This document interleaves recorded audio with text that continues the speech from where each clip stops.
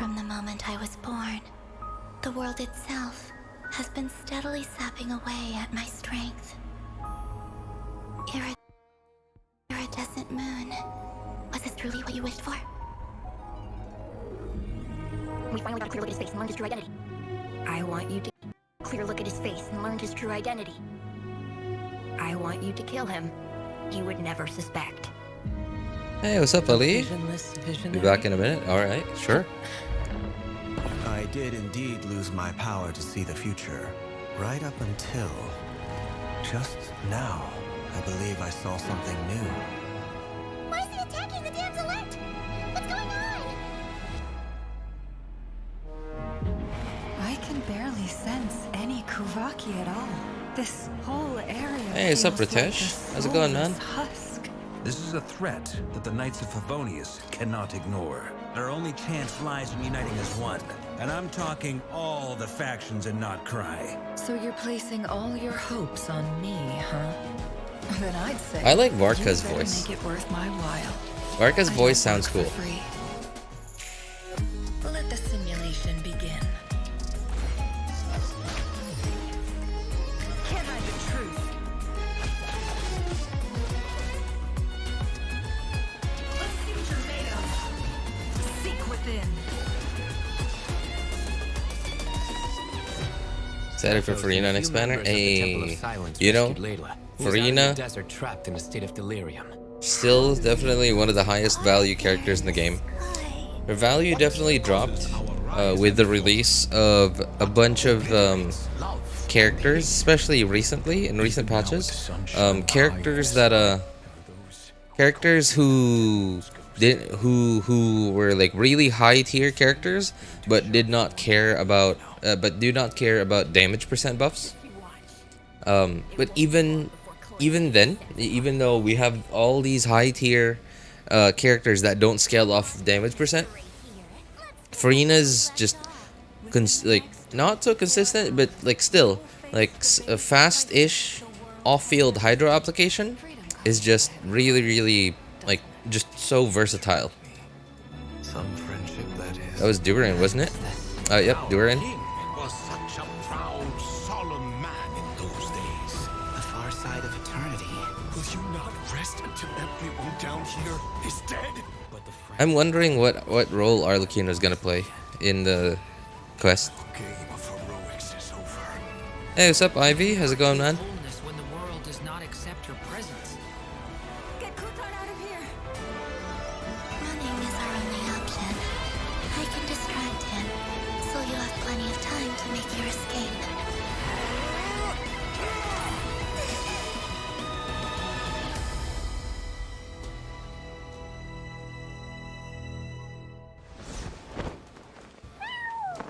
Hello, travelers! Welcome to the Genshin Impact version Luna 2 special program, an elegy for faded moonlight. I'm Zach Aguilar, the voice of the male traveler, Ether. Not great. And I Oh, have what's a wrong, bunch man? of awesome co-hosts with me today. Hello, travelers. I'm Ashley Haddad, the voice of Nefer, and I am really excited to be here for my very first ever special program. Woo! We're happy you're joining us. Welcome. Hey everyone, I'm Nick Olson, the voice of Flint, and I'm super happy to be back. Yeah. Woo. Hi everybody, I'm Alejandro Sab, the voice of Sino. It's been far too long, and do you guys want to hear a dad joke? Boo. Oh. We're ready. Okay, hold on. What are the strongest days of the week? Saturday and Sunday. Because the rest are weekdays. All right, guys, I'm going home. I'm hurt. Okay. Ow. Okay, that's pretty good. That's pretty good. Home. All right, guys, I'm going home. Saturday and Sunday days of the week. Okay, hold on. What are the strongest days I like of the that. week? Saturday and Sunday. Because the rest are weekdays. All right, guys, I'm going home. I'm hurt. Okay. Ow. No, you didn't. I got a list of these if you want more. Okay, well, welcome everybody. So, did anyone else think that version trailer was super intense? Because I was holding my breath the whole time. It was crazy. Yeah. Yeah, and it looks like we're headed straight for a tough showdown with Rerir in version Luna 2. Yeah, and if we think back to Luna 1, even with Flint's marionette and the traveler. Sorry, all what teamed was up, his name? Luna 1, even with Flint's back. Showdown with Rerir in version Rarier, okay. Yeah, and if we think back to Luna 1, even with Flint's Marionette and the Traveler all teaming up, he still wouldn't fall. I guess that's to be expected, though. I mean, he is the Rahier of Solnari, after all. One of the 5 sinners of Conria. And if we can trust the Fatui's intel, then it seems like even if all Proof of your uncleness. It sounds like the Damselette could be in big trouble. She even told us that she can't recover her strength and that she doesn't have much time. Hey. I mean, with her in a weakened state, is fighting Red Rear I cannot take that as an insult for, you know, because it's true. Finding the truth behind that obsession could break the whole case open. Still, this might be a tough one. This sounds like a job for someone who deals in secrets for a living. Something tells me Nefer is going to be a key player in all this. Speaking of, Ashley, got any inside scoop to share? Well, I could, but... But Nefer never gives away stories for free. Alright, what was everybody's first impressions of her? I mean, yeah, she's so cool. And I remember thinking she seems so elegant, too. Oh, for sure. But also super mysterious. And at the same time, there was something familiar. I mean, as the resident Sumeru expert here, I know a Sumeru outfit when I see one. Her design really stands out. Yes. And there's something about her eyes, too. It's like she can see right through you. Her whole vibe just screams, try me and see what happens. Yeah. And Ashley already hinted at this, but Nefer deals in stories. So whenever she's dishing out intel, she's always getting something in return. I wouldn't be surprised if she has intel on every region in Teyvat. Oh, absolutely. If even a crafty merchant like Dory is trying to do her favors, that says it all. For real. Yeah, that's true. Nefer's network of contacts is extensive. Even Yelan, one of the Qixing's top agents, works with the Curatorium of Secrets from time to time. And she also has some key informants tucked away in Mondstadt. And Sumeru's pretty much a given, right? Being a local, she's got to have solid connections there too. I bet she's got people feeding her intel from the Eremites and the academia. And of course, the Curatorium of Secrets lets her keep tabs on everything in Nod-Krai. I heard there's a mysterious door there, guarding some kind of secret that only the members get to know about. Let us in! Well, secrets are kind of the name of the game, but not everything is off limits. After the version Luna 2 update, travelers can swing by the message board at the front desk. All kinds of commissions are posted there. Travelers might even happen upon an interesting rumor or two. Oh, nice. Looks like we might even bump into some familiar faces. Wow, to be able to build an intelligence network that big? How does she do it? Let's just say she's got a few tricks up her sleeve. Spill the beans! She's a natural at being able to tell when even the most unassuming of people have something to hide. That reminds me, all that intel she digs up, you can trade it in at the Adventurers Guild in exchange for access to fun side stories. It's like a perk for being affiliated with the Curatorium. Yeah, that's right. All in all, running a place like the Curatorium isn't just about connections and brainpower. You also need to have the combat skills to back it up. Luckily, Nefer carries a Dendro Moon Wheel and can make full use of Verdant Dew to chain lunar bloom reactions and take down any enemies that come her way. So, let's take a look at her skills in action. Oh, interesting. Time to come clean.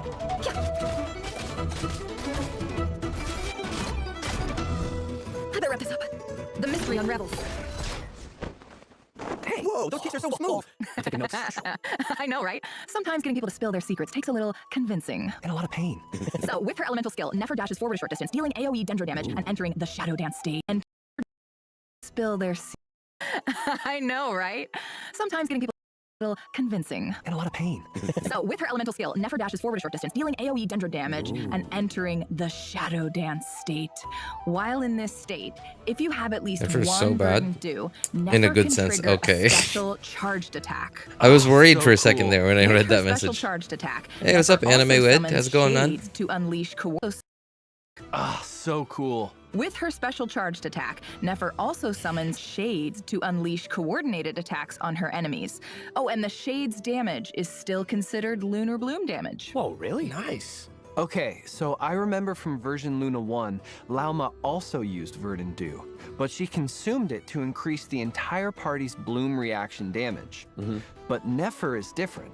She spends Verdant Dew to summon the Shades to help her deal even more damage. And it doesn't stop there. When the party reaches Ascendant Gleam, casting her elemental skill will convert all Dendro cores on the field into Seeds of Deceit.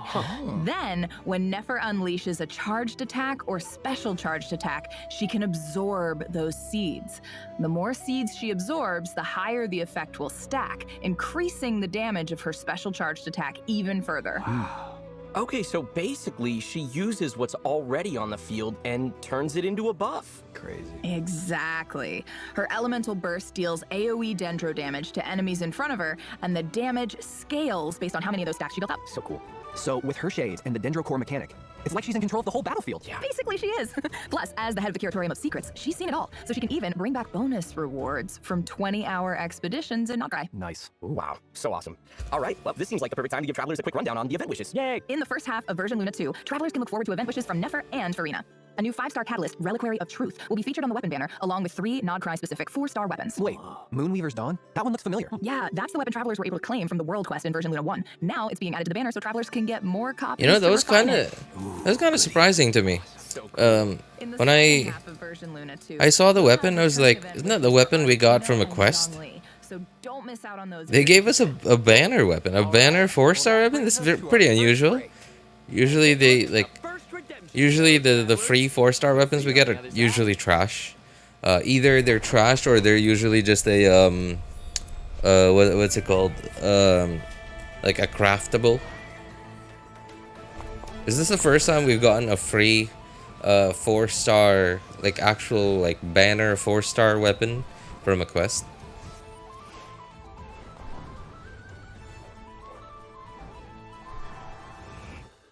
These are expired already, right? UTC -4. Hang on. What time is it on UTC -4?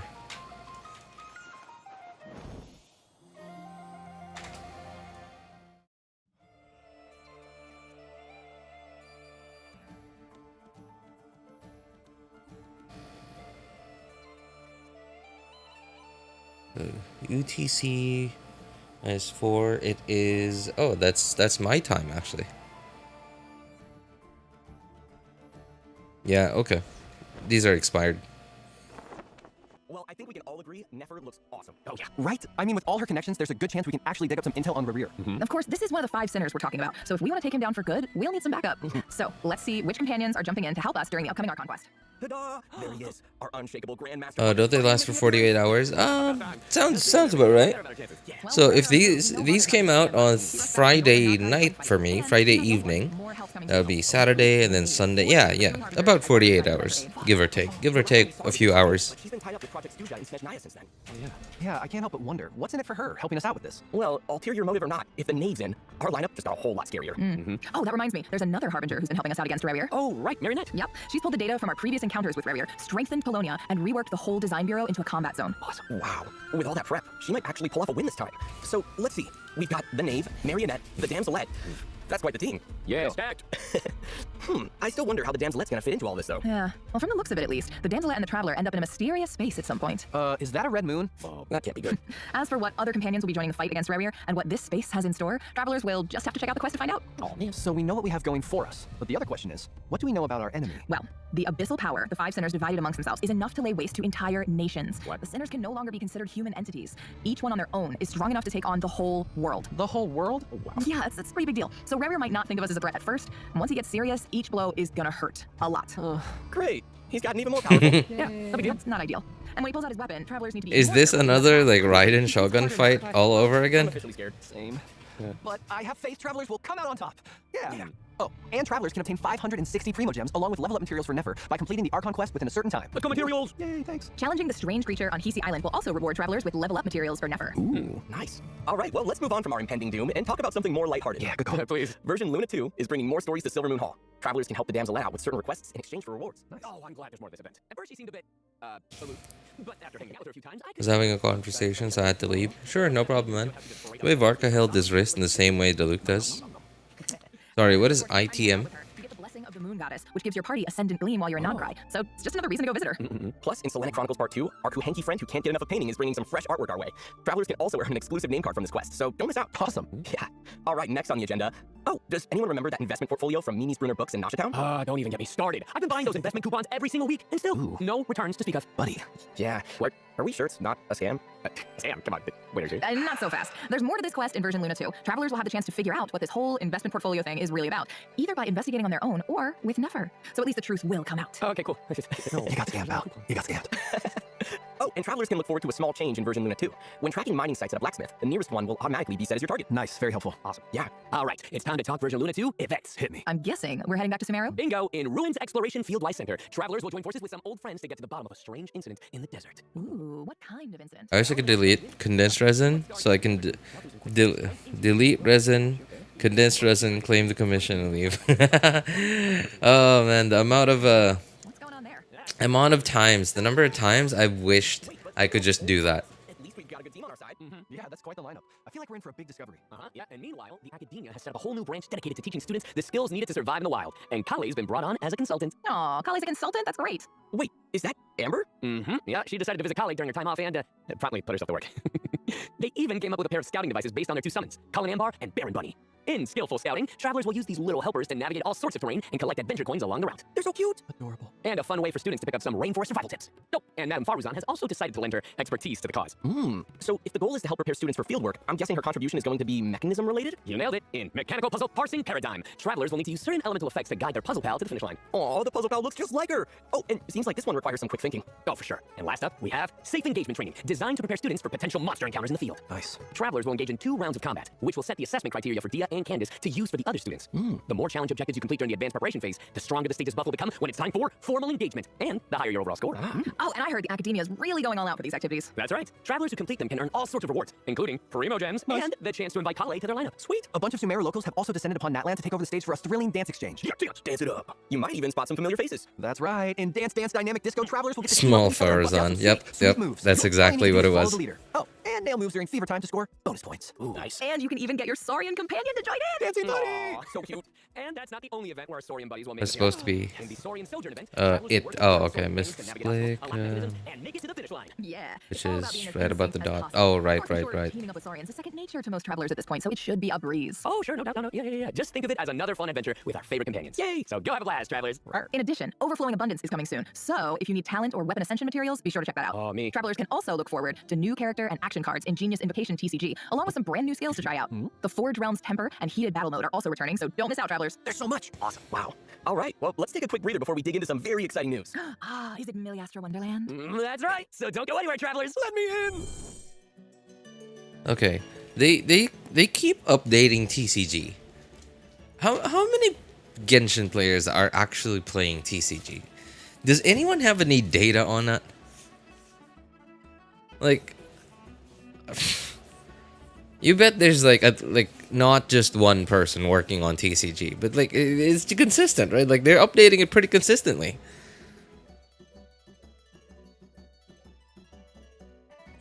Hate the stupid soul who's hiding Nefer during her birth animation. Travelers get to shape themselves. It's finally here. I've seen a quick preview of this awesome new game mode, and I'm super excited to introduce all the cool gameplay. Got enough Master Triple Crown Diluc. Just waiting on weekly boss drops. Can't you just convert stuff? Wait, does that mean does that mean you're farming Dvalin? Is it Dvalin? Yeah, I'm pretty sure it's Dvalin. Either, yeah, okay. Well, if it's not Dvalin, then obviously it's Andreas. So you're farming either one of those bosses? I converted all that I had. Oh, okay. Right. My God, you're like one-hitting that dude, aren't you? At this point. So new players won't have to miss out. Exactly. Now, let's start the tour, shall we? Okay, I'm ready. Upon entering Miliastra Wonderland, travelers will awaken 2 beings that belong to them. The mannequin. Ooh. There's a male mannequin and a female mannequin, so no worries about having to choose. That's right. In Miliastra Wonderland, you are the architects of creation. And unlike our friends into that, you can freely change your mannequin's appearance at any time. Sweet. So that includes their clothes, accessories, hair, facial features, all the things like that. Exactly. It's all up to you. I'm totally making one that looks like Alejandro. Why? So I can have you lose to all the bosses. We should mention the outfits you choose for your mannequins aren't confined to Miliastra Wonderland. When your mannequins are adventuring throughout Teyvat, their outfits will be projected there too. Awesome. Then travelers can take all sorts of cool pictures of their mannequins throughout the vat. Yeah. That'll be so fun. I feel like travelers are gonna go all out. Yeah, I'm sure that they will. Plus, Miliastra Wonderland has so many cool outfit pieces and accessories to choose from. Yeah, and it looks like we can combine them in all sorts of ways to make the ensemble super unique. And the sets are nice too, especially if you're someone who isn't super interested in designing a whole ensemble. Exactly. There's a little something for everyone. And once your ensemble is complete, you can use the custom avatar feature to create unique profile pictures. And now hold on a second, Zach. You still haven't told us how we get these outfits. Right. Oh, yeah. You can get them in a lot of ways. First, there's the Chronicle, which is a lot like the Battle Pass. Travelers are already familiar with into that. Okay. After completing corresponding quests, travelers can increase their Chronicle level to obtain various rewards, including outfit pieces and sets. Travelers can also choose to unlock Chronicles of the Realms to earn additional outfit pieces and special rewards. In addition, there are 2 new special promotions. By purchasing Teyvat's Gnostic Hymn or Gnostic Chorus Battle Pass, travelers will directly obtain Chronicles of the Realms from the current period of Miliastra Wonderland. And by unlocking any Chronicle in Miliastra Wonderland, you can purchase the current Teyvat Battle Pass at a special discount. Oh, nice. Okay, so it's not like you need to buy 2 whole separate battle passes. Exactly. So be sure to check out future announcements for more details on that. Okay. All right, now for the second way travelers can obtain these outfits, crafting. Just like how certain materials and blueprints are required to craft furnishings in the Serena Teapot, certain items are also required to craft outfits in Miliastra Wonderland. Travelers might have noticed just now, there's a certain Okay. item you can get through the Chronicle. Is this thing actually gonna release in Luna 2? It's called Lustrous Materials. Because they're going a lot deeper into like the stuff about, well, what is it called? Miliastra Wonderland? Which travelers can get from the standard Ode Band. Like they're actually showing us a lot more of actual like gameplay. Well, it's not necessarily gameplay, but like, you know, like the user interface, the stuff we could do. Or something straight out of a fantasy world. That's awesome. of choices. A gotcha for the outfits. Okay, now hold on a sec, Zach. You mentioned something called the Standard Ode banner. Does that mean there are limited time banners too? I don't know why I can never beat Andreas. Ritesh, you're... okay. Correct me if I'm wrong. Aren't you that really new player from like 1 or 2 streams ago? You're that super new player from 1 or 2 streams ago that we well, tried to help out, right? Yeah, oh, okay. Dude, how you been? How you doing? Andreas is the wolf guy. Weekly boss, wolf dude. Boreas? Andreas, Boreas, whatever his name is.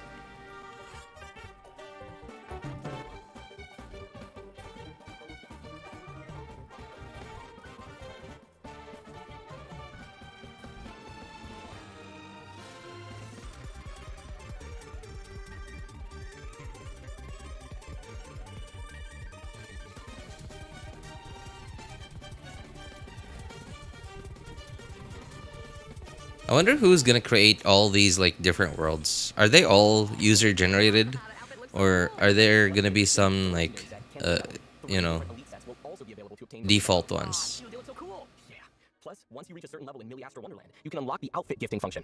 Just head to gifting mode, and all the items you obtain can be sent to a friend with a high enough report level. Gift? Want to give me one? Guys, you get a gift. You get a gift. Everyone gets a gift.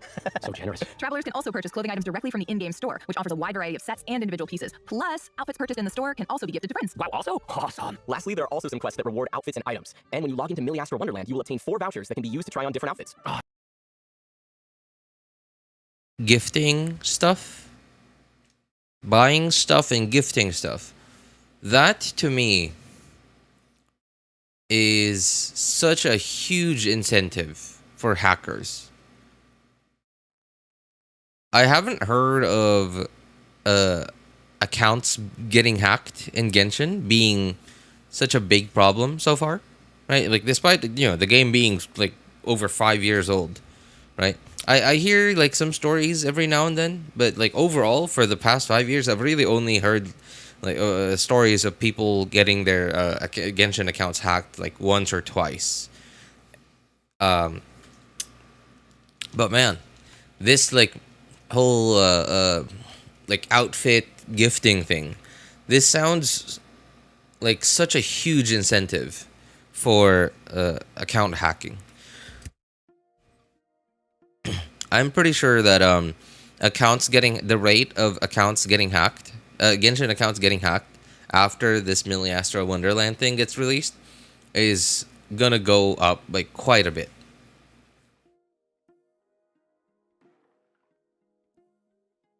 Especially because a lot of Genshin players just aren't like security. They just a lot of Genshin players just kind of don't care about security. Like they've never ever like thought about it. A lot of Genshin players probably have their Genshin accounts attached to an email that they probably don't even remember how to log into.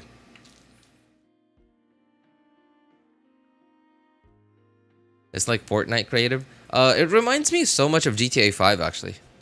GTA Online. Nice. I already saw a few that I want to check out. In addition, by completing the mannequin creation quest, Invitation to Wonderland, A Curious Awakening, and the simple and fun Explore Wonderland. They haven't talked about like gameplay stuff yet, like user generated maps, user generated gameplay. Well, once they start talking about that, that's gonna like be instantly like wow, like straight up just GTA Online.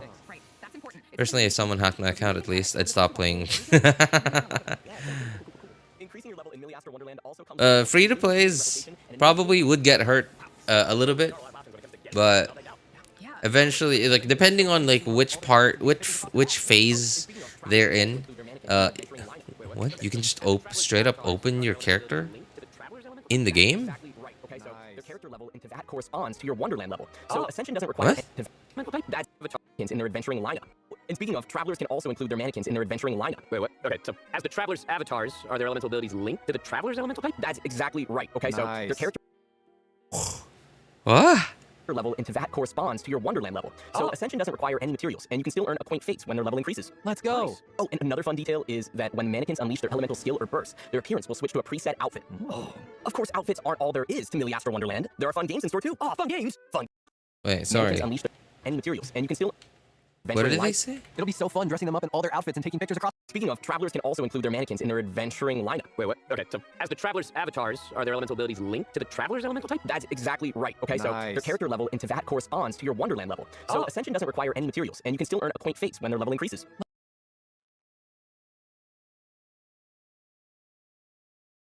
Traveler's elemental type? That's traveler's elemental? Are their elemental abilities linked to the traveler's elemental type? So we can have 2 travelers now? 2 MCs. Hey, what's up, Bavish? Greatest drawing guide to ever live. Well, it's obvious somebody watches Salem Techsperts. How you doing, man? Yeah, it's been a long time since you've been here. Been a long time, man.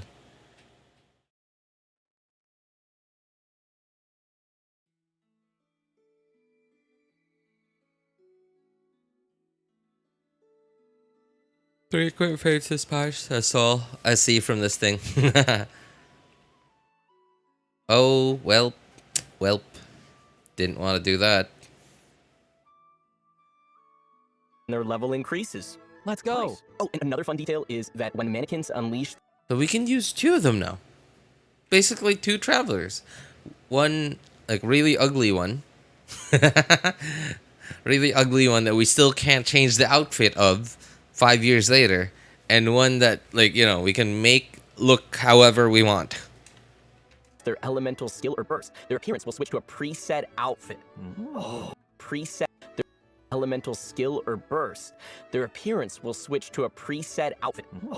Of course, outfits aren't all there is to Miliastra Wonderland. There are fun games in store too. Oh, fun games! Fun games! What we're looking at now is the Wonderland lobby, where mannequins from different places can gather. Oh, that's right. Travelers can meet new companions by matching with each other in the public lobby. That looks so fun. Okay, but what about players who prefer to play solo? Oh, right. Great point. After reaching a certain Wonderland level, travelers can also choose to create a private lobby of their own. Both the layout and background music of the lobby can be adjusted, and you can even invite your friends to visit and play games together. Nice. So it's a real play your way type of thing. There's a little something for everyone. Seems great. Exactly. Plus, in addition to interacting with other mannequins, travelers can also go to the popular Miliastra Wonderland page in the Wonderland lobby and play all sorts of different Wonderland stages. From the preview we saw, it looked like there were so many to choose from. Management sims, party games, PvP battles, adventure challenges. You name it, it's there. Totally. I mean, there's bound to be something that will catch your... Okay. Basically, GTA Online. That's exactly what I'm seeing. There's no other way to put it. It's GTA Online.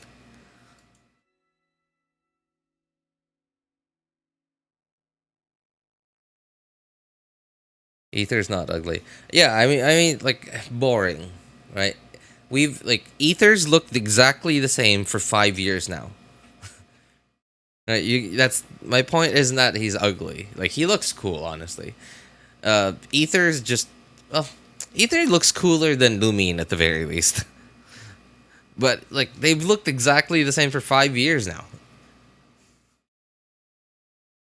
I just wish they'd, I don't know, like have they... They've been adventuring for years now. They still haven't, like, they still haven't saved up enough more to buy some new clothes. Like, a bunch of players have been just clamoring for this, like, even before Inazuma came out. You know, like, region-specific outfits for the traveler. Right? I'm pretty sure that's not very hard to do. It would at least incentivize players to use Traveler.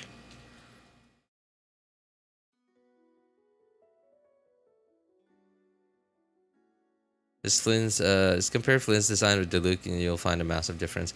Yeah, and like the really disappointing thing is that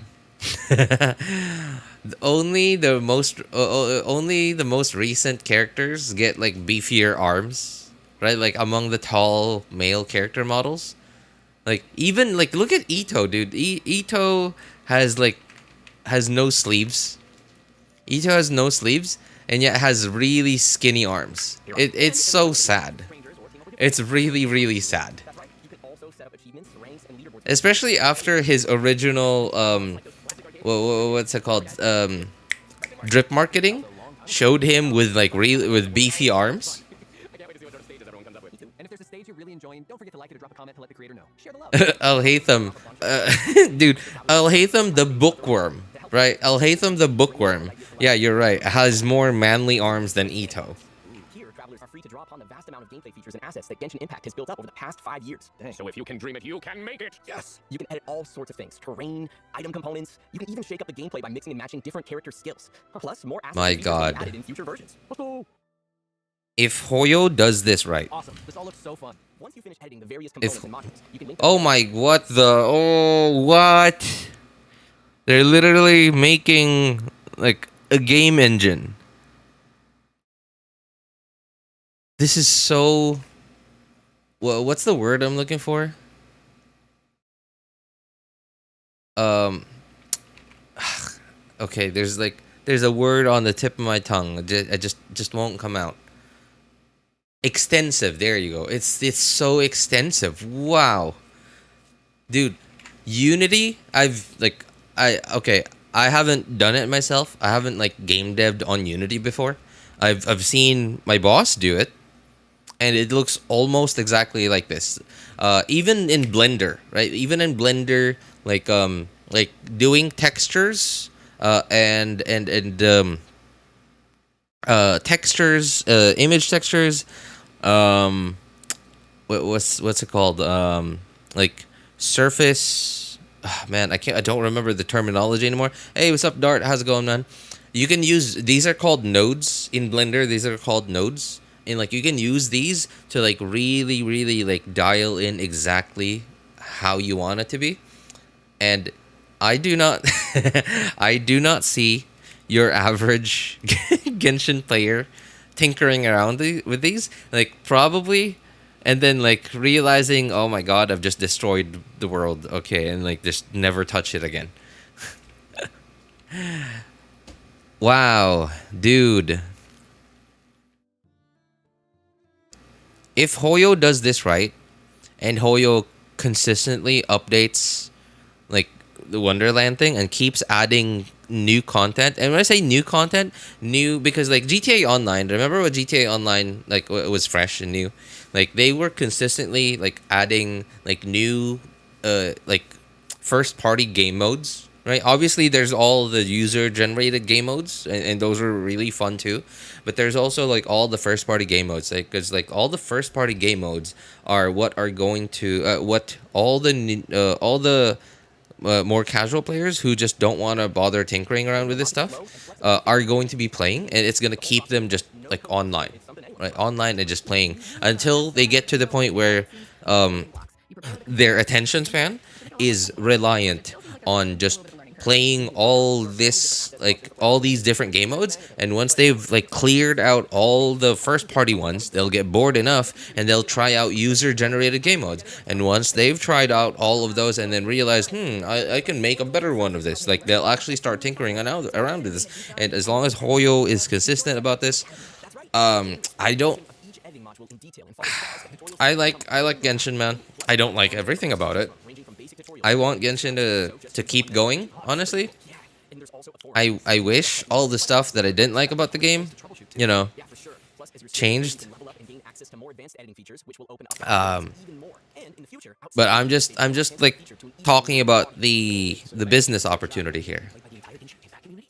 So try your hand at Wonderland, travelers. Who knows? The next Someone already made Plants vs Zombies in this. Wait, what do you mean someone already? What? This hasn't been released, right?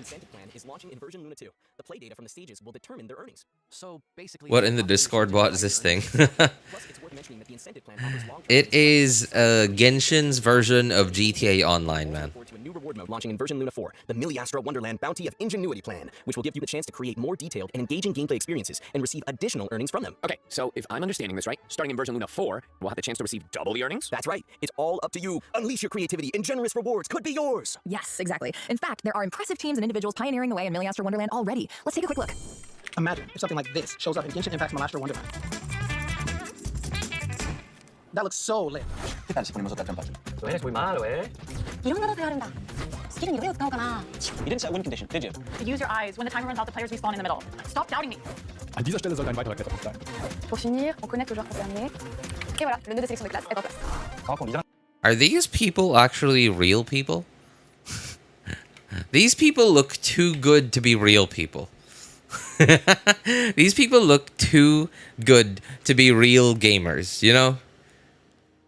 They look AI generated. Maybe. I wouldn't go so far as to say like, they look AI generated. Honestly, like they look real. They all look like real humans to me. They don't look AI generated to me, honestly. When the timer runs out, the players respawn in the middle. Stop doubting me. An dieser Stelle. Astro Wonderland. That looks so lit. ¿Qué tal si ponemos otra trampa aquí? Tú eres muy malo, ¿eh? いろんな動作があるんだ。スキルにどれを使おうかな。You didn't set a win condition, did you? Use No. your eyes. When Doesn't the look timer AI runs out, the generated, players right? respawn in the And middle. obviously, like that would be so embarrassing for Hoyo if they AI generated this stuff. If they AI generated like creators, they made AI generated creators. No, they all look real. They look real, but they just all look too good to be like this guy though. This guy looks like a real gamer. This guy looks like a real gamer. Like these other ones, all these other ones, absolutely not. Like this guy, dude. This guy looks like he would. This guy looks like he would sell you an insurance policy. Yeah, this guy looks like he could sell you like insurance.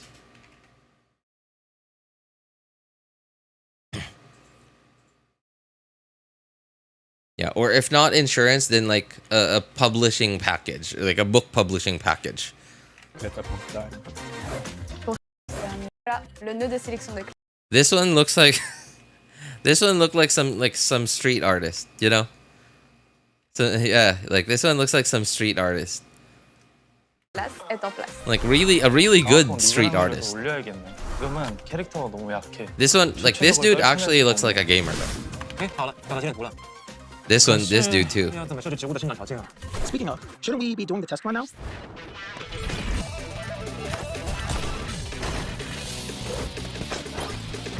Looks like a musician. That's exactly, yeah, like that was exactly what I was thinking.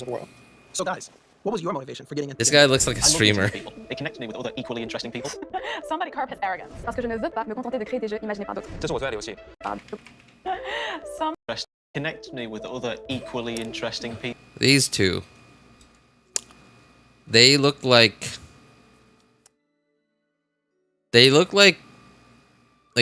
NPCs, so to speak, in like a Western TV show, like a modern Western TV show.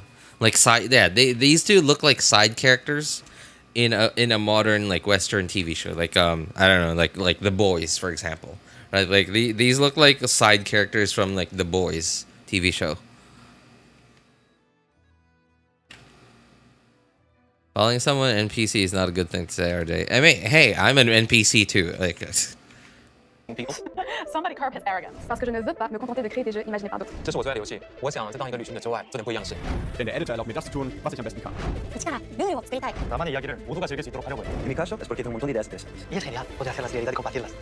Who knows? There might be pleasant surprises along the way.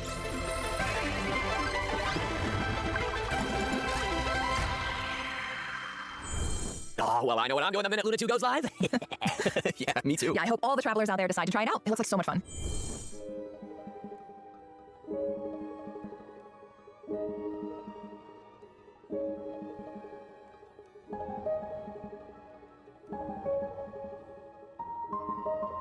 that guy looks like an attorney or something. Dude, Dart. That's exactly what I was thinking. Like he looks like a sales guy. Look, dude, he looks like the CEO of a. hang on. Let me go back to that guy. Wait, where is he? Here. Erlaubt mir das zu tun. Denn der Editor erlaubt. Yeah, okay.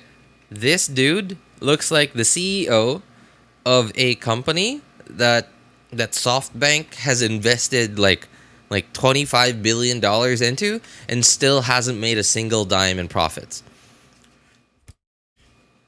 Yeah.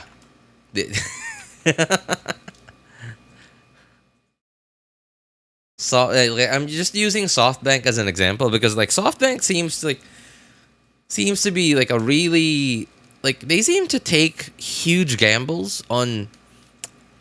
Yeah, I don't know. Like they seem to take huge gambles on things that look cool, that might actually turn a profit, but you know, won't. Looks like he's gonna release a chat platform with Gen Z slang for teenagers.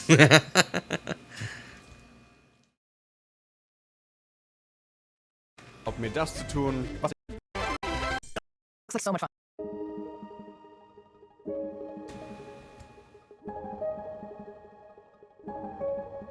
This is the first special program that I haven't that I didn't share the Primogem codes. Where I didn't share the Primogem codes in the on our Discord server or on YouTube. I've just been so busy lately, man. I still have. That was a lot of information. I still haven't done a single I have another thing exciting that announcement I've to share. needed to do in Genshin. First Nod-Krai OST album outside is growing in Dark is fact, coming soon, featuring original tracks composed for the Nod-Krai region. It includes the theme Nod-Krai. I almost forgot that there was an event that's about to end. That's literally about to end. That's gonna end tomorrow. I haven't done it even once on any of my accounts, and not even on my friend's account. You can find duty logs posted there from Nefer, Yehoda, or even Ashru the cat. Oh, and when Yehoda wants to skip her shift, she might ask travelers to cover for her. Do her a favor and lend her a hand, would you? Will do. So, anything you guys want to say before we sign off? I'm just excited to be here. This is all brand new to me, so I really just can't wait to see what everybody comes up with and all of these creative levels and just, I don't know, everything. Yeah, same. I'm excited we get to go back to Sumeru. Totally not for any biased reason whatsoever. Oh, not at all. Yeah. But it's always cool that Genshin Impact revisits old regions and, gets to let the older characters shine a bit. So, woo! More Sumeru, please. Yeah, old friends. Well, I just can't wait to get back to the Archon quest and finally face off against Rerir again. Get me in there, coach. Come on. What?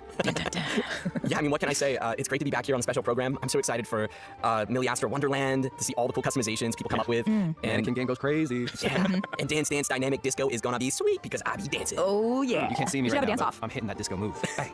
All right, let's go. Spot. And strike it, and pose it, and hit it. Well, travelers, we'll see you in the game. See ya.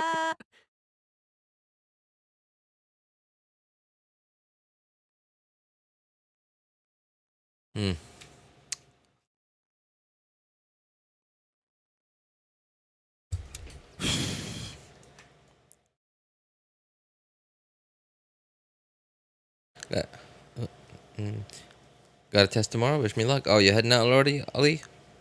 All right. Take care, man. Good luck in your test tomorrow. I hope you studied for it.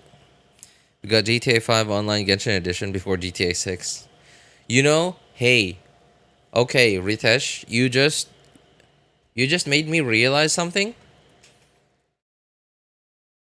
I think it's entirely possible that Hoyo is probably rushing to get this out the door before GTA 6 comes out.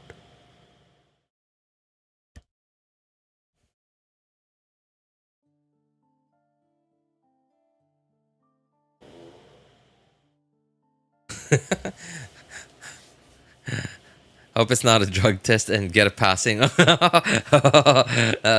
the one test you don't want to pass, man. That's the one test you don't want to pass. Hey, what's up, Mighty? How's it going, man? Be back in like 10 minutes. Alright, Ali. You should probably study Genshin special programs. Usually don't come in tests.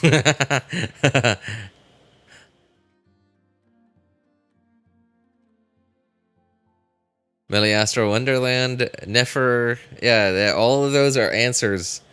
All of those are answers in his test. Yeah, we just can't prove it. Obviously, you know, right? Like those are like that's like internal information, obviously. Right? So none of us will absolutely be able to prove any of that. But release dates for video games, and not even just video games, even movies, even Hollywood movies, release dates absolutely have a huge effect on how well a product does, on how well a game does, on how well a movie does, right? Like release dates in relation to other release dates, to other competing products release dates. It absolutely has a huge effect on it. I can't cite specific Hollywood movie examples. I remember hearing about a couple back in the 90s and in the early 2000s that were absolutely great movies, but just like didn't catch on really well because they were released like either right on the same day as like some other huge banger of a movie, or like very very close to a huge banger of a movie. But it's yeah, GTA 6 is gonna take, and remember Genshin is also on PlayStation, right? And while GTA 6 hasn't released yet, when it does, it's gonna be on PlayStation 5 only for around a year, and probably not the huge majority of Genshin players play on PlayStation, but I'm willing to bet that there's still a significant portion of Genshin players that play on PlayStation. All those players are going to be busy with GTA 6. Are going to switch to GTA 6 as soon as that comes out. Assuming they can afford it. Well, they could afford to buy a PlayStation, so you know, I'm gonna assume they can buy GTA 6. Yeah, so getting their attention, getting them hooked on the user generated content and all the first party generated content of Wonderland, Genshin Wonderland, whatever it's called, Miliastra. Why is it such a hard word to say, man? Why not just give us an easy word to say? Come on. Getting them hooked, especially because it's not like daily commissions. It's not like what's the word I'm looking for? It's not daily commissions. It's not a one-time like time limited event. Right? Like where you play and then you complete it and then you're done. Right? It's nothing like that. It is repeatable content that you could potentially play all day, every day. You could potentially play depending on how much content is in there, like how much first party generated maps gameplay and how much user generated maps and gameplay is there, right? Depends, but there's a potential that you could play it non-stop. So if again, like I said, Hoyo does this well, Hoyo might get all those players hooked on this stuff. At the very least, get them to really like Miliastra Wonderland and like basically Genshin Online. Well, Genshin's already online, but you know what I mean, right? Get them hooked on it to where when they play GTA 6, you bet there's probably not going to be a GTA 6 online just yet. So once they finish, once they play through the story mode of that, they'll come right back to Miliastra Wonderland.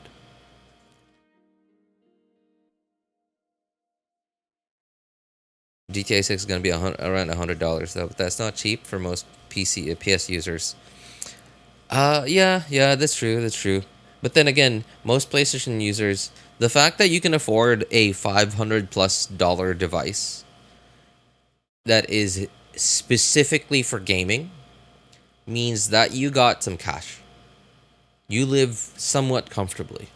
If not you, then at least your parents. Right? Whereas compare that to somebody who can afford a, say, $600 PC. Right?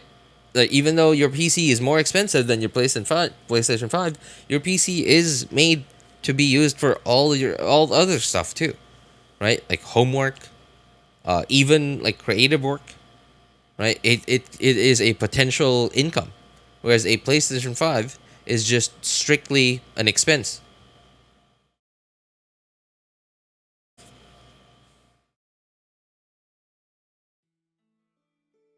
Hey, it's YK. How's it going, man? Can't wait for GTA. Yeah, I mean, thankfully, I'm not I'm not young, but I'm also not so old that I actually like physically can't wait for it anymore. Oh man, I can't believe it. I'm probably gonna be like what, 35, 36? Dude, I'm getting old. I'm gonna be 35, 36 years old before GTA 6 comes out on PC. I wonder how old I'm gonna be before GTA 7 comes out. They took like, dude, how long did it take? Well, what year did GTA 5 come out? 2013 on I believe Xbox and PlayStation. I'm not sure. Xbox, I'm pretty sure 2013. Or was it 2014? I don't remember. It's been at least 11 years, I think. GTA 5. If it took them more than 10 years to come up with GTA 6, probably going to be like 18 to 20 years before GTA 7 comes out. After GTA 6.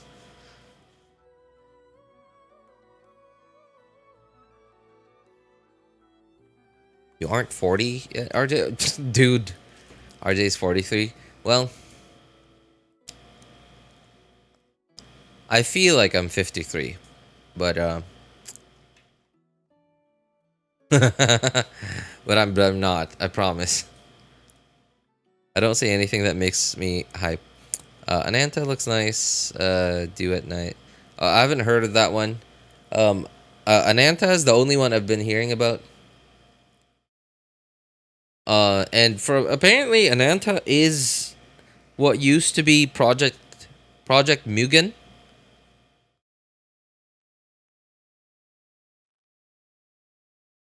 Didn't GTA 6 cost like $3 billion? Oh, really? Where did that report come from? $3 billion to make a video game? I don't know. That's, oh my god. That's gonna break like every record for like most expensive entertainment product ever created. Like with the I think the most expensive movie ever made is like somewhere around like the somewhere around like the 3, 4, maybe $600 million mark. Like it's probably like one of the Harry Potter movies or something. If not the Harry Potter movies, is like the Avatar movies, like some like ridiculous huge IP. 3 billion to make a video game.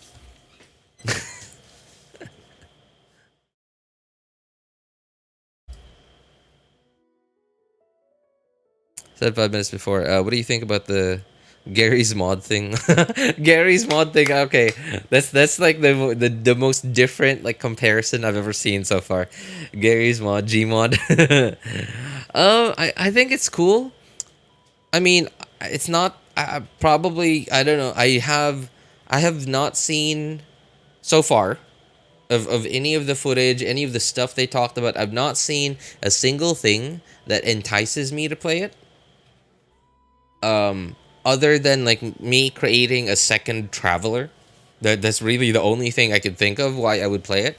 But by the time that I can that I'm able to create a second traveler that, you know, I can make look however I want to, that's really all there is for me so far. I'm not. I think it's a big opportunity for Genshin. I'm not gonna play it. So far, there's just nothing about it that attracts me to it, other than like, okay, cool looking characters, sure. Also, I've just gotten old, man. I've just gotten old. I have stuff to do. I've gotten really busy lately. I don't know when it's gonna stop. It's gonna be a while. Hey, if it goes well by the time that I'm not busy anymore, then hey, maybe it's still up, right? Maybe it'll still be there, and I'll probably play it. Honestly, I'm excited for it. I'm excited for the opportunity that Genshin gave itself. The opportunity because like, while Genshin is still highly profitable, right, with its current business practices, right, like just the usual, like the single player stuff, is still highly profitable. I reckon it's not gonna stay that way forever. It's gonna get old sooner or later. It's gonna get old sooner or later, and so for example, Honkai Impact Third, right? So far as I know, it's still going on. It's still going. It just hasn't stopped. But the thing about Honkai Impact Third is, from now I don't, again, like, correct me if I'm wrong. I don't know very much about it. I barely know anything about it. But it just seems to be in its own like little corner of the gaming internet. So it's like very localized, and it almost feels like the 5 to 15 whales in that game is like funding like the continued development of the game with the 5 or 10 people that are still working on it, but it's just enough to keep it going.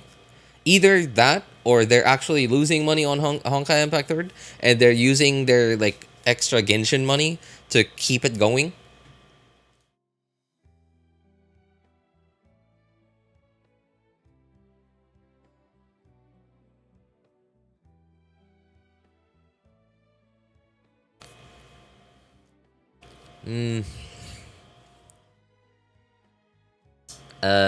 But yeah, that's the thing. There's like, I think, right, like with Genshin's success, they've built like several other games from all the money that they've made from, obviously not just Genshin, right? Obviously all their previous games too, like Honkai Impact Third, etc. But mostly Genshin. And I can't say, obviously I can't say that Genshin is gonna be Hoyo versus Workhorse forever. At some point, things are gonna slow down for Genshin.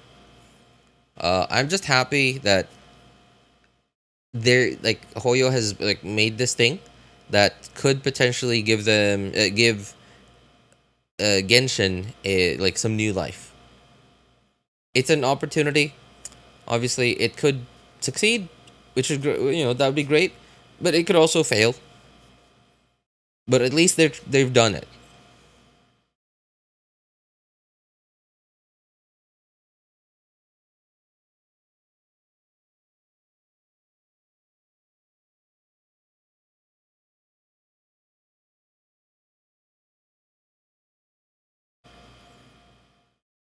From anything you could say, being busy is the least convincing thing you could say as a Genshin streamer. You take more time farming in Genshin than playing a week. You take more time farming in Genshin than playing a week in Stardew Valley. What do I mean farming in Genshin? I don't farm in Genshin.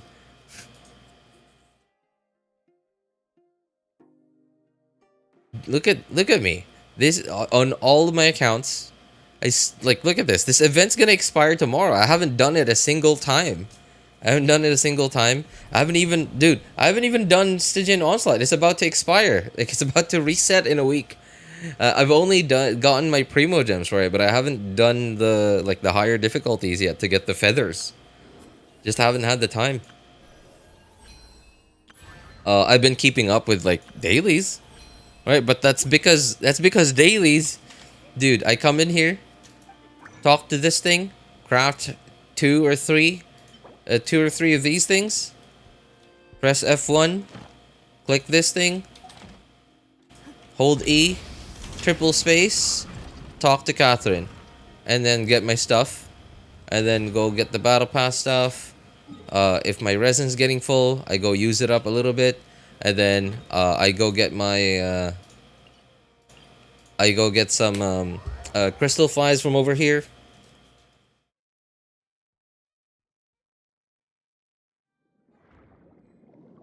They haven't respawned yet, right? And then I go, and then I look at like what day it is today. If it's a Monday, Wednesday, or Friday, I go to my teapot, get my teapot stuff, and then I teleport back to over here.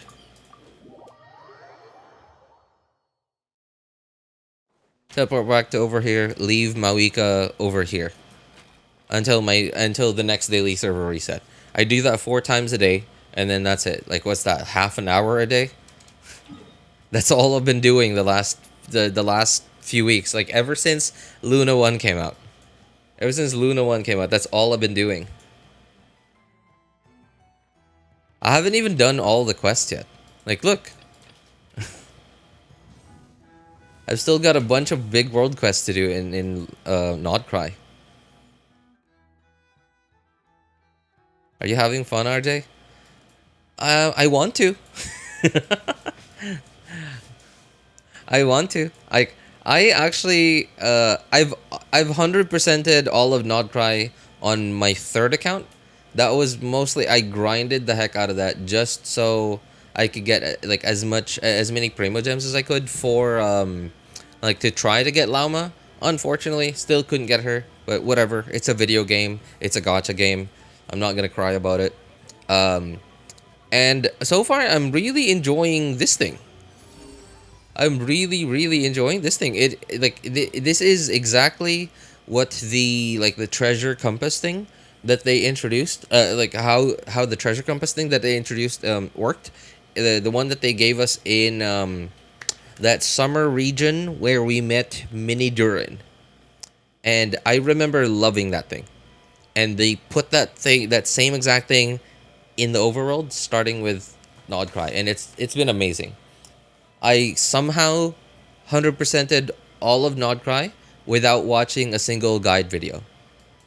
Okay, I'm sorry, YouTubers who I usually, watch a video from to 100% a region. This time I didn't need to watch your video, although I did watch their guide video to get all the Oculus. But still, like, honestly, it was kind of fun just going around on my own. And just using the treasure compass. Especially because it's so much, it's just so much better like this.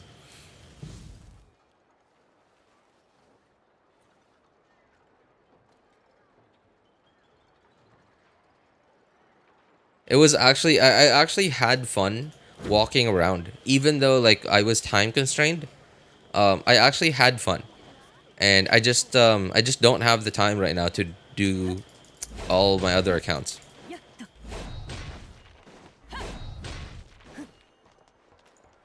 Why does it seem so muted? I'm sure Bloom is on, right? That's colors are very muted.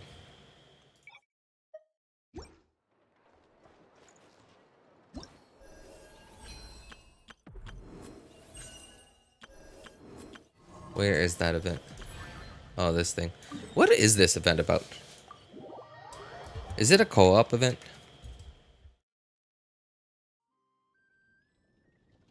Four accounts. Whose accounts are you piloting now? Nobody's really. Just my friends, I guess. Yeah, just my friends. 3 of mine and my friends.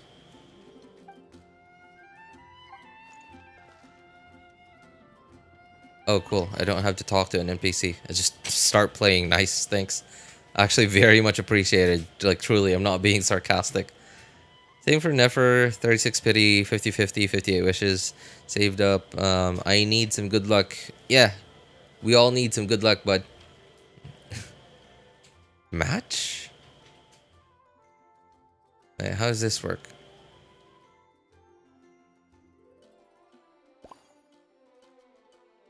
Okay, I'll figure it out.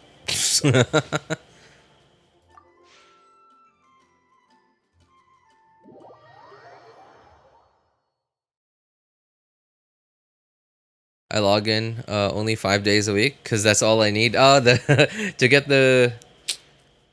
Wait, what are we doing here?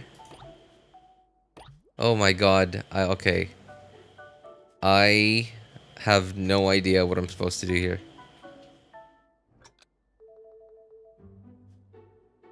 Why are we all bouncing? Beat opponents. Powerful blows. What?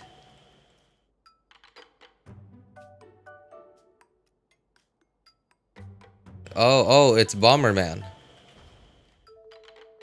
Detonate the bomb. Okay. Okay, it's just straight up Bomerbman. But it's like...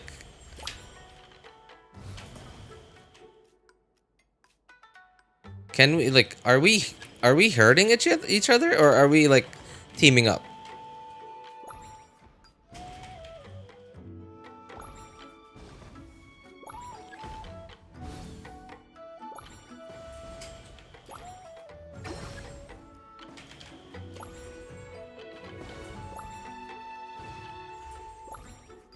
Oh.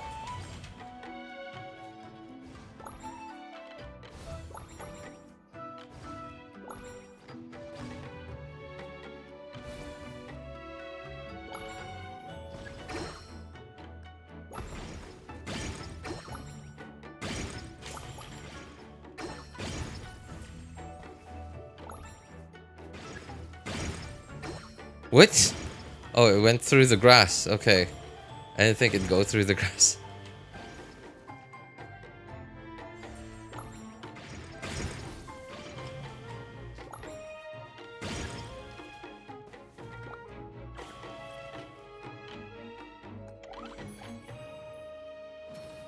Other bombs can't hurt you. Oh, I see, I see. Okay, so like we're a team here. So we're not actually competing. Like we're not this isn't Bomerbman PvP. Oh, well, that was unfortunate. So are we supposed to be focus firing on this thing?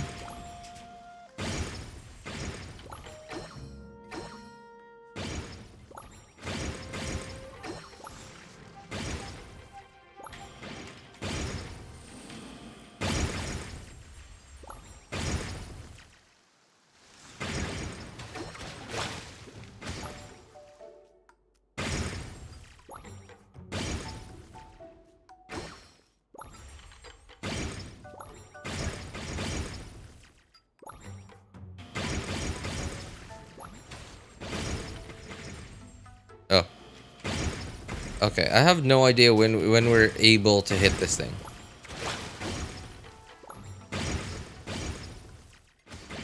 Okay, so we have to destroy those things. Okay, cool. All right.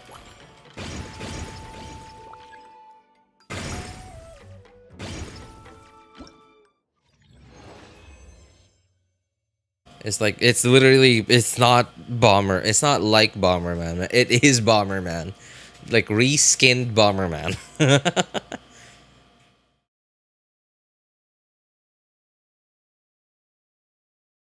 What's Bomerbman? Oh my god, Ritesh, how old are you, dude? If you don't mind us asking, how old are you?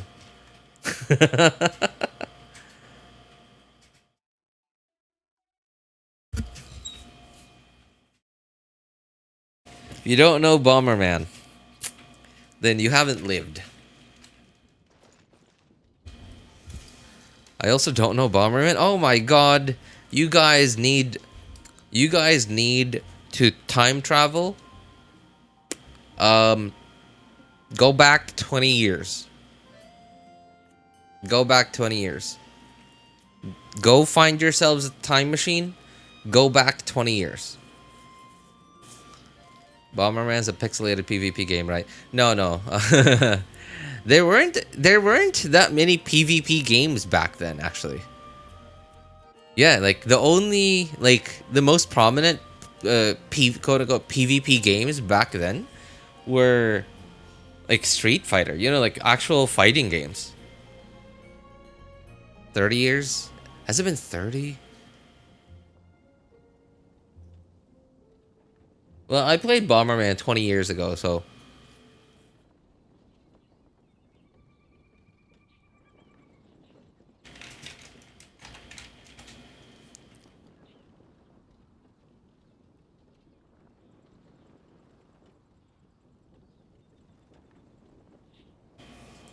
Are you just talking like an unk? Because I am an unk, dude.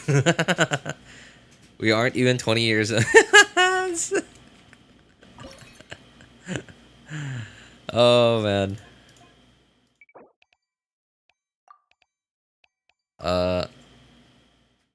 Clanky Clank. Okay, what are these map names? Are these map names? Oh, okay. Alright, cool. points. And okay, so I guess all I gotta do is just play the different maps.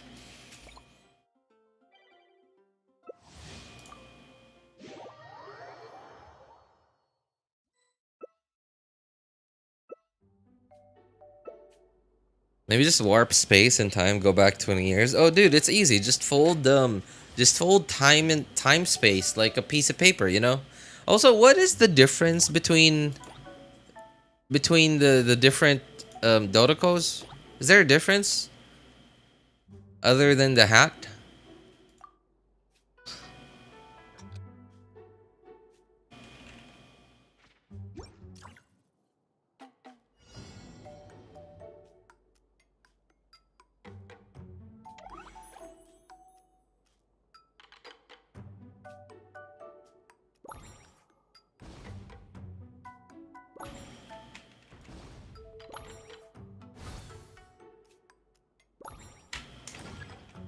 Oh.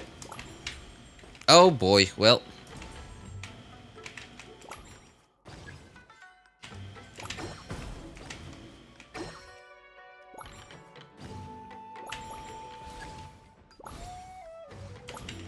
Oops. Almost hit myself with that one.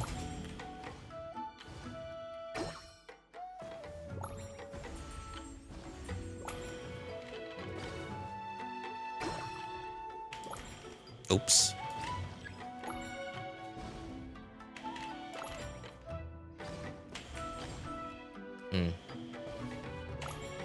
What is the goal here? Is the goal just to kill as many fish as we can?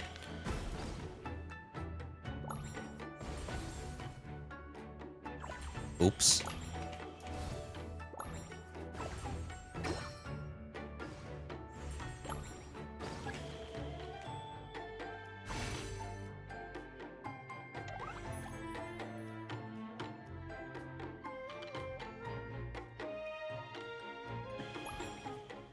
A special thing. Press U. Ah. Well, these are the different combat buffs. It doesn't tell me anything about the different Dodocos.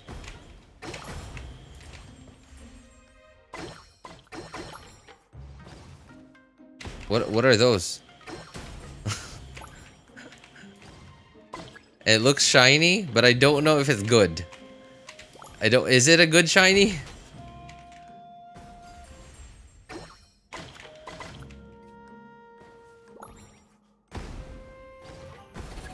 Okay. Oops.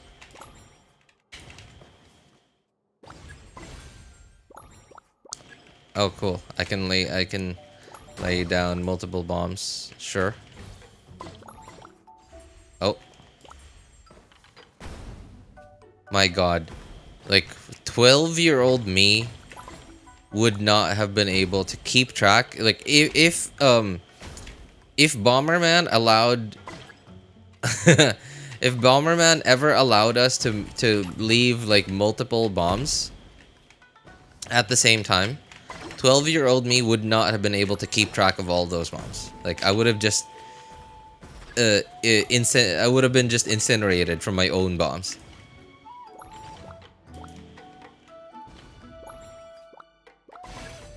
Well.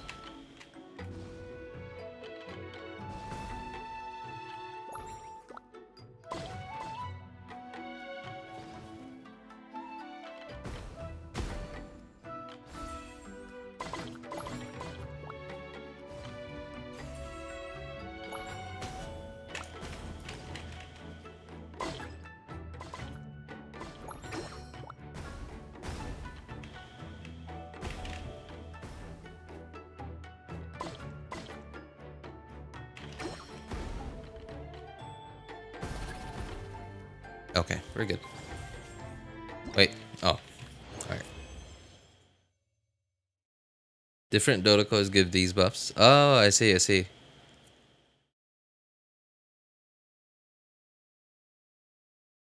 Skillish if you can't do that. De-atomize, then travel at the speed of light, then rejoin again. Dome provide extra shield.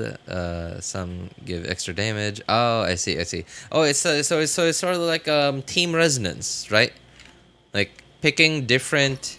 Dodoco gives us like different team resonances.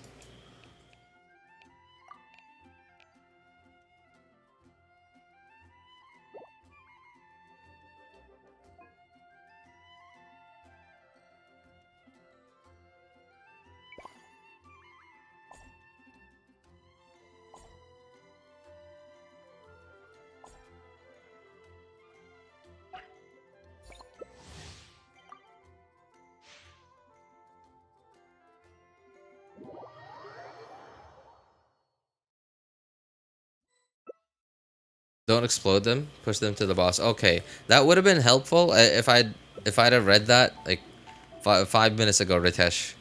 Appreciate it, man. Sorry I wasn't able to read out your message then.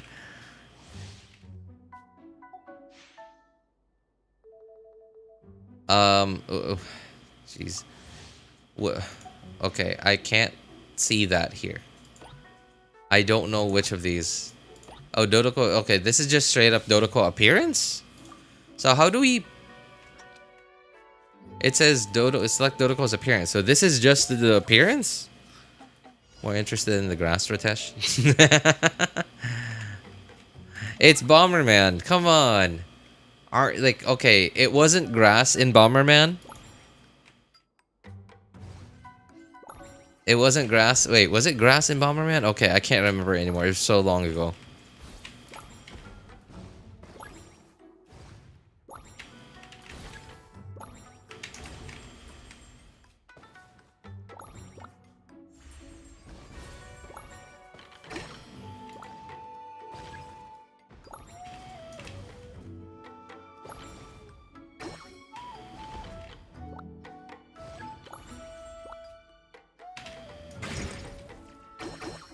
Nope. Okay. My brain can't keep up with like who's a fish and who's a player. I still don't know like what the goal is here, by the way. Like, is the goal to clean up the grass or is the goal to kill as many fish as possible?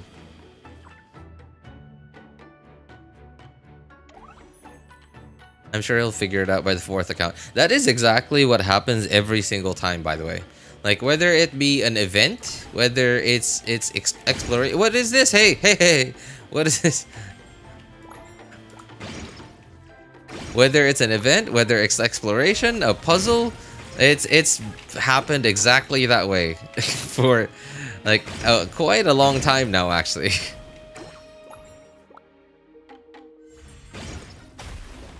Okay, Are we supposed to break these things? No, they can't be broken. Okay, why are you targeting me? Oh. Okay, so he knocks himself out when he jumps? Okay.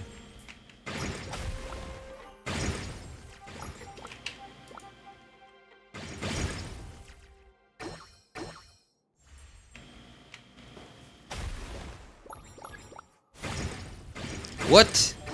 Okay. Oh. Okay, well this is annoying.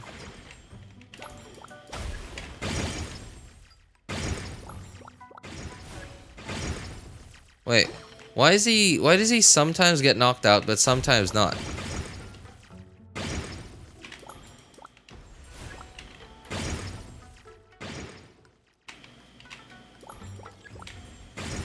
Okay, this is really annoying.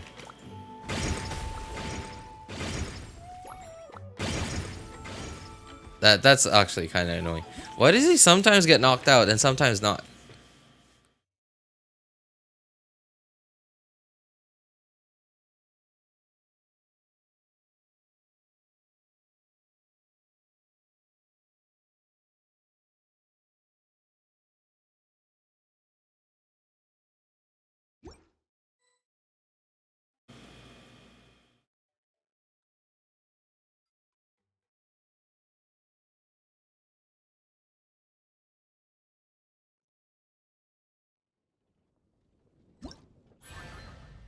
Okay, well, that was a really quick event, actually.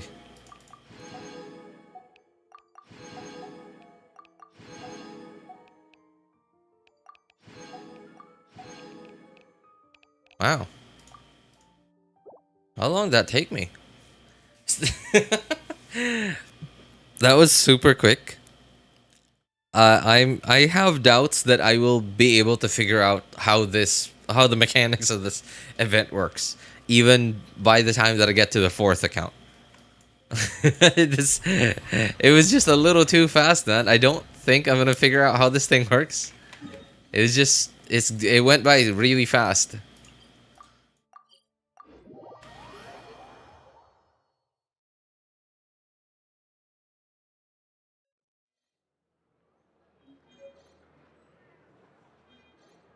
Multiple bombs don't do multiple damage if they explode at the same time. Really? Really? Okay, that sucks. Okay. I was under the impression that they do more damage. Obviously, like 3 bombs, right? Dude, okay. Think about this. If you pulled the pin off of a grenade and put that one grenade next to you, versus if you pulled the pin off of 3 grenades and put those 3 grenades next to you, I'm willing to bet the 3 grenades are, the 3 grenades are gonna hurt a lot more than the 1 grenade, you know?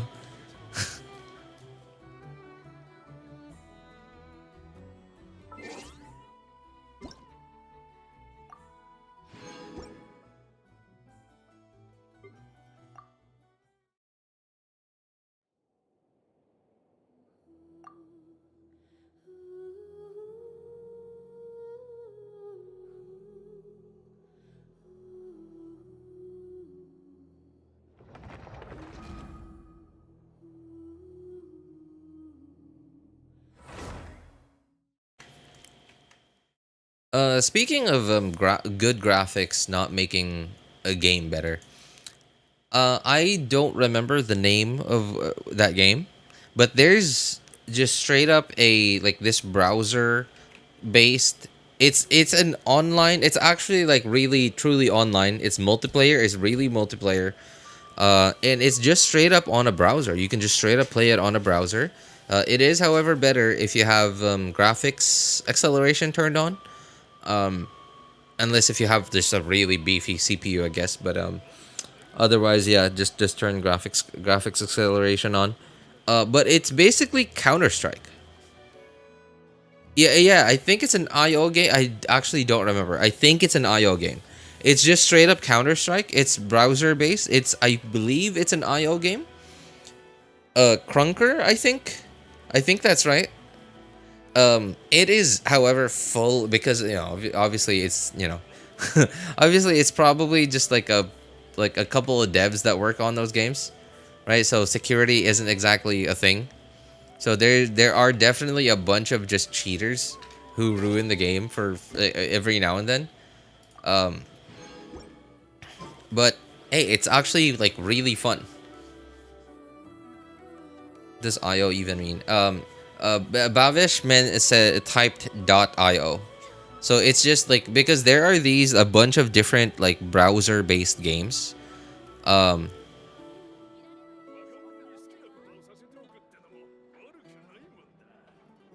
Browser based games. There's like slither.io. There's slither.io. There is I'm pretty sure it's Krunker, right? Like the Counter-Strike like thing that I'm talking about. I'm pretty sure it's Krunker.io. Those are really the two only ones that I know of. Oh, you know what? I remember trying out a third one that I don't remember of. I don't remember the name of anymore. It's like tanks. It's like you play as a tank. I played Slither.io a bunch. Yeah, I played Slither.io a bunch, and like, man, it was really fun. It was really, really fun.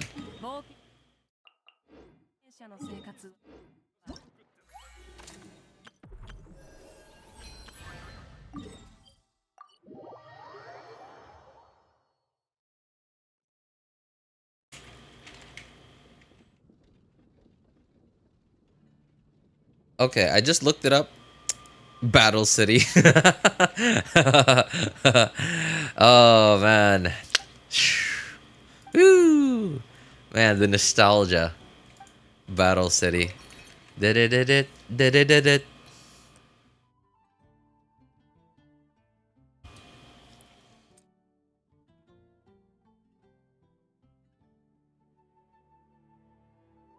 Googled it. Don't know. Which one did you Google, Babish? The tank thing? Tank. Oh, I Googled it. I just literally Googled tank IO. And apparently it was DIP, DI. Oh, I'm gonna assume that that's DIP? DIP.io? I don't know. It looks like you're a tank, but it's what it literally is. It's a circle and a box, and apparently that's a tank. So DIEP.io. I played it a little bit. I didn't play it as much as Slither.io though. I played Crunker like once or twice, but like the 2 or 3 times that I played it, I played it for like an entire afternoon each time. It was just a ton of fun.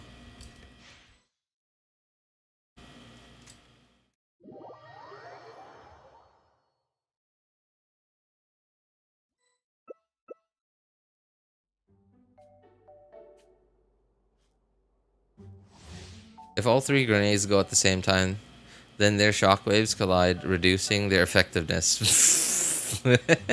Just depending on where you put them. If you put all 3 of them on like in like a triangle formation around you. No. I don't think they will cancel each other's like shockwaves out. Even if whether you put them in a triangle around you or if you put them like all 3 of them together, I think it'll just, it'll like all still hurt a lot more when all 3 of them go at the same time. So what is the goal of the first phase here? Is it just to kill fish? Is that the only goal? And like what is extending the reach of my bombs? Is it just like killing grass or killing fish or like what?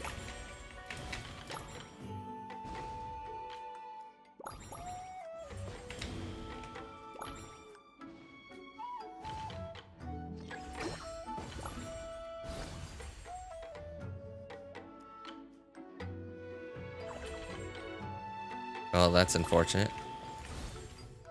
Oh my god, again?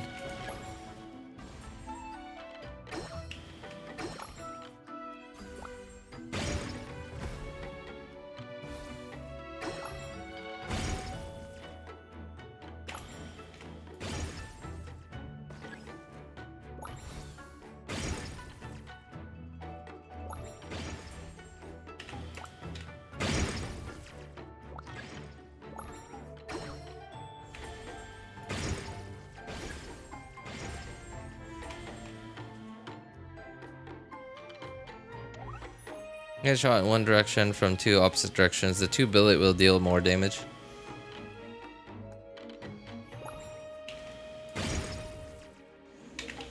Oh, what is this thing? Is that meant to damage me? Okay, it does damage me. Okay, what are we supposed to do with this rain thing? Oh, okay. It was just his attack. Okay.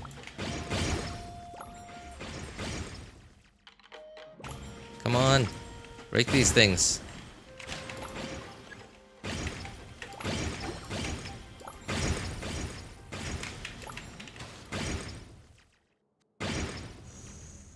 Oh.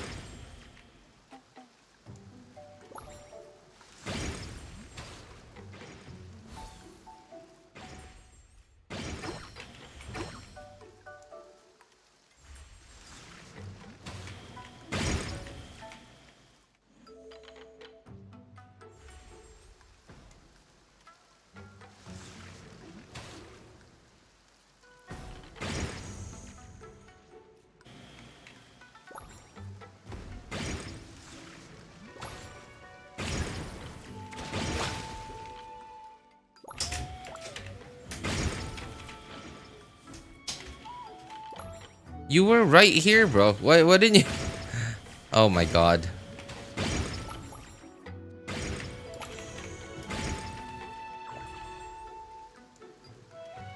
Did we not knock him out quickly enough? He didn't show any downtime.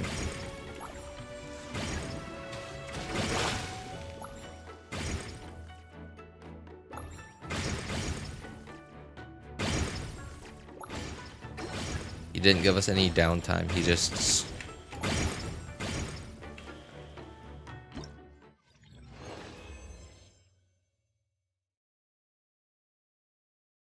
Isn't tungsten the densest substance we know? I mean, like, there's also the whatever... Am I lagging or does it look like this? Oh, okay. No, huh.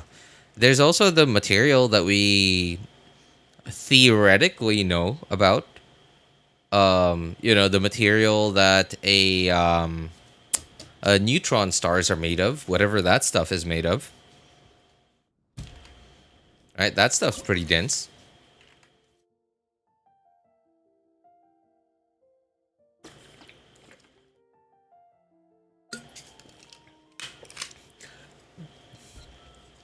Antimatter. Antimatter isn't even matter. It's like it's literally in the name. It's antimatter.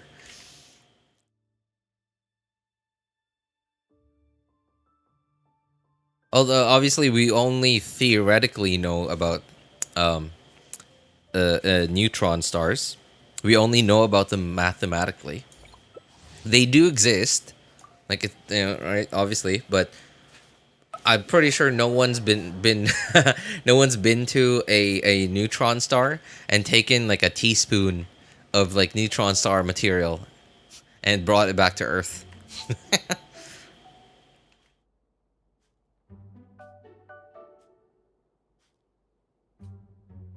Neutron spaghetti.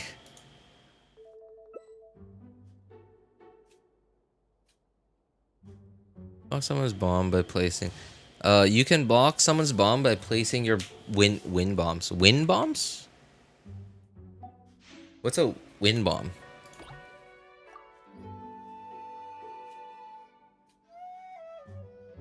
I'm assuming you're taught that wind is supposed to be own bombs, your own bombs. How do I block someone's bomb by placing my own bombs? So you're saying that someone won't be able to place their bombs if I place my bombs first? That sound okay.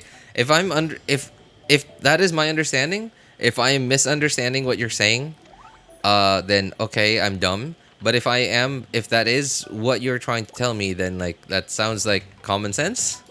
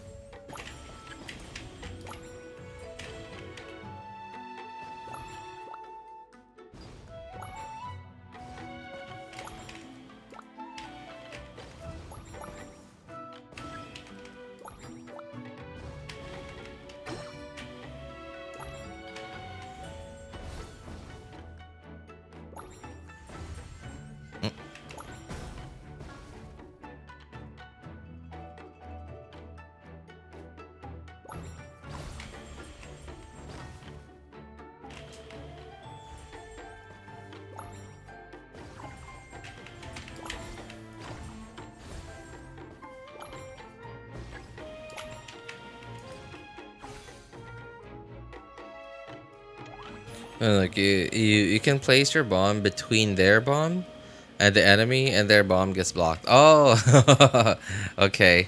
Like so, their bomb won't do any damage. That's well, I don't know about if that'll ruin someone's day, dude. Like that sounds like a mild inconvenience. Oh, okay. This is the thing where you guys said to push their bombs. Okay, I can't seem to push them. How do I push their bombs? Oh, okay, space. Okay. Hang on. Ah, cool. All right.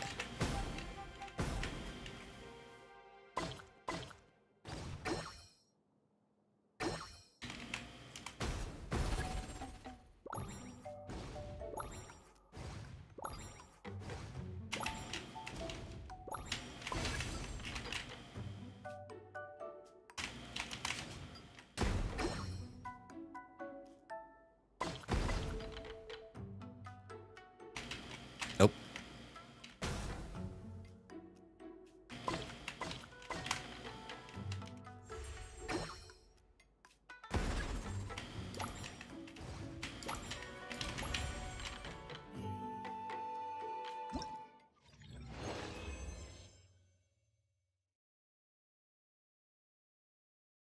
Imagine a new viewer join thinking it's a normal Genshin stream and everyone is talking about quantum physics. You're like, what? Huh? What? Hang on. They'd probably be real confused. Like they'd probably think like, am I dreaming? Is YouTube broken?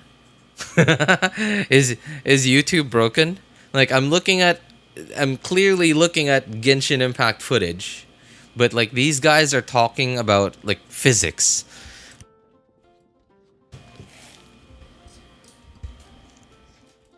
Isn't antimatter the opposite force keeping our ever-expanding universe together?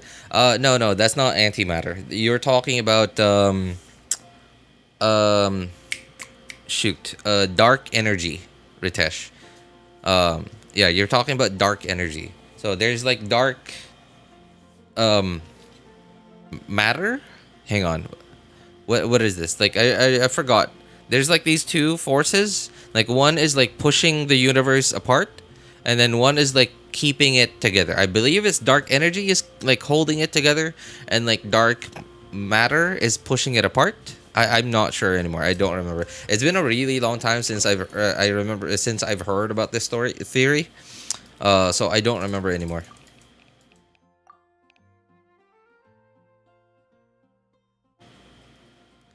Don't worry, buddy. Genshin new update is about your homework.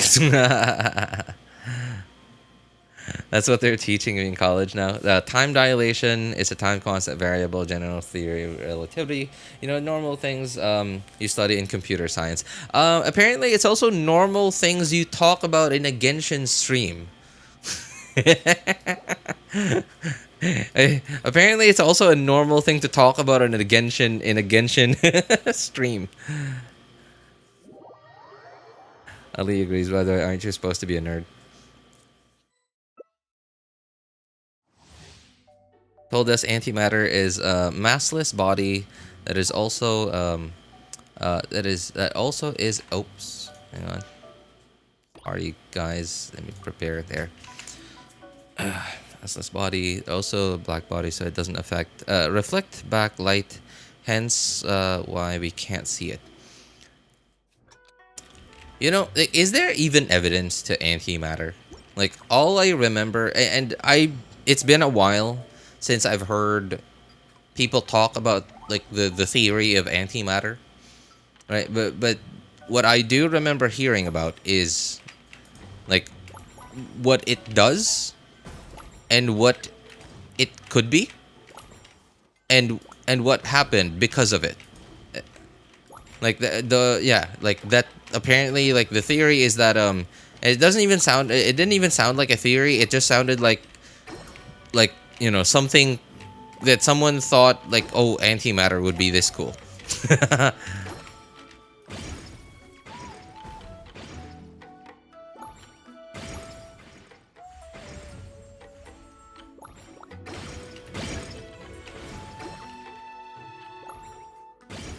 If it were real, that apparently antimatter. Oh, come on.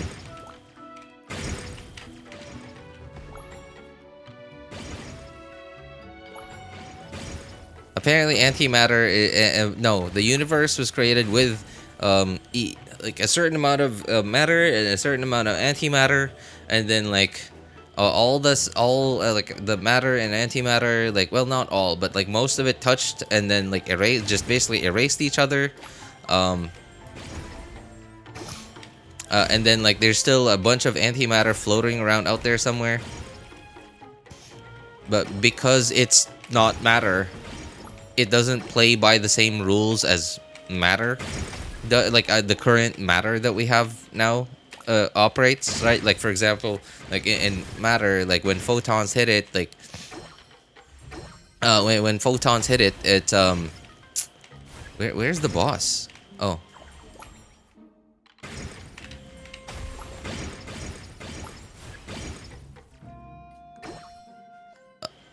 Okay. Oh, there it is.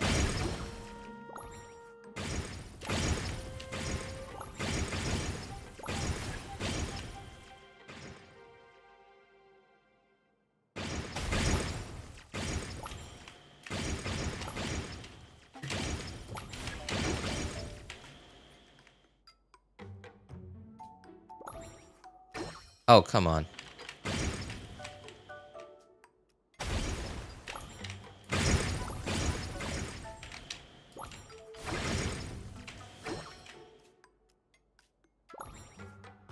Okay, this guy knows what he's doing. Pretty good.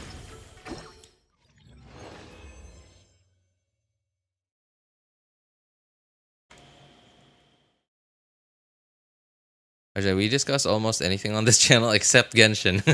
Why does quantum mechanics surprise you? It's not girls love quirky guys. So the uncertainty in their momentum goes really high, and they move really fast, bumping into each other. That's what's holding a neutron star from becoming a black hole. The uncertainty in their momentum goes really high, moving really fast, bumping into each other, holding a neutron star from becoming a black hole. Oh, okay. Antimatter is a theory, but it also somewhat explains the universe is so empty. It's just a theory, a physics theory. My job is done. Be back to change subject next time on on NBC News. Personally, I do not fondle with things that are too advanced, so I don't know much about antimatter. Yeah, I don't. Yeah, like I don't know much about it either, and I'm pretty sure like there's just like if you think about the current. Well, I don't know about current because, like I said, it's been years since like the last I've heard of antimatter. The most current info that I know of about antimatter. Why did this turn red? Is there a new thing?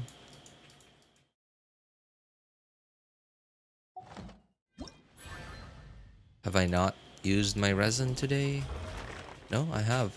Okay, why did that thing turn red? Is that so like I guess like some of the stuff that I said already, but then it also just sounded like whatever theories humanity has of antimatter just sounds like no, it sounds like stuff that would be in a Marvel comics, Marvel or DC comics. That's what it sounds like to me. That's what it sounded like to me when I was listening to it.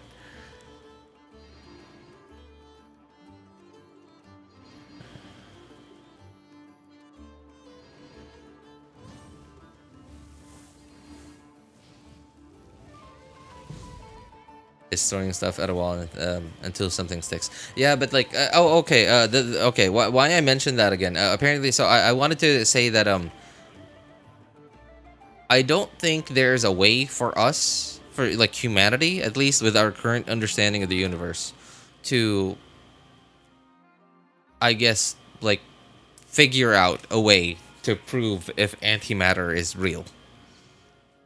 Right? Because if it's antimatter, then wouldn't anything that we, humanity, can come up with, you know, which is matter-based, just, you know, dissolve, just stop existing if it ever came into contact with antimatter, right? Like whether it be like our whatever, like observational tools that we come up with, observational machines. I don't know how antimatter is supposed to react with photons, because like, right? Okay, I don't know how it's supposed to react with photons, because like, right? It just sounded like some comic book writer's idea. And then like, oh, okay, like this erases matter because like anti, right? And then like this is this superhero's like superpower. It sounds cool. Oh, what? Oh, it's the other event. Okay, I didn't realize it was literally right here.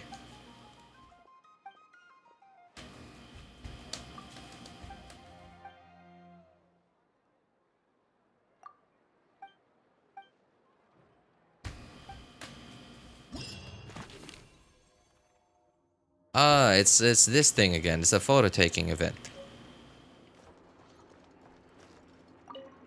Wow, that is the first time I've seen that one here.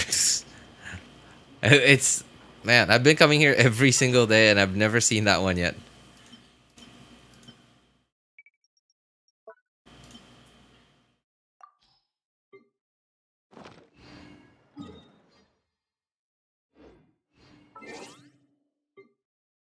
Right, time for the third account. Doesn't react with anything, RJ. If antimatter reacted with photons, we'd be able to see it. Well, okay. Well, quote unquote, see, right? Not physically, like with our eyes, but like maybe with instrumentation. But yeah, you're right.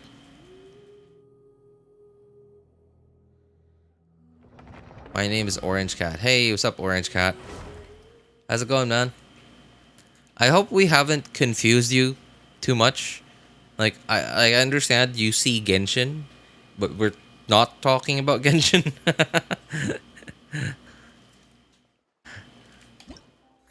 Right, I hope it wasn't too jarring.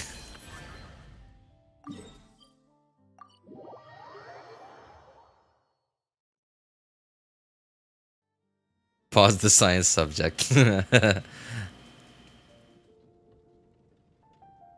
Or if you want, Mr. RJ can talk to you in Japanese. What? No, I can't. Like, I know like one word of Japanese. Well, I guess two. Like, just, I don't know. Thank you and stop.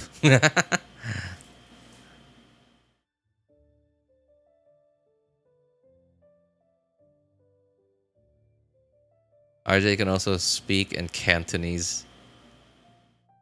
Oh, okay. Alright, sorry, Dart. I misread. I misread. It's not Cantonese. You typed Cantonese. Cantonese. It's not. You didn't type Cantonese. You typed Cantonese.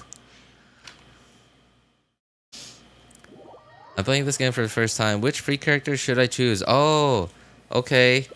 Orange Cat. Wow. Are you talking about the free 5-star?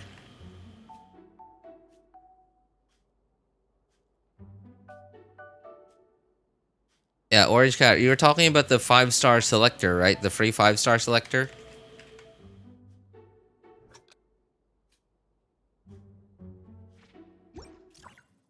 Okay, that is a tough choice, Orange Cat.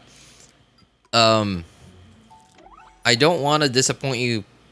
I really don't want to disappoint you immediately, especially because like you just said you just started playing this game. But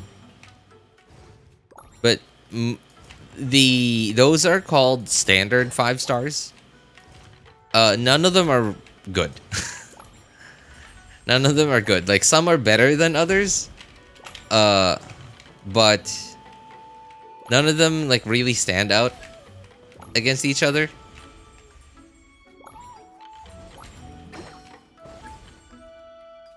Let me think. Who would be, like, a good, like, first standard 5-star for a super early player? I think maybe Mona. Yeah. Yeah, you know what? I think you should grab Mona. Cause like Mona, with Mona, you can just straight up use a freeze team. Right? Like with Kaya.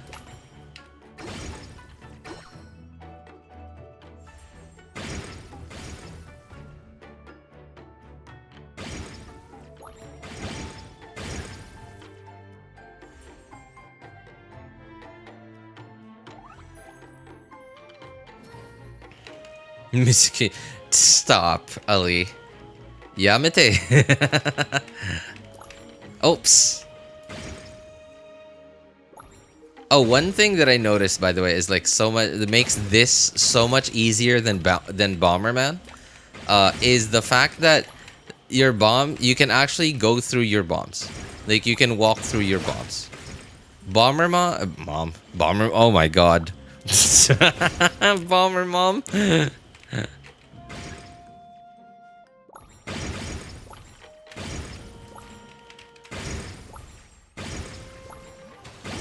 Bomerbman.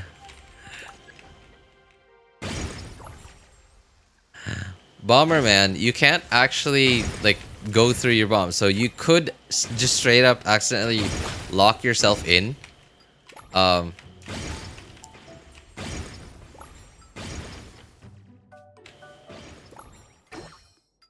on, blow it up, man.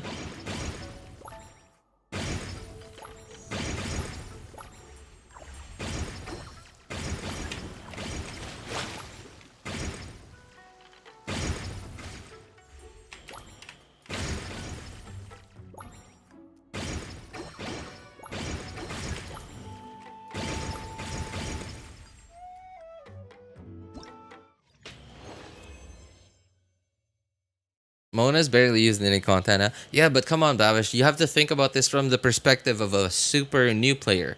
Like, Orange Cat just said, I'm playing this game for the first time. Which free character should I choose? Right? Mona is his only... right now, Mona is his only off-field Hydra applier. Right? There's no other, like, off-field Hydra applier that he has access to in, like, anytime soon. There's potentially Xingqiu, but Xingqiu just left, like, right, was in last month's shop. But he's not in the shop right now. Right, he was in last month's shop, which means he's gonna come back in 6 months from now. Right, so like there's no other off-field Hydro applier right now. Mona's sort of the only one, and like off-field Hydro appliers they're not always necessary. What about Come on, Barbara? Really? As a half, you want to keep yourself getting frozen with Barbara? I'd rather not. Cause like, okay, think about this. So Diluc, really? As a first standard 5-star? What do you guys think about Kaching?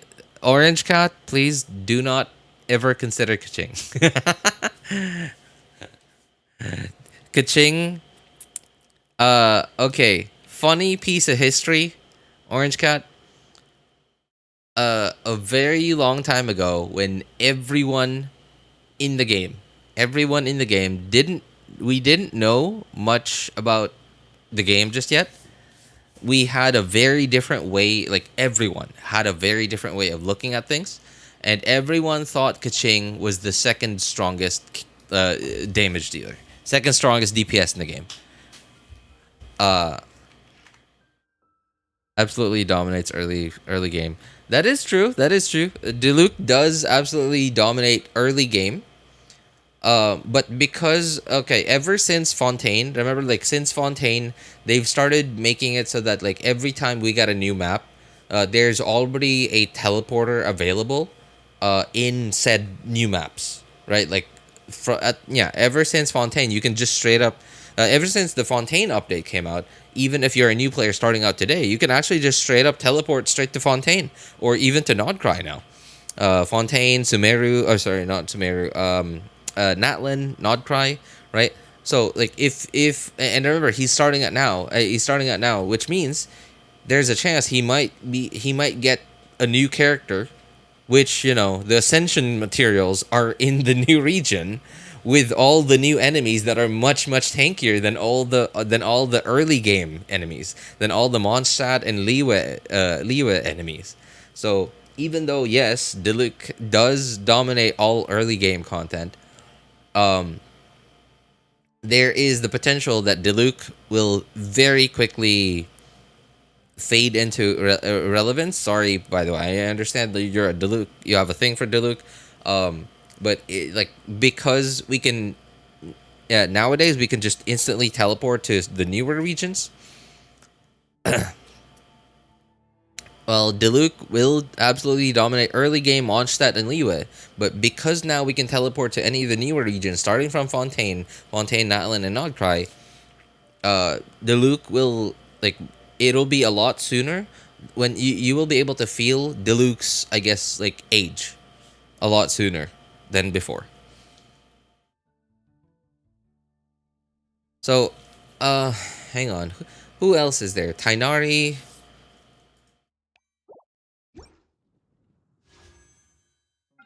Standard 5 stars. Who are the... Oops, that's wrong. Standard 5 stars. Okay. So, no, absolutely no. No. My vote is Mona. Tighnari, maybe. So depends on your preferences. Jean, potentially. Mona, Jean, or Tighnari. Those are my picks. Mona, Jean, Tighnari. Tighnari, I do not recommend for an early, a super early, new player. Because, remember, Tighnari does not have crit ascension stats. Which means, and remember, he is a crit-based damage dealer. Right? And while, yes, he is he's a usable spread character. But that is... if you actually have a good build on him, which a new player will absolutely not have. So, yeah.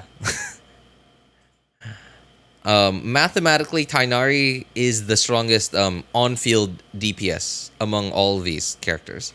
Mathematically. Right, the most consistent. Tighnari. But that means, that is with a really good build. So... I guess that takes my choices down to Mona and Jean.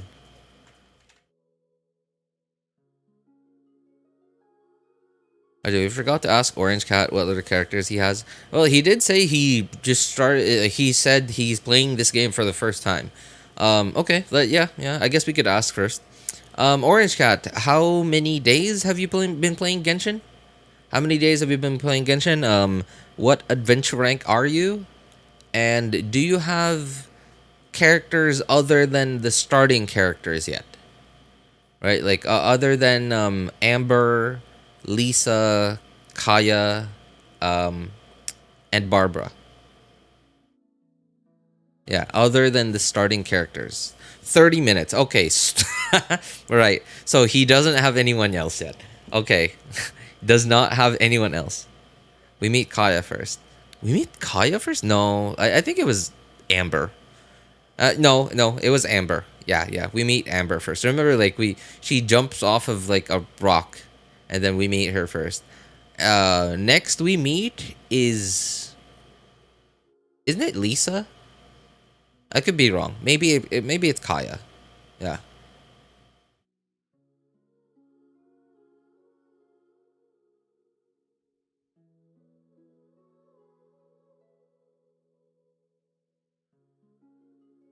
Yeah, okay.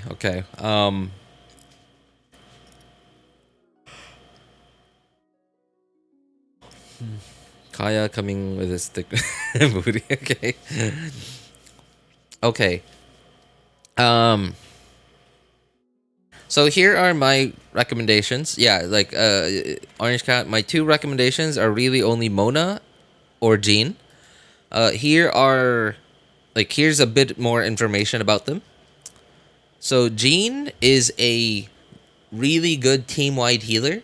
She is one of the few one of the few characters, even in like amongst endgame players, one of the few good team-wide healers, right? Like we don't have many good, we don't have that many good team-wide healers in the game, but we also don't need them very often.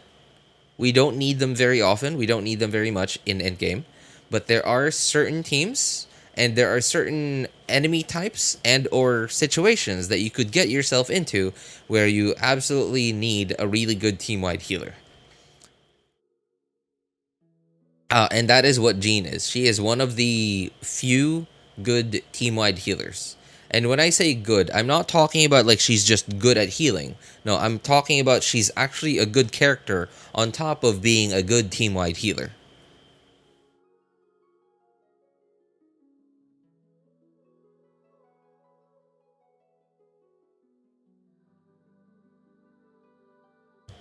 Because like and so why I don't recommend Tighnari is like the stuff that I already mentioned about like needing to have a good build, right? About needing to have good artifacts for Tighnari. On top of that, Kaya is just easier to build. And is... Now, I don't think Kaya is mathematically as strong as Tighnari. Right? I think Tighnari definitely has a higher damage potential than Kaya does. Obviously, right? He's a 5-star. Kaya's a 4-star, right? But in the early game, it's just so much easier to build Kaya. Because remember, okay, so not many of you probably even have thought of this, right? But there's a sword that... Now, I don't actually know where you get this sword from. No, not that one. I don't actually know where you get this sword from. I think you can get it from wishing. I think it's from wishing. I'm not sure. Right, but like, look at this. See, even without Harbinger or Dawn, right? Like you have, even if you don't have Harbinger or Dawn, if you have this other one, as long as you are using a freeze team, enemies will be affected by Hydro or Cryo, and you'll be at the very least dealing like more damage to them. And if you do have Harbinger or Dawn, then hey, great, crit ratio, right? Crit ratio city. Right? And Kaya's the only sword starter character.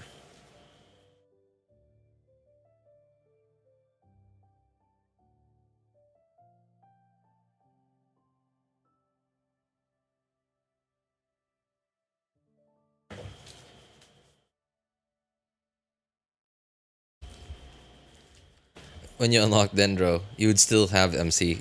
Yeah, that's true. Okay, so that was about it for Jean. Orange Cat. That was about it for Jean. Hang on. Let's go back. Okay. Here. Okay, that's about it for Jean. The thing about Jean too is, so in this game, Orange Cat, there is a stat called Energy Recharge, and this stat helps you get your bursts, right? Like your ultimates. They help you get your ultimates a lot sooner. And Jean, hang on. So hang on. So if you go into your talents and go into your like the third one, right? This is called your burst. This is called your burst attack. And if you go into skill attributes, it will show you the energy cost. So on Setlali here, this girl's Setlali. On Setlali here, it shows that her burst energy cost is 60. But if you go on Jean, you'll see that Jean's burst energy cost is 80. 80 is actually really high, which means you will need a lot of energy recharge to be able to use her burst sooner. And why her burst is important is because this is like the majority of what Jean does. This is like the most important job that Jean does, which is like the good team-wide healer. The good team-wide healer that I was talking about earlier. Isn't 80 the highest? No, it's not the highest. There's 90 burst costs, like Raiden Shogun and Yaimiko. Yaimiko and Raiden Shogun have 90 burst costs.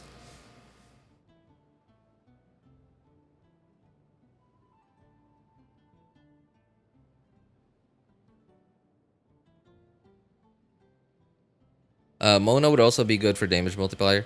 That is true, but still, remember, the dude's been playing for 30 minutes. The dude's been playing for 30 minutes. He's not gonna burst on every rotation. Right, he's not gonna burst on every rotation yet. So at this point, I would still recommend Jean. I would recommend Jean and or Mona. Either of them, I think, are as important as each other. I think it just mostly depends on you, like which one you prefer. Now, okay, so here's what Mona has also. Mona, the most important thing that Mona does for you in the super early game is that Mona has off-field hydro application. And so why that's important is because of the way the way elements work in this game, Orange Cat. So because of the way elements work in this game, having a character that applies hydro, right? Like hydro, by hydro, I'm talking about like all these characters. These are all hydro characters, right? Like Xingqiu, like their backgrounds are blue, right? Their backgrounds are blue. They're all hydro characters, right?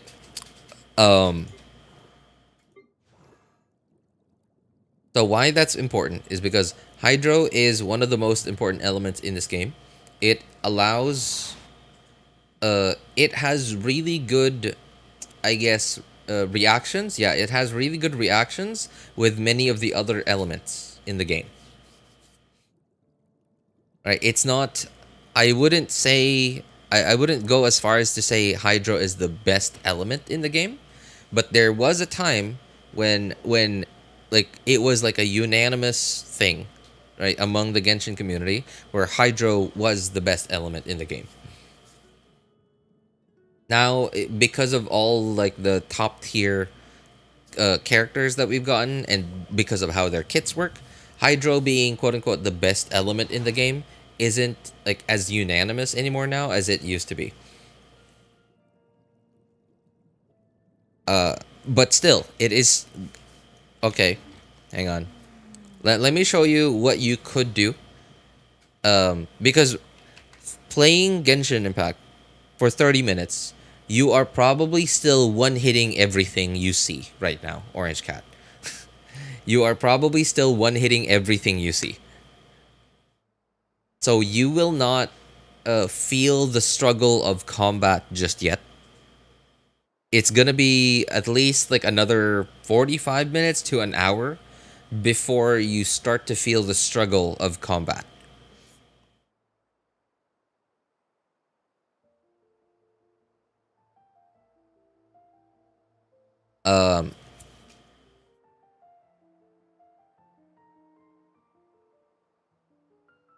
Okay, Ali does have a point. A healer is necessary. Well, I don't know about necessary, because remember, we have this, if you really need healing, you can just teleport to the statues of the 7. Right? If you really need healing, you can just teleport to the statues of the 7 and you get a full heal.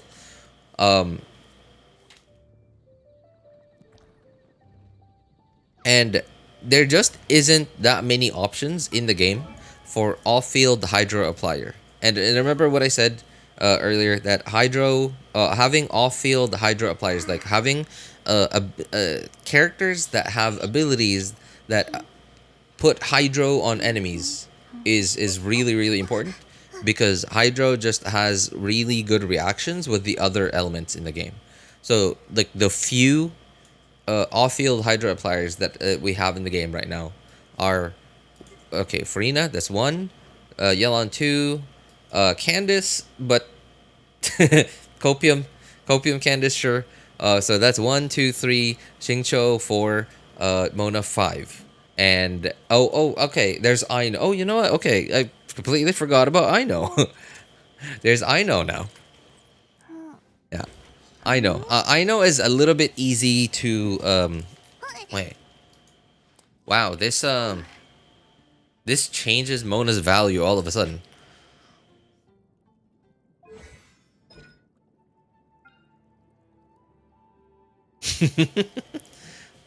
This changes Mona's value all of a sudden.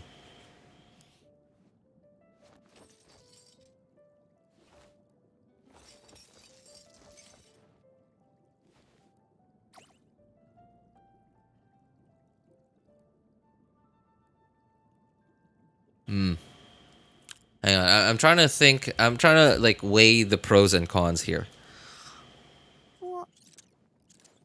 I'm trying to weigh the pros and cons. So I know versus Mona for a super early like starting character, a player who's literally just started Genshin. I think you're RJ. I think you're confusing him. No, what I'm doing is I'm giving him the information that he needs so that he can make a decision. I'm giving him my best recommendations, and that is currently Mona and Jean. And I'm giving him the information. I'm doing my best to simplify it. Simplify it as much as I can so that he can decide for himself.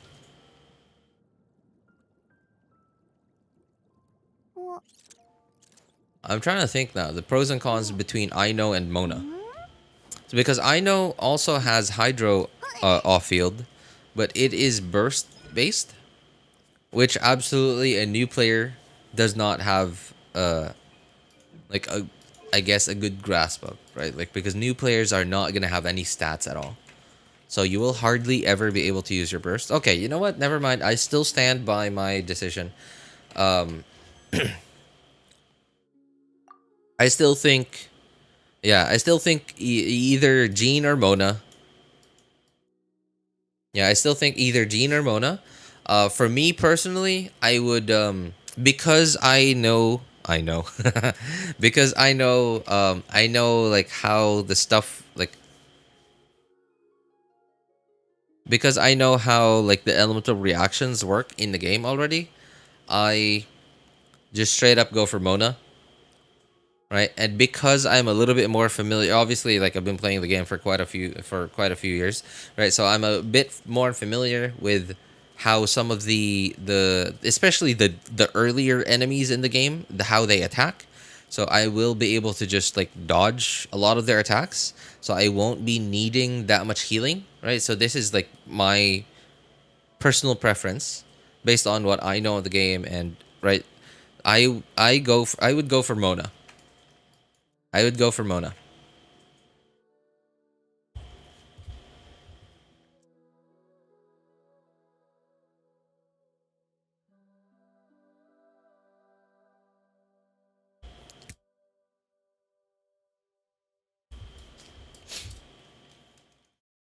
Get a second healer for events.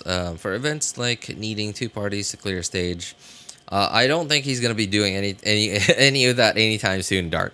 The guy said he's been playing for 30 minutes. The guy said he's been playing for 30 minutes. I was just using Sethos Quicken Team. Him only needing EM helped a lot. What do you mean him only needing EM helped a lot? Doesn't Sethos like dual scale, like attack and EM?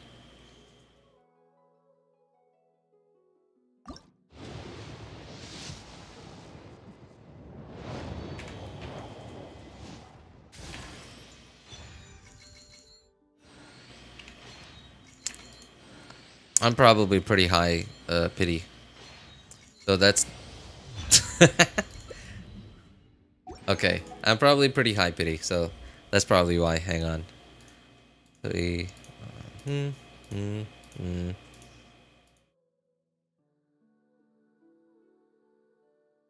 75, 76. Okay, that was 86. Yeah. All right. That was really high pity. I think I already have.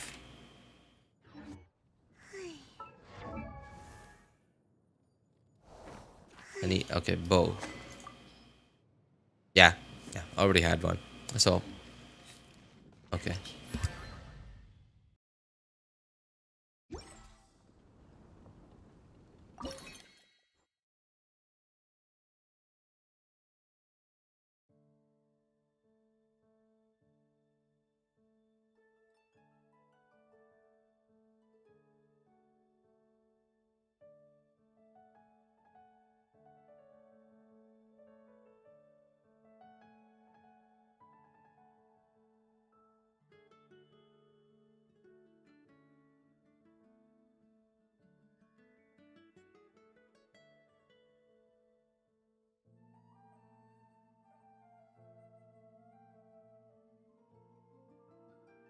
Okay, hang on, hang on.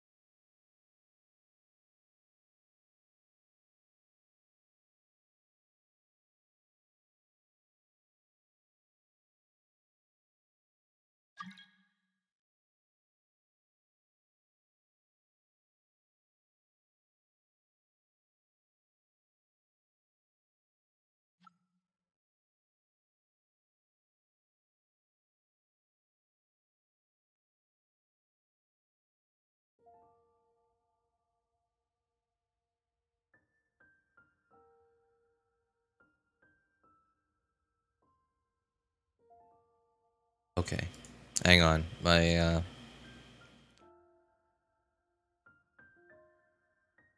web needs help with some stuff.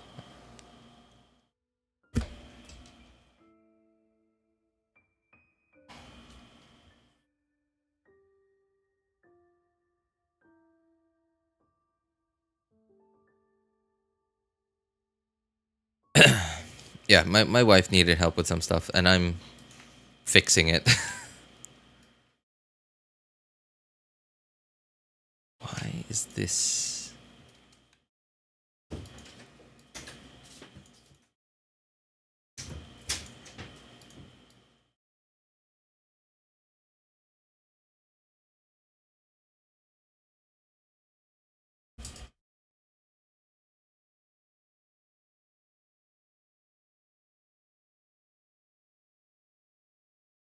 Hmm.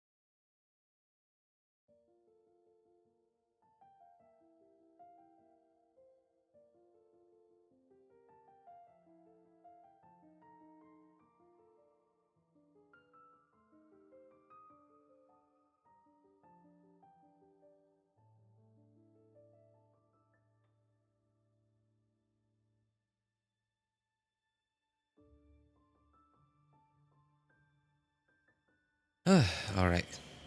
We're good.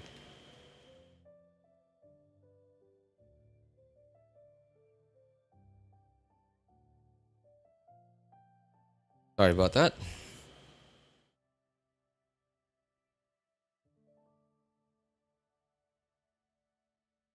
I choose Mona because Mona Lisa picture combo.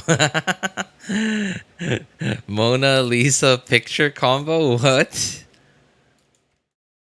What are you talking about? Is that a thing that I don't know about?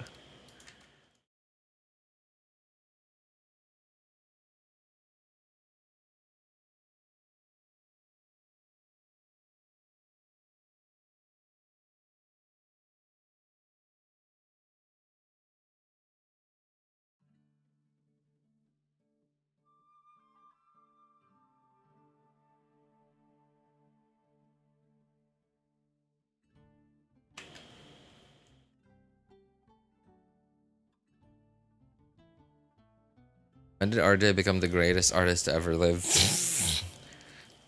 The greatest technician that's ever lived.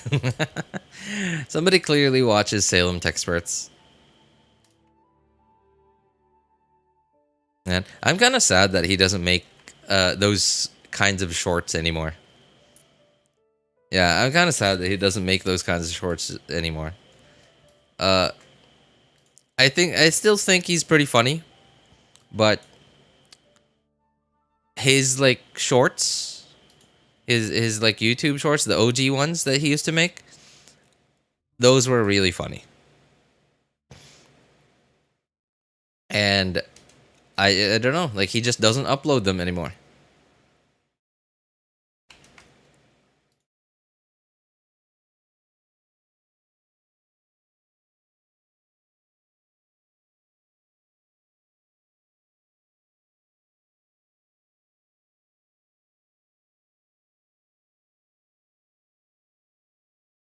Jerry Rig. Do you know the guy is not actually named Jerry?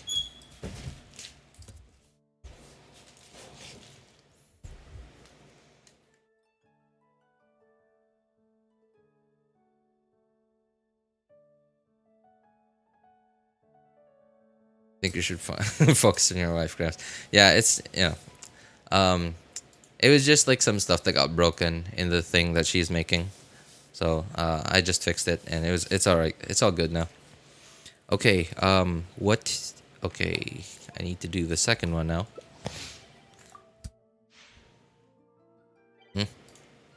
Okay, cancel matching. Hang on. Okay, so I went into like character picking earlier, Orange Cat, so that I could show you a team that and earlier I was talking about the fact that you are still super early into the game. You are not gonna have any problems. You're probably still one-hitting everything right now. So it'll be at least another like 30 minutes to an hour until you start to struggle with combat. And when you do get to that point where you struggle with combat, so here is a team that I could recommend you use. Who was it again? Mona, right. Blind, can't see her. I'm on the third account. Okay, so Mona's not 90.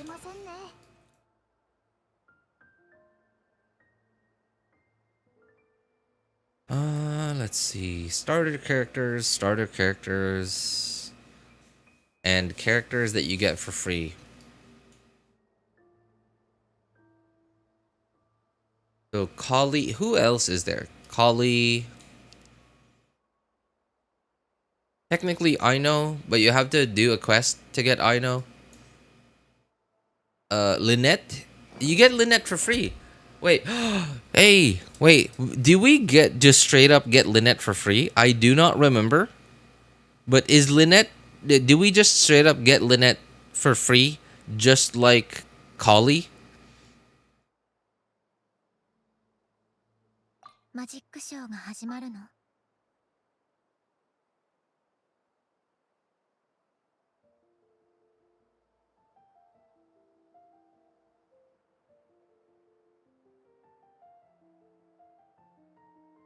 I know it's like a 20-minute quest.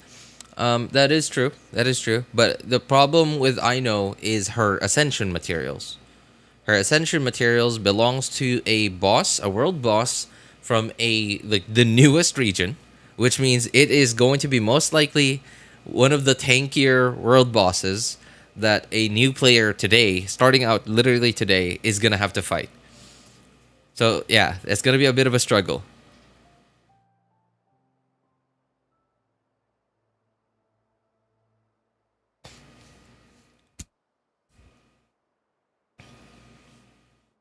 Sure, I can help her or him. Assuming if you are on the same server. You're on the same server, then sure. Be my guest. How do I get Aino quest? I don't even remember actually. Wasn't it you just I think you just go to oh my god, I don't remember.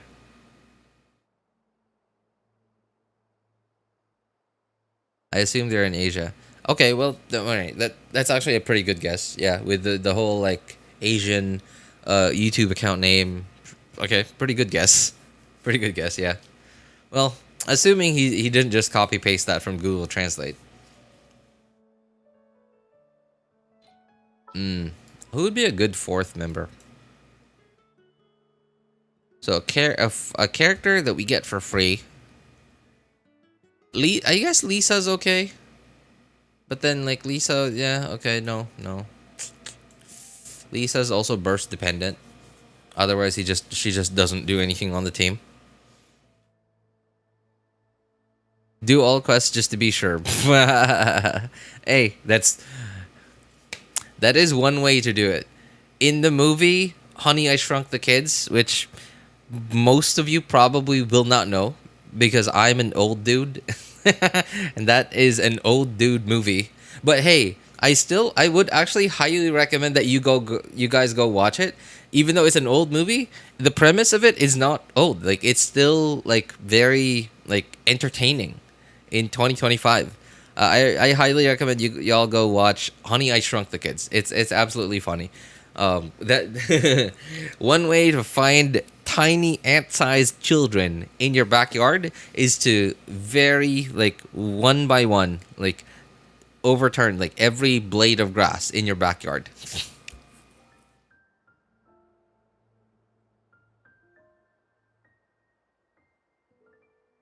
Yeah, I guess Barbara would be the good choice here because Barbara is your only healer. Yeah.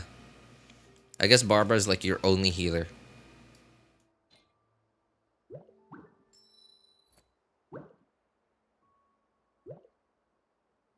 Yeah.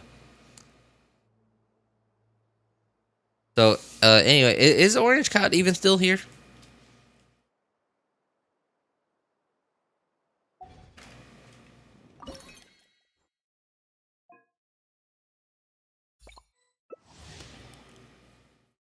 Oh, you're still here. Okay, right. So, yeah, if you saw that team, Orange Cat, like I said earlier, you are probably not struggling with combat yet. You're probably not struggling with combat yet.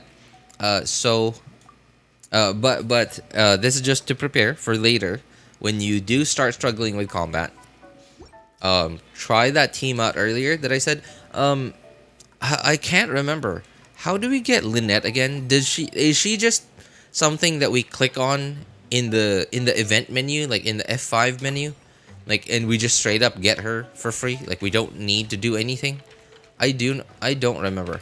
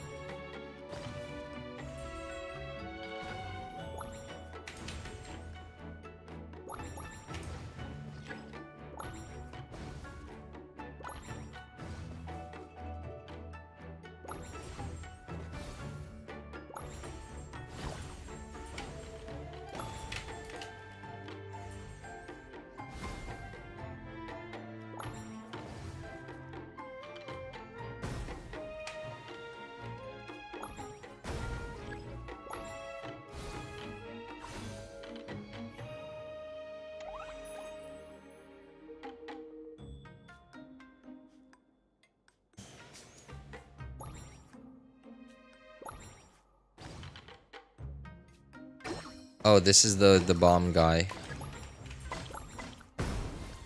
Oh, I broke the bomb. I should have pushed it.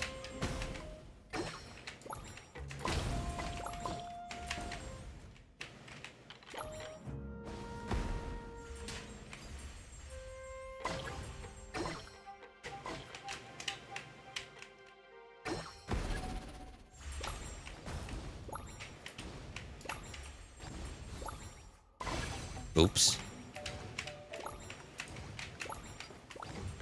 Oops. Wrong button. Ah! Wrong way. Darn it. Can someone please break this thing? Thank you.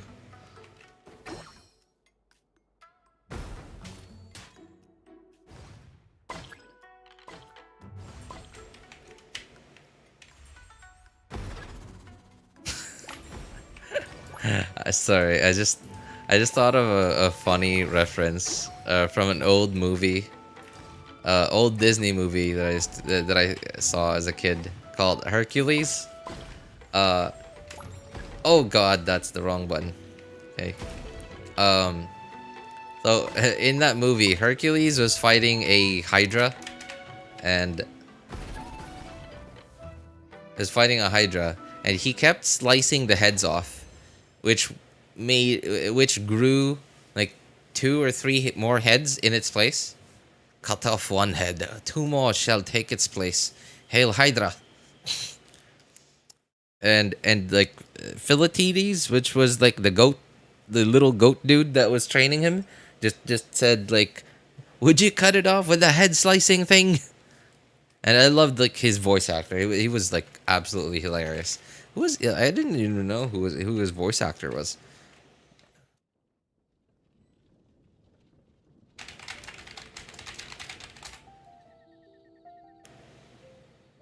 Oh my God, that was okay. No wonder why he was so funny. That was that guy was just straight up Danny DeVito. Jeez, no wonder why he was hilarious.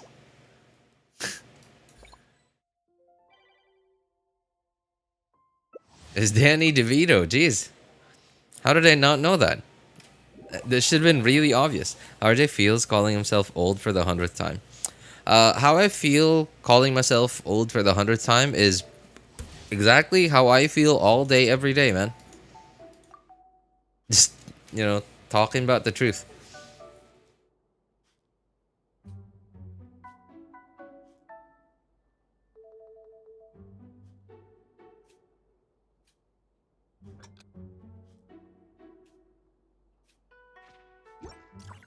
Insert meme yourself.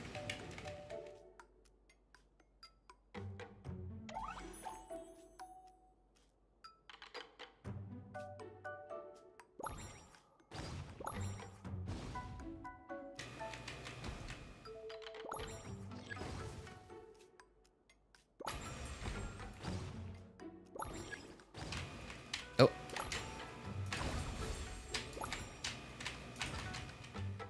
Darn it. Okay. Oh, come on.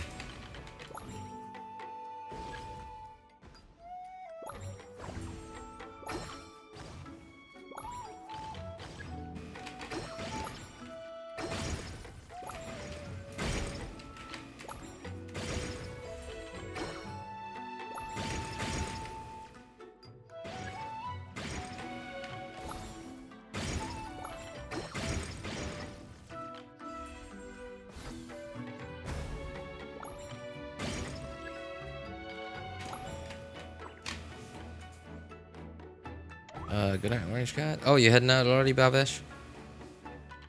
Oh, it's Orange Cat that's heading out. Okay. You go to sleep. Night, see you later. All right. Hey, I hope we were able to help you out, Orange Cat. Take care, man. Thanks for stopping by to hang out. Oh, I can't get out.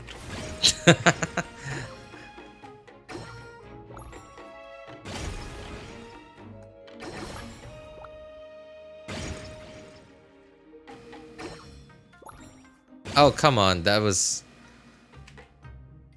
Didn't even stay for half a second.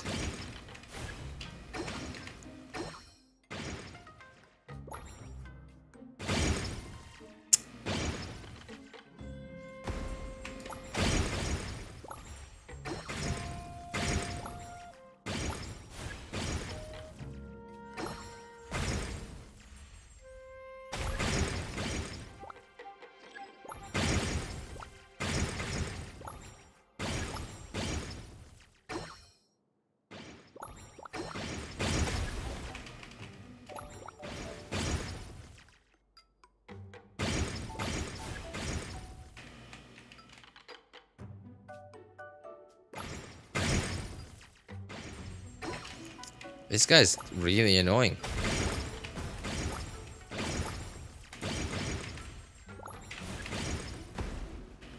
Do we? I don't think we have a world boss like this guy yet. If we did, he would be like really, really annoying.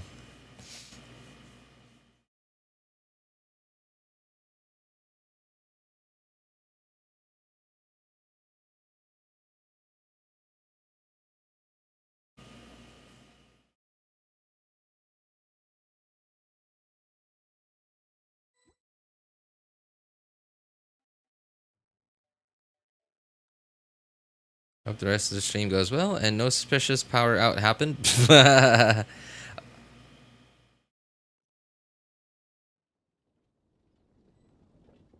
Oh wait, feels like okay. Wait, huh? Ali, you heading out? I don't see any message from you saying that you're heading out.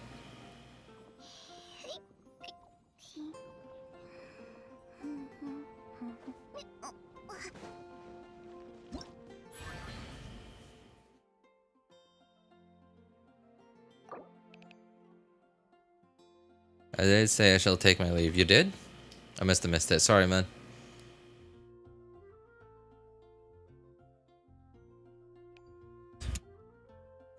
I shall take my leave. Dude, who says that to say goodbye in 2025? A proper gentleman, that's what.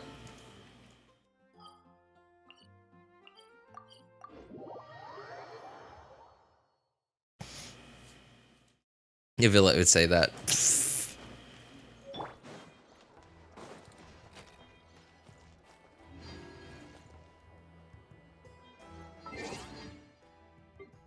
Alright.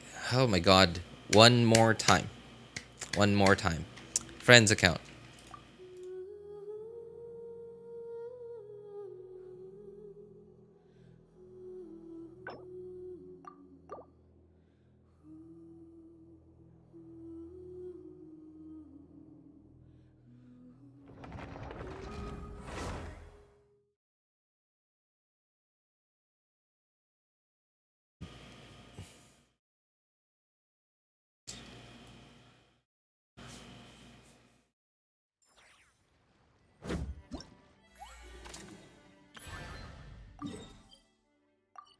You know, it is actually quite refreshing to see an event like this that I only need to play 3 games of. It is actually quite refreshing. I'm actually really refreshed. Like, it's also kind of surprising to me, honestly, that Hoyo only requires me to play this mini game event 3 times. They don't ask me to play it 17 times.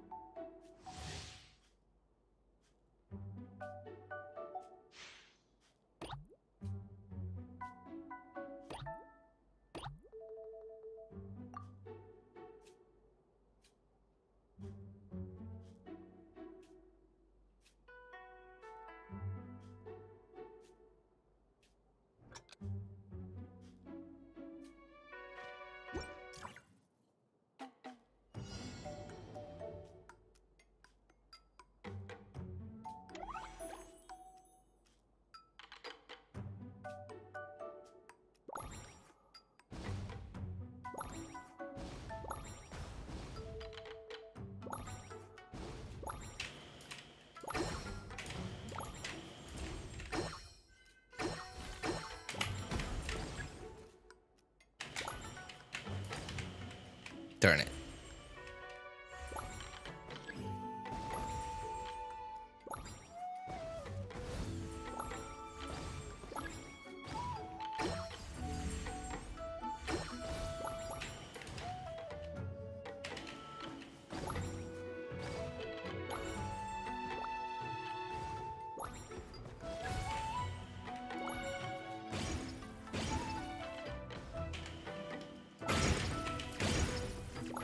Oh my god, this guy's annoying.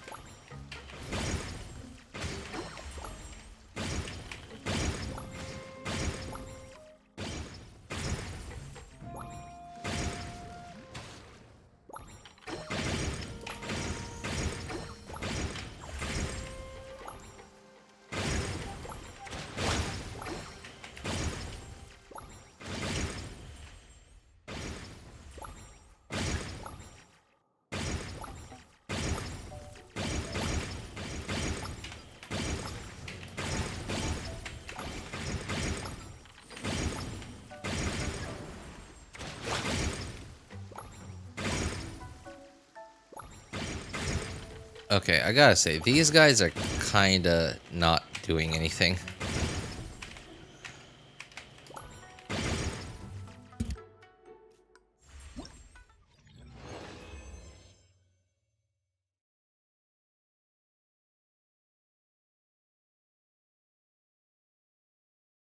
What? You can get 2,500 from just one game? Dude. Being enemies, destroying obstacles, time remaining. Wow.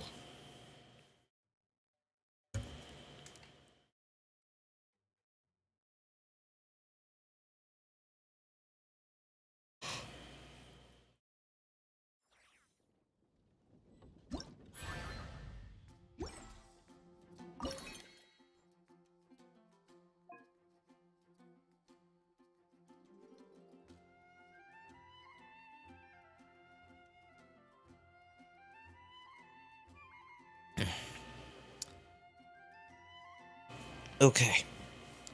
I'm a bit hungry. I'm gonna go get myself a sandwich. Hang on, I'll be right back.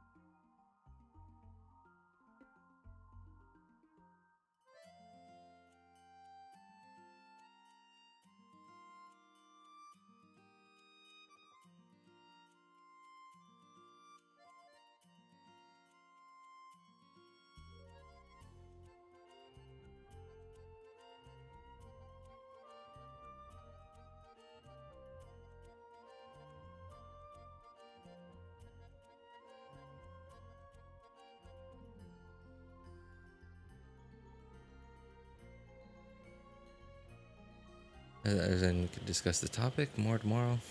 Let's if Lord RJ streams tomorrow. How dare you talk about me when I'm not here?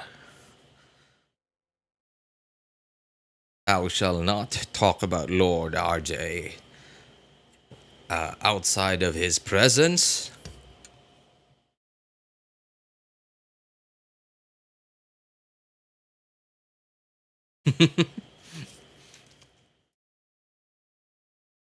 Man, I really wanted a hot cup of milk.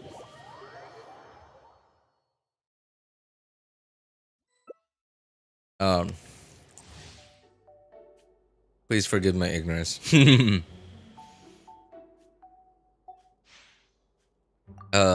water in the thermos was cold. The water, for some reason, like tap water, goes out at like 2 or 3 in the morning over here. Don't know why. Tap water just doesn't work at 2 or 3 in the morning. It comes back at like 4 or 5 a.m., I believe. And then it goes out again at like... It goes out again at somewhere around like 6:30.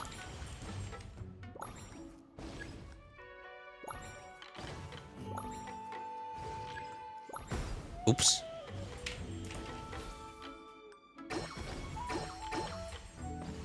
Ah, that was close.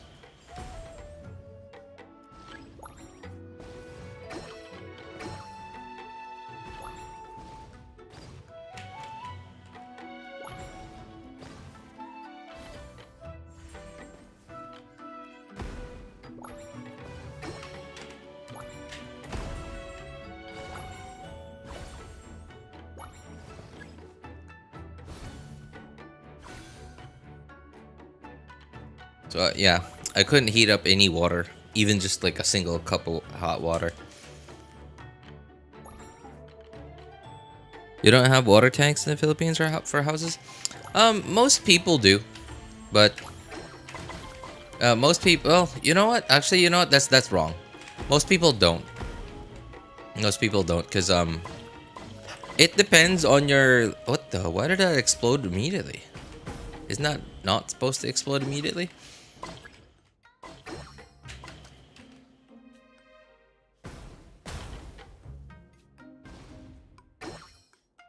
So, most people here in the Philippines, they get their tap water from a local water district.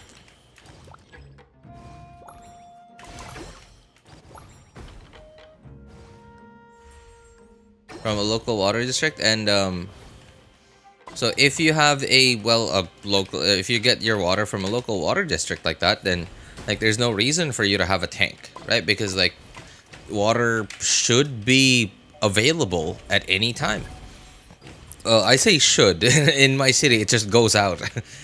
It goes out at very specific times. But if you don't get your water from the local water district, then you probably have your own like well, like deep well, where it was like dug out for you, like either like for a water pump, like for like a hand water pump, or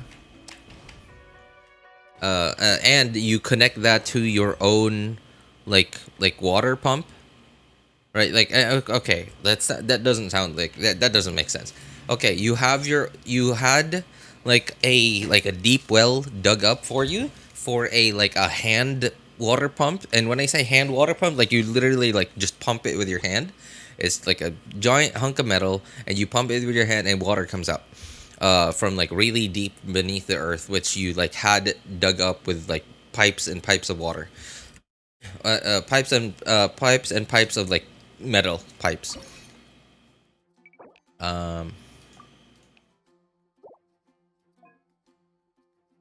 And you attach an electric water pump to that, and you then attach like your house's piping to said electric water pump, and you could just do it like that, where it just comes like your tap water comes straight through the pump. but that is like so like electrically inefficient. So it is most people that have their own like deep well, they usually buy their own water tanks. So in that way they'd fill it up, and then like they'd fill it up, they'd turn on the water pump, and then like they fill it up once, and then like like they refill it later, so that the water pump doesn't have to keep turning on and off all the time.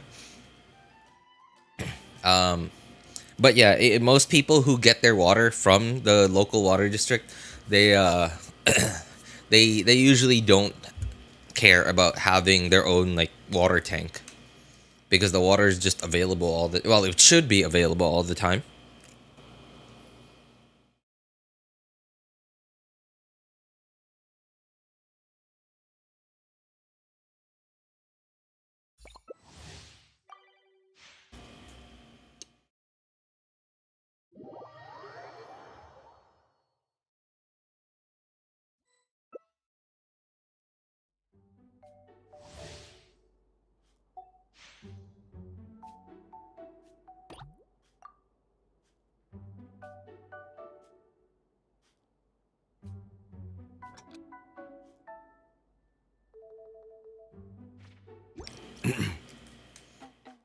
I don't like the concept of drinking water directly from taps.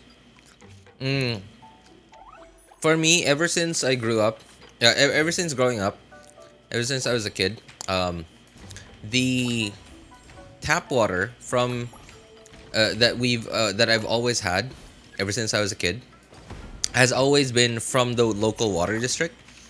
So it's never been safe to drink. Well, it should be safe to drink, and I'm assuming that they take steps to try to make it safe to drink.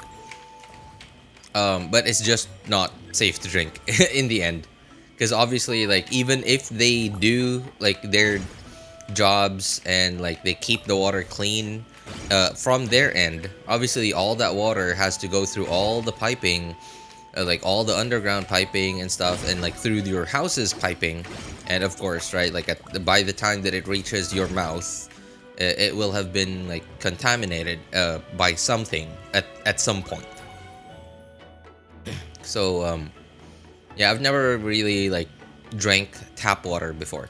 The only place that I've stayed in where I was like honestly like comfortable drinking the tap water in has been at my aunt's house, at my dad's sister's house, because they have their own like I said, I was talking about earlier, like hand pump, and like those hand pumps, they get their water from like deep below the earth, and on top of that, they even have their own like filtration thing, and it's like, you know, it's obviously it's not it's not like an industrial like a water filtration thing, but it is like definitely a filtration thing, like, and it's not just like a piece of foam, you know, like it's actually like a filtration system.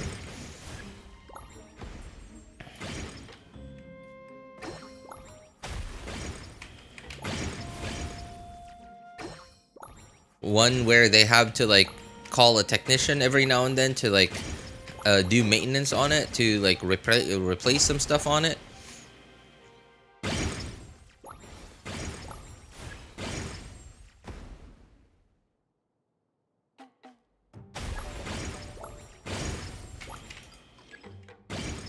Did I just lag out there?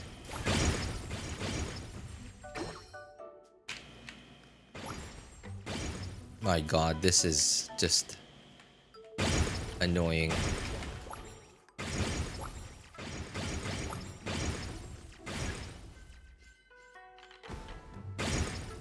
I need HP. I need a heart. Why am I lagging? Is it my PC doesn't feel like it's lagging. It feels like just ping lag. But it okay.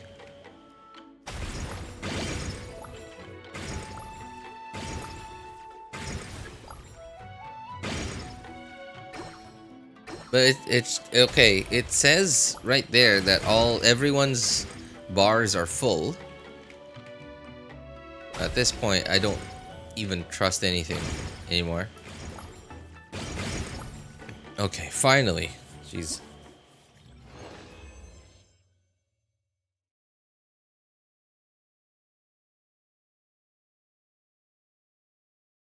You're from the Philippines? Yeah. I at least need a purifier for that false sense of safety. I think that's what my aunt has at her home, at her house. I honestly don't know what it's called. But it's like a little blue plastic thing with like a bunch of other stuff attached to it, and like on the inside is like really complicated. I think it's a water purifier. I don't know.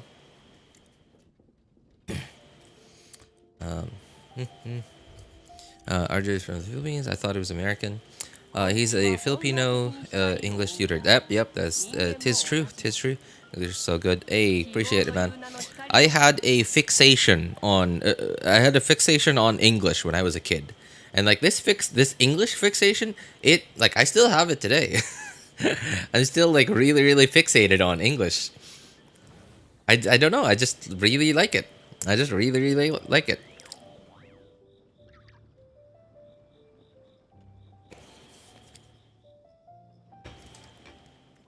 I mean, other people affecting your game. It was probably it because like I would know if it was like my computer lagging. But that one didn't feel like losing frames.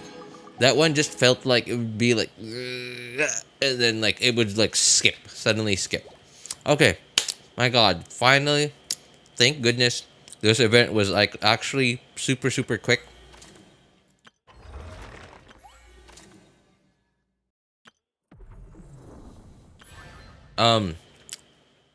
I only realized that this event was a thing yesterday. Yesterday evening. Yesterday evening I couldn't stream anymore. I couldn't stream because I watched a movie with my family. We watched the movie together. So I couldn't stream yesterday evening, and yesterday evening was the first time that I realized that this event was a thing, and that I hadn't done it yet. And I knew last night I knew that I couldn't stream earlier today because like I had a full day of work.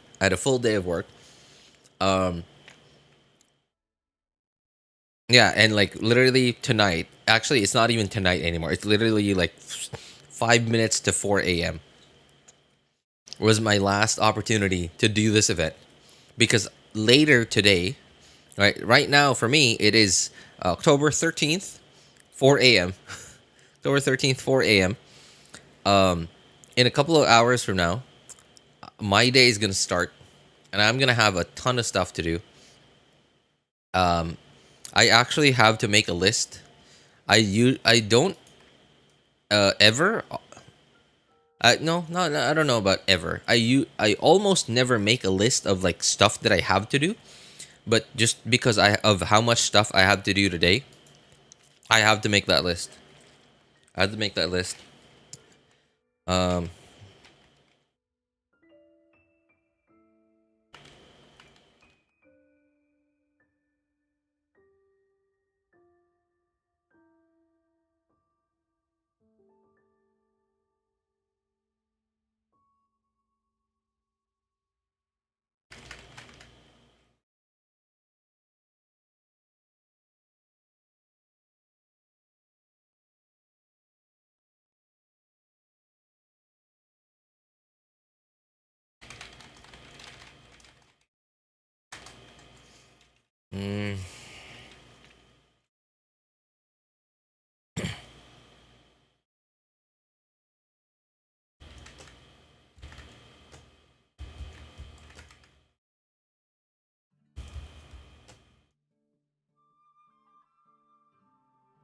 I almost failed English in the first year of college. Oh, okay. That's all right, man. English just isn't something. Well, it's because most of the time it's a minor subject in school, and especially if you live in a country that has an economy that's large enough that just like where Western products just don't. Like your country just has an economy that's big enough where your country doesn't need Western products anymore, especially when it comes to like entertainment products, right? In the Philippines, English is absolutely a secondary language, right? Our math is taught in English. Our science is taught in English. What else? Street signs are in English. What else?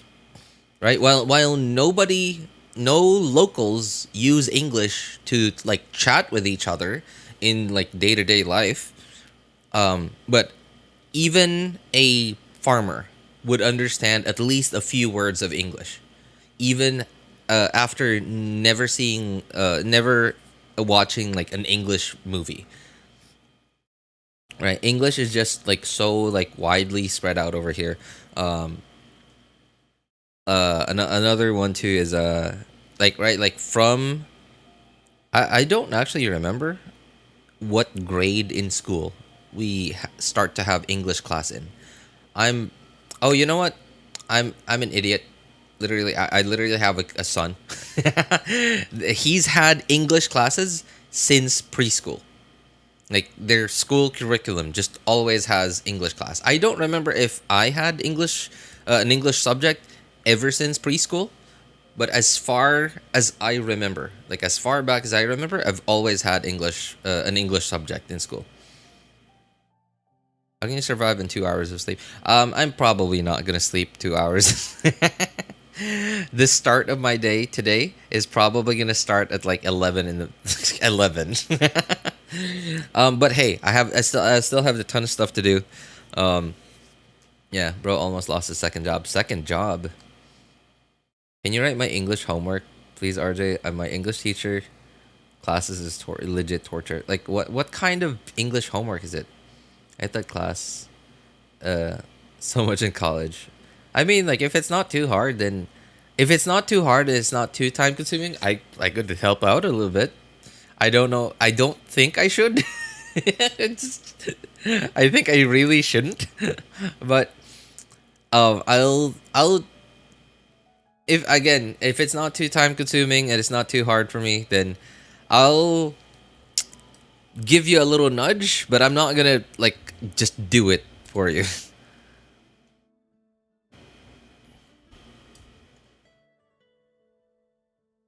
Same for us, but the syllabus is so outdated. 70-80% Filipinos know how to speak English, but not as good as RJ.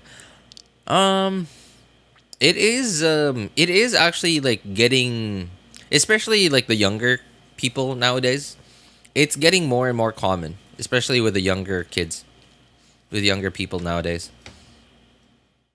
I do not often meet people who can speak English like me though. Especially like okay, I saw a bunch of them when I used to work in call centers, right? Obviously that's a requirement to work in a call center. But like outside, just out and about and like on a regular day, like no, like I don't think I've ever met anyone who like can speak English the way I do. But also I don't think like there's also a chance that I have met them and I just didn't know because like I said, nobody here ever talks to each other like just on the daily in English, right? Like even for me, like obviously I have a personal thing that I hate. I do not want to talk to a local, like a Filipino. Like for me, my local language is Cebuano. My native language is Cebuano or Bisaya. And I just, if I know you speak Bisaya or Cebuano, then I'm not gonna speak to you in English or Tagalog, or I'm gonna speak to you in Bisaya. I'm gonna use Bisaya words. If like on the occasional note that I don't know like a really deep like Cebuano word for it, I'm gonna use an English word for it. But like most of the sentence is still gonna be Cebuano. Even if it's a little bit harder for me to say that sentence in Cebuano, I'm gonna say it in Cebuano because I know you speak Cebuano, I speak Cebuano. I'm not gonna use English unless if you start using English, and even if you start using English, I'm still gonna be speaking in Cebuano mostly. But if it is like easier, like if some sentences are like more efficient to say in like mixed Cebuano and English, I might do that. I might mix them up. And yeah, it's, but I don't know, like it's just a thing where it's just a thing that I personally have where I don't want people finding out that I speak English like this, that I'm like good at English, because I just don't feel like there's a need to. All right, like I think it would absolutely make me feel really like proud of myself if like everyone I met on the street could hear me talk like this in English, and they'd be like, "Whoa, dude, like this guy speaks English really well," right? It would absolutely like feed my ego, sure, but I don't want to do that.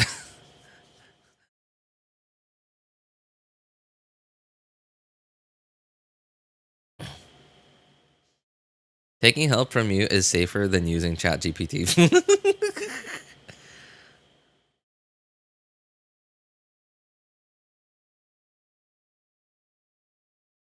Peace on comment.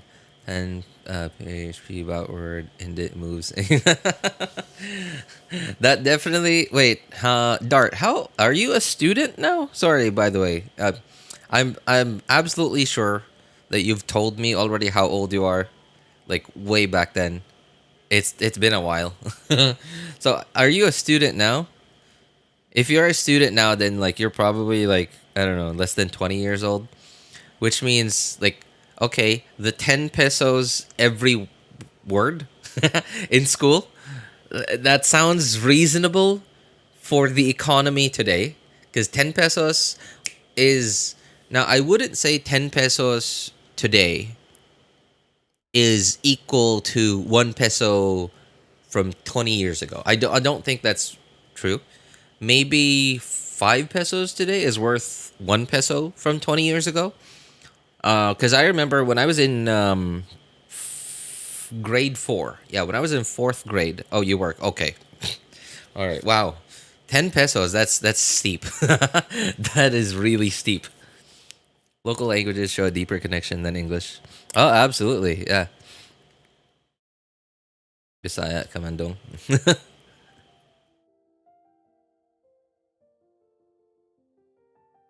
Dart, it sounds like, okay. Your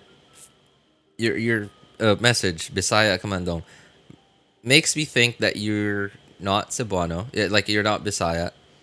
You are probably like, well, you speak Tagalog. Either you speak Tagalog or you speak some other Filipino language, and you're like some other Filipino language that is like that has a few words that are similar to Bisaya.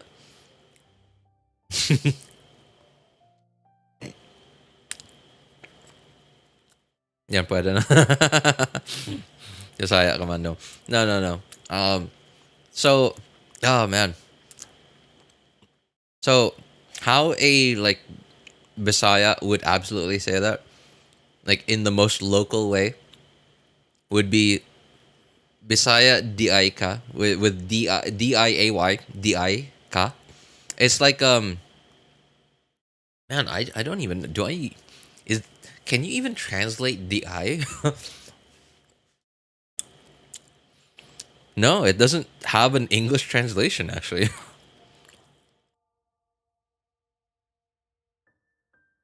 I got an very long go. Oh, okay.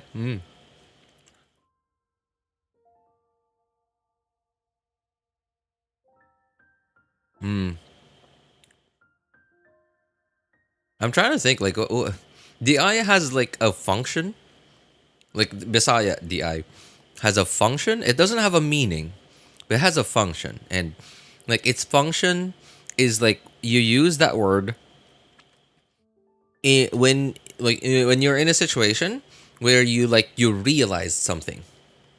Like where you realize something. Like for example, like oh, okay. You meet up with a longtime friend that you haven't seen in like several years, and then you are finding out for the first time that he's already married. And then in that situation, you use di. You use you'd say something like minyo or marry. Minyo mean equals married.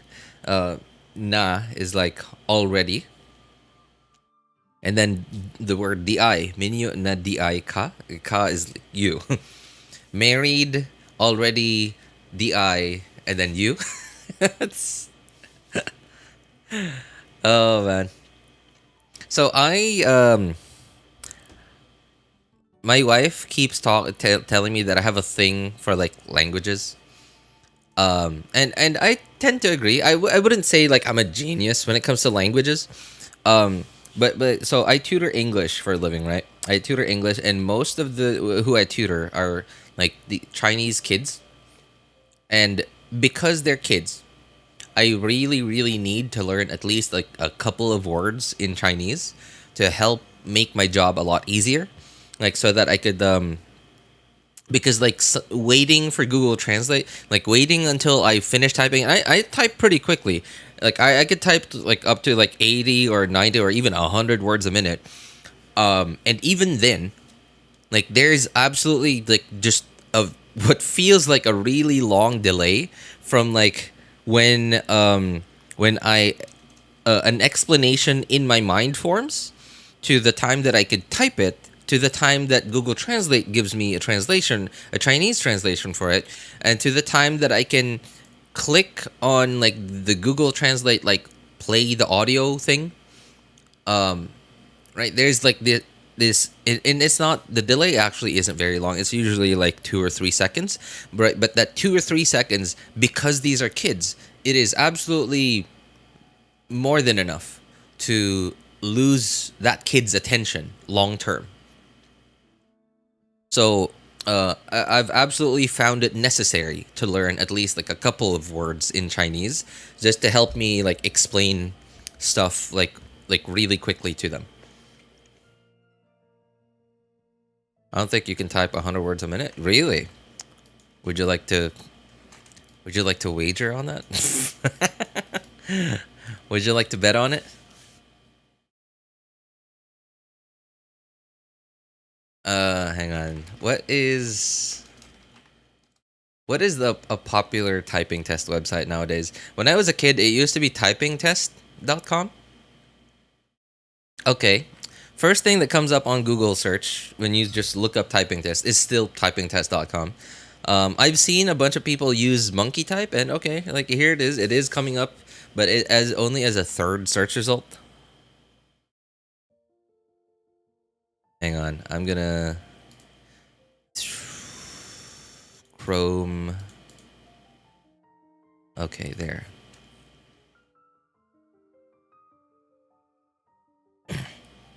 Right, just a minute test, because I don't want to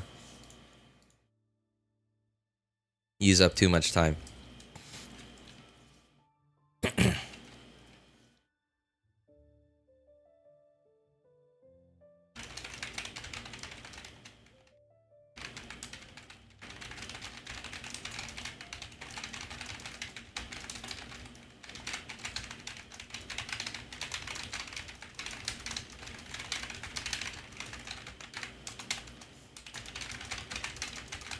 Oops. Oops. Oh, no. Oh, well, there goes my 100 words a minute.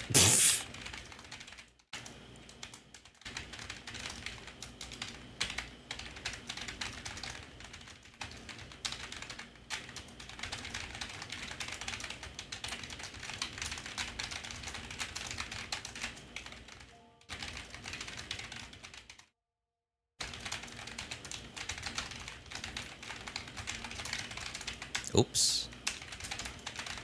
Oh, there we go. Probably 90 there. Yeah.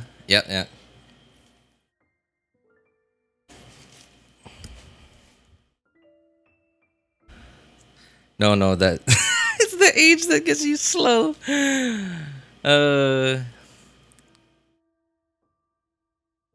It's also really cold right now, so my fingers are actually kind of shaking. You should listen to the song called "Lyreal Aggressive Audio" by Aggressive. What? What's the song for, Luap? Arthritis coming in clutch. Oh God. Oh, come on. Don't scare me like that, man. I know I'm old. I know I'm old, and I truly hope that arthritis is not a thing that I will ever have to experience in my life. As far as I know, I don't have any immediate family members that have arthritis. So that is that makes me feel a little more that makes me feel a little more comfortable.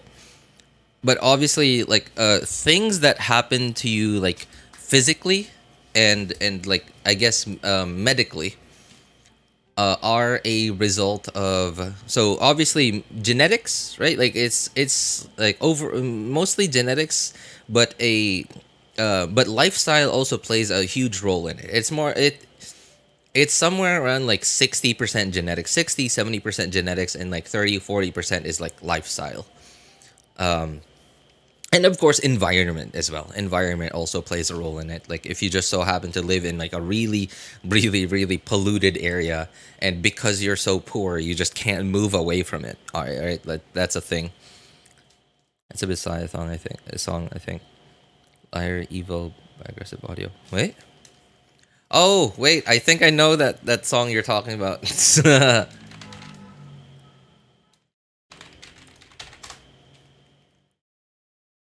My god, dude, Luaf, how do you know who made that song? I actually have never heard of who made that song. I've heard that song a million times before when I was in high school. Yeah, when I was in high school, but I had no idea the name of the, I guess, band. Yeah, the band is Aggressive Audio. What the heck? How do you know that? I ignored my previous message about my English homework. Oh, sorry. Hang on. Help me homework. I don't think I can bother seniors anymore for it. They just started hating me. If I ask them anything more. Bavish, you're on our, yeah, you are on our Discord server. Well, okay, I mean, just DM me. Obviously, I'm not gonna reply right now because, you know, like, I'm playing. I'm playing, and I might just go to bed soon. Well, actually, you know, I can't go to bed yet because, like, I still have some. Oh no! Why did I forget? Why did I forget to get my teapot stuff yesterday? Or no, not yesterday. Like this Saturday. Jeez, this is annoying.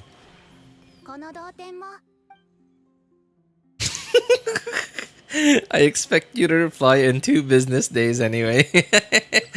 I'm sorry, okay? I've just been really busy lately. Okay. Oh, you know what? Okay, I know there's only like literally 3 of you chatting right now. There's probably like 1 or 2 people lurking in chat. This isn't like a big announcement or anything. Like this is just like me, a little like guy to guy talk. I'm moving. Yeah, I'm moving. I'm not like it's not like a really big move. It's literally I'm moving from. I'm moving next door, like literally next door. Just because it's a slightly bigger apartment. And God, I just between getting stuff ready for the move. And helping, and obviously my job, right? Obviously, like between my job, between like the house stuff, right? Like, and when I say house stuff, I'm talking about like the daily like stuff that you gotta do, like, you know, for your house, right? Like picking up my son from school, getting him like to eat lunch, like making sure we have drinking water, helping out my wife with her thing. And like getting everything ready for the move. I haven't had like a single. I haven't had even an hour in my day of. In my day over the last like 1 to 2 weeks, I haven't had like a single straight hour of free time.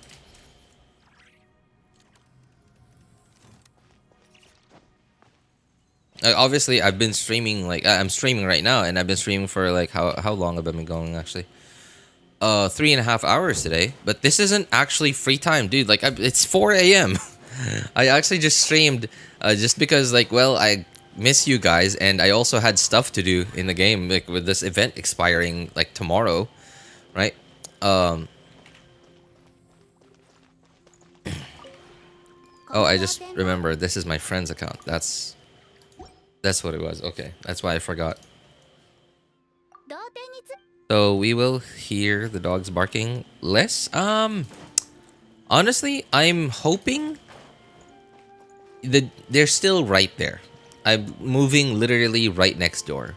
There's no difference other than, like, the only difference is, like, I'll be let me see. 4 or 5 meters a little further away from them. I'll be like, I'll just be 4 or 5 meters further from them than I am now. That's the only difference. I'm hoping that the noise will be significantly less than it is now, because right now my window is, like, literally like where, like, just straight where the sound of the barking bounces to. Like, it's literally like the sound of the barking is funneled straight into my window, and that's why it's so loud.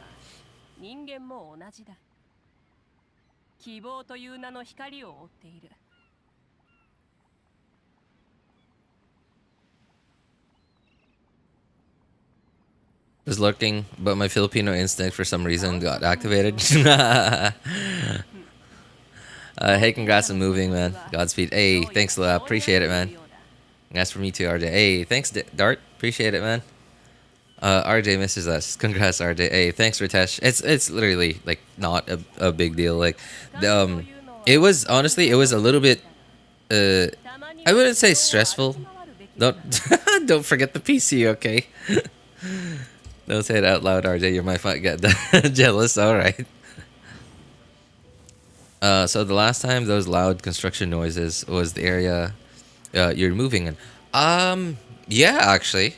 Yeah. Like all the the ones from, like, about a month ago. Yeah, about more than a month ago. That was, like, for like the other, because, like, in the apartment building I live in, there are 4, like, units. Right. And honestly, it's kind of dumb that they're all not the same size. I don't know what happened, why they weren't the same size, because I don't know. Dude, even my landlady doesn't know why they are not the same size. The only person that can answer that would be their mom.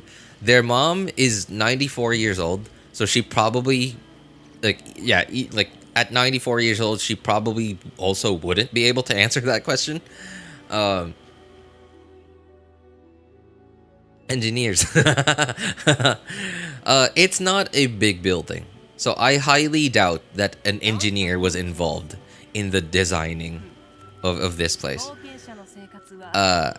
An engineer probably signed off on it.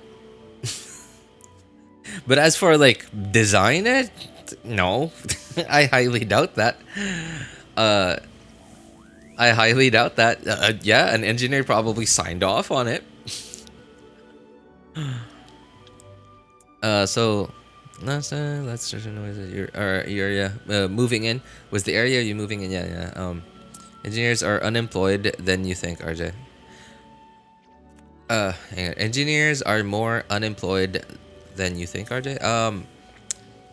I don't know in my city. Honestly, in my city, I don't know any engineers. I don't hear people say, "Oh, hey, I know an engineer."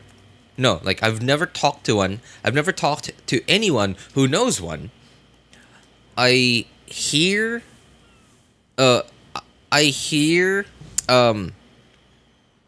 people say, like, "Oh, there's that famous engineer. Like, his name is this and that." But then like that's all I ever hear about. Like I've heard like the name of like 2 or 3 engineers over like the 33 years of life I've had.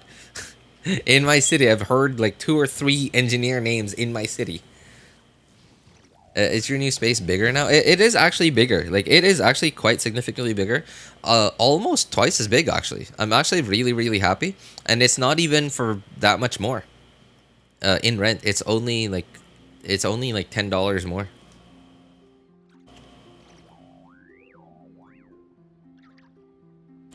The only engineer I know is from TM2.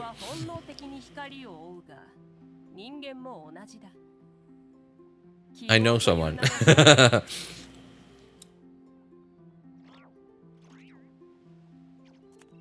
Here, if what?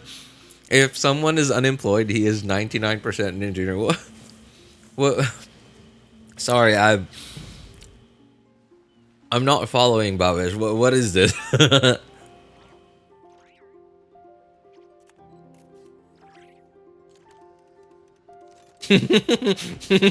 We got a new beautiful setup drawing. I don't think so. Because it's gonna be exactly the same thing. The only difference will be the slightly bigger room.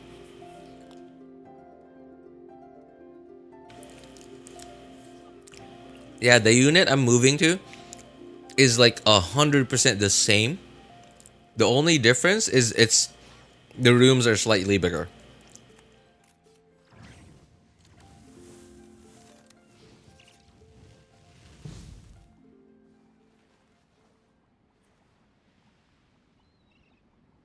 In our country, most people who are engineers are unemployed.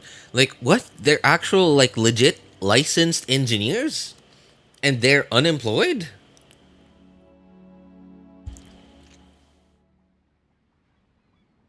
At least send us your DIY chair photo.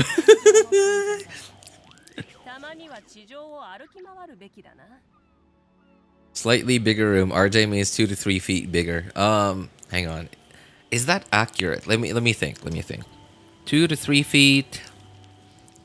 No, it's not that bad. Like you're almost correct. It's not so much bigger. But it is at least like the rooms are at least 2 meters bigger than my rooms now.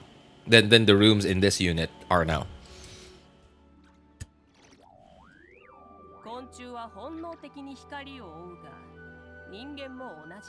Yeah, oh my god, dude. Okay, if that's the case then why do people even take up engineering in India then? Also, why is that a thing? Like why are what? Does no one want engineers in India? How is that possible? Like aren't engineers actually like, necessary to, even if not to design buildings, like to at least sign off on a building?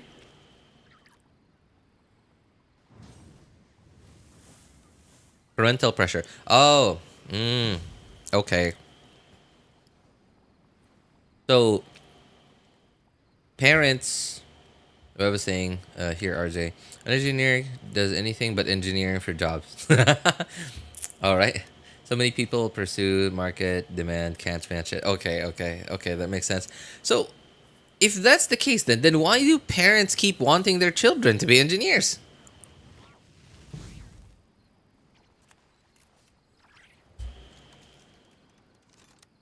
Most engineers do MBA to get a good job. Oh, I see. And put it in the numbers, RJ. Every year, at least 10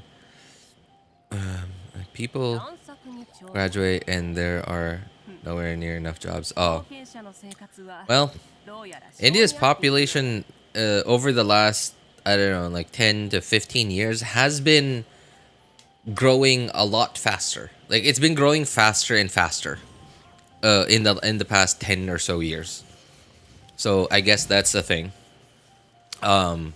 India's economy has also been growing, but it doesn't seem to be growing at the same rate as its population. And Even if the actual the number figure, the money figure of India's economy grew as fast as India's population has been over the past 10 years, it's still it's not just about money too. It's also about how the government is choosing to spend that money. Because some governments could use that, could absolutely just spend that money on let me think, I don't know, a ton of vanity projects that actually don't do anything. But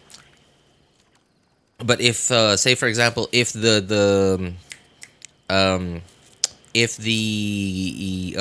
government decides to spend all that extra cash that they've been getting in the sudden growth in the economy, say for example in the military, that means that they're probably going to be hiring quite a bit more, right? Which means more potential jobs in the military, and okay, in this case, if that's the case, then more money for the government equals more jobs for the people, and then equals more money for the government overall, right?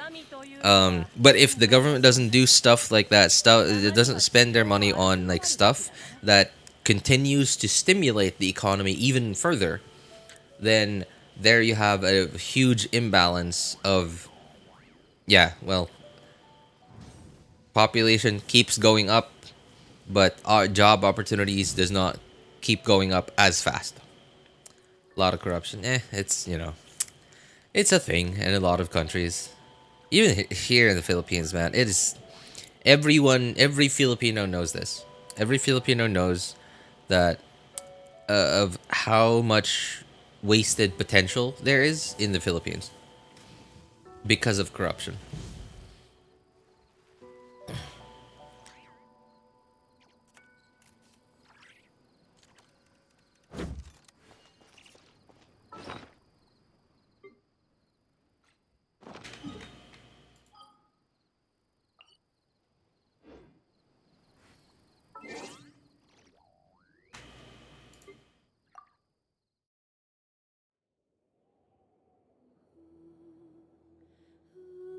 Don't talk about corruption in front of Filipino. They have it worse than us. I don't know if Philippine corruption is worse than Indian corruption, but I know it's really bad here in the Philippines. I wouldn't say it's as bad as something as Venezuela, for example. It's dude. Well, I don't know about now, but back then, Venezuela was, God, wow, just straight up in your face corruption, right? In your face corruption. What are you gonna do about it? Kind of corruption. The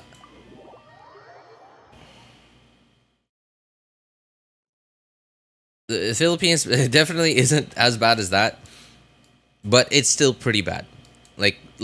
And when I say bad, I mean it is common knowledge, and yet nobody does anything about it. Everyone knows about it, not just the public. Even the police know about it. Even the police know about it. The senators know about it. The thing is, the senators are the ones who are mostly doing it. The senators, and especially the president, who are mostly doing it, and that's why nobody can do anything about it.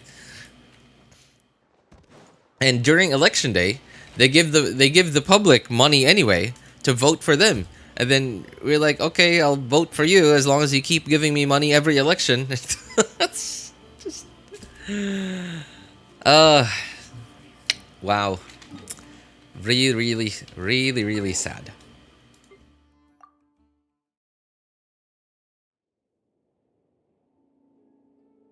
You're forced to do corruption. That is actually a thing too.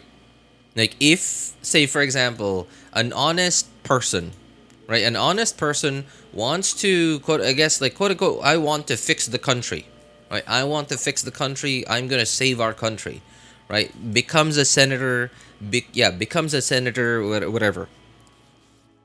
They actually, when they start to try to fix things, what's gonna end up happening is they're gonna make an enemy of everyone else around them.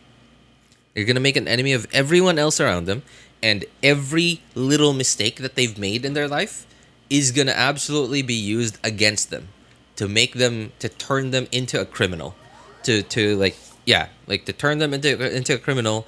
Everyone else around them is gonna pay the media to spread news about them. It's not like a lie. It's not like in the movies where it's like not true news. They're not gonna spread like fake news about them, but they are gonna spread news and they're gonna deliver the news in a certain way that will make the public feel a certain way, like negatively about you.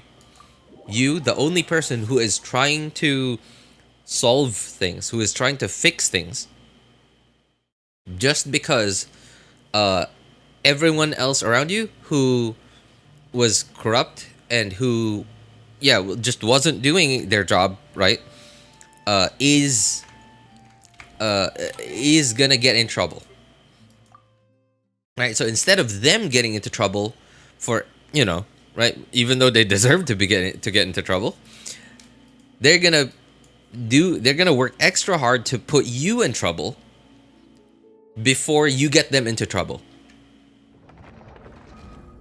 And if you don't play along, you are gonna get into trouble. If you don't play along, if you don't play their game. So yeah.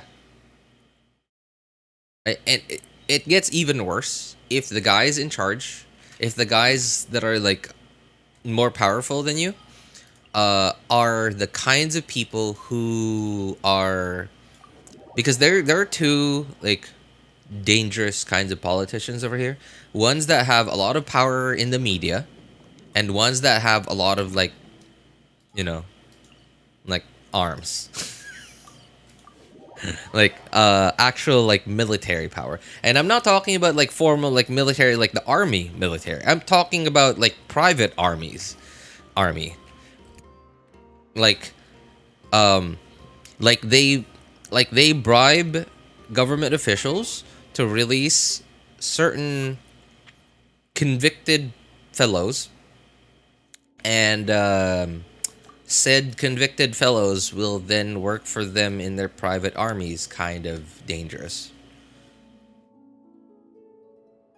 Like make people disappear dangerous. There.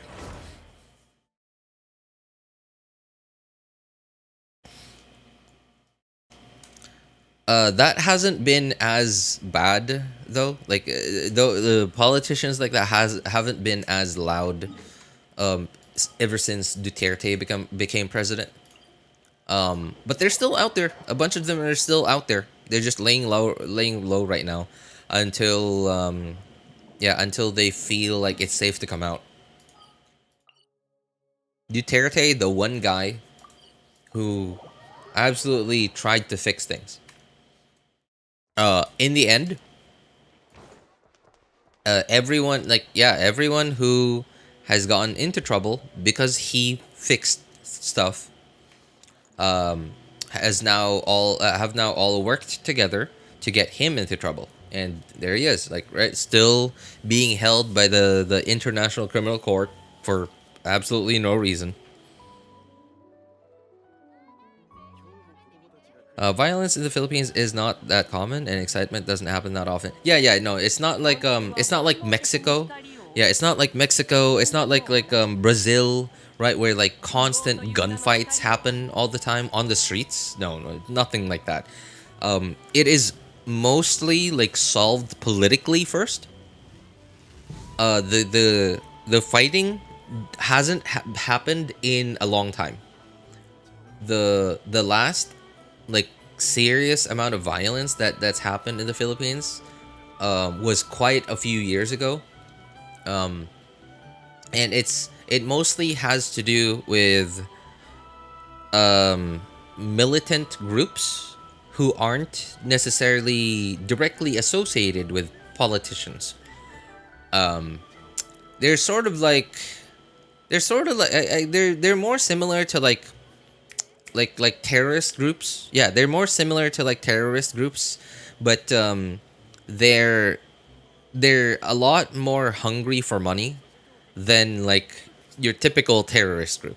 Like as long as they are paid well, they will generally stay quiet. Yeah, as long as they are paid well, then they will generally stay quiet.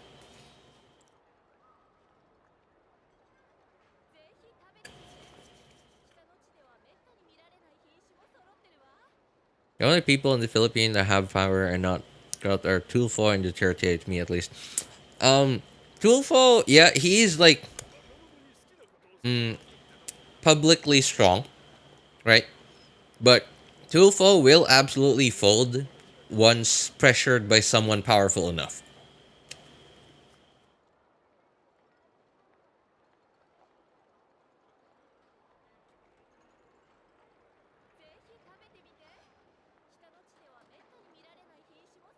Yeah. Tulfo will absolutely fold once if pressured by someone powerful enough. Especially because like Tulfo himself is a politician. So he absolutely does make compromises too.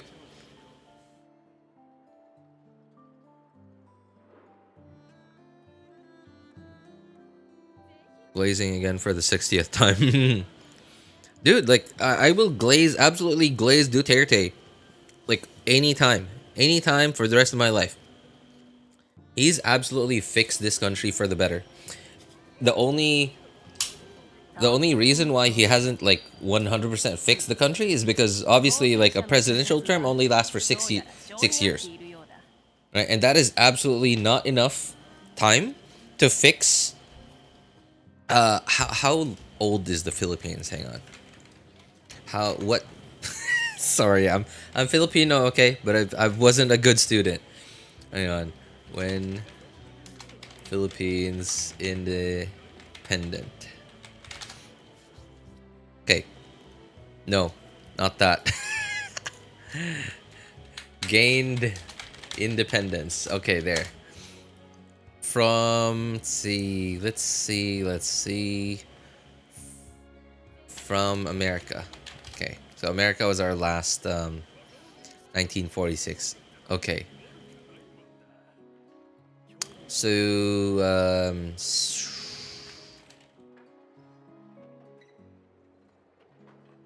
79. Yeah, right, less than 100 years. But even still, even though the Philippines has only been independent for the last 79 years, the corruption and this culture has absolutely existed from even before the Americans took control of the Philippines.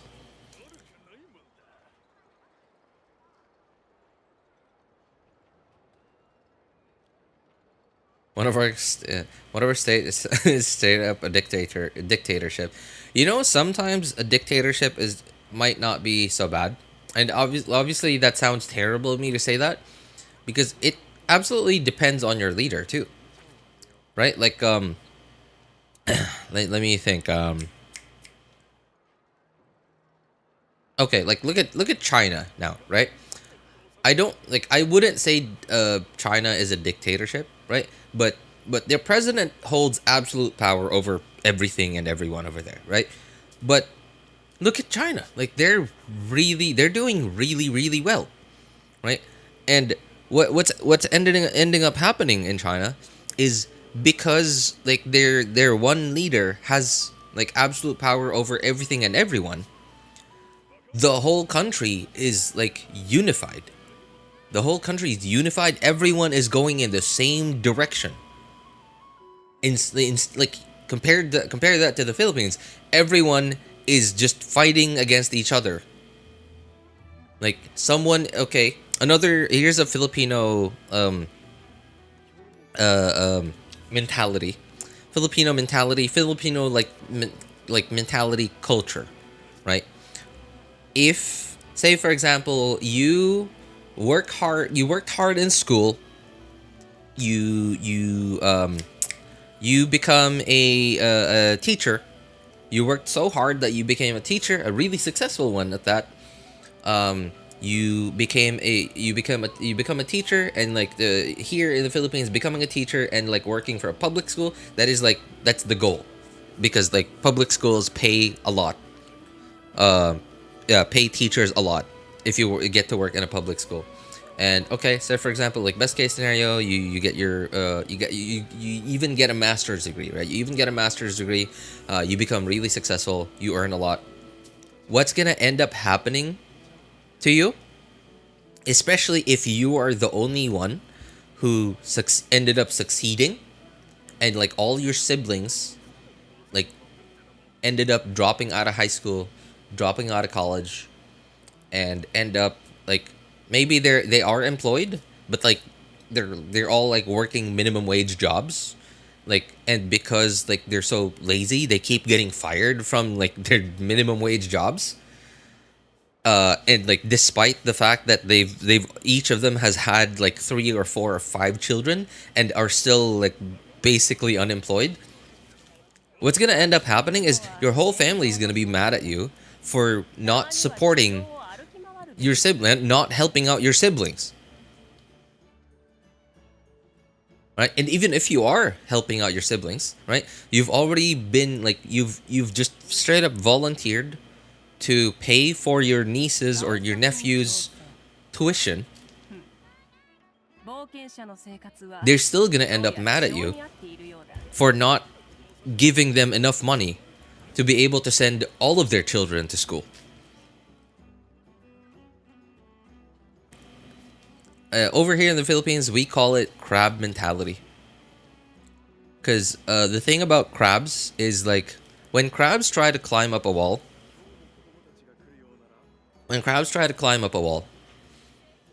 when one of them starts climbing, everyone else who wasn't climbing grabs hold of the one guy that was climbing. And that one guy is supposed to carry everyone.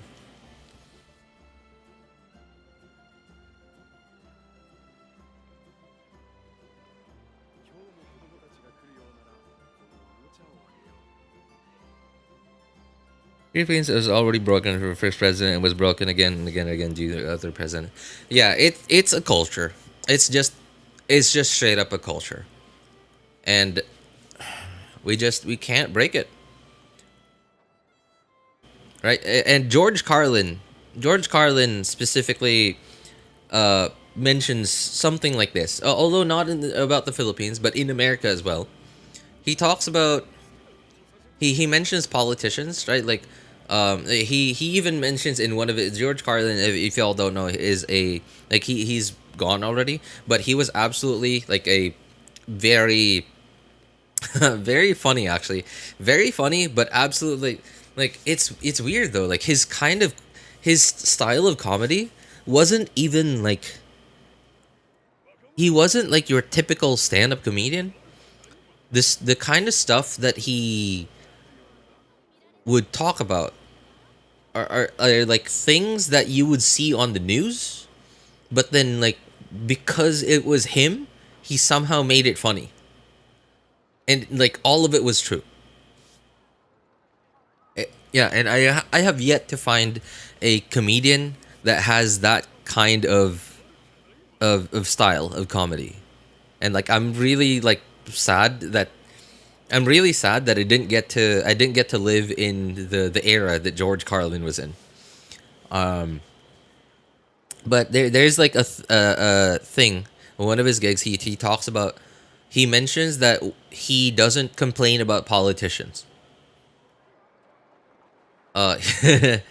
He mentions that he doesn't complain about politicians.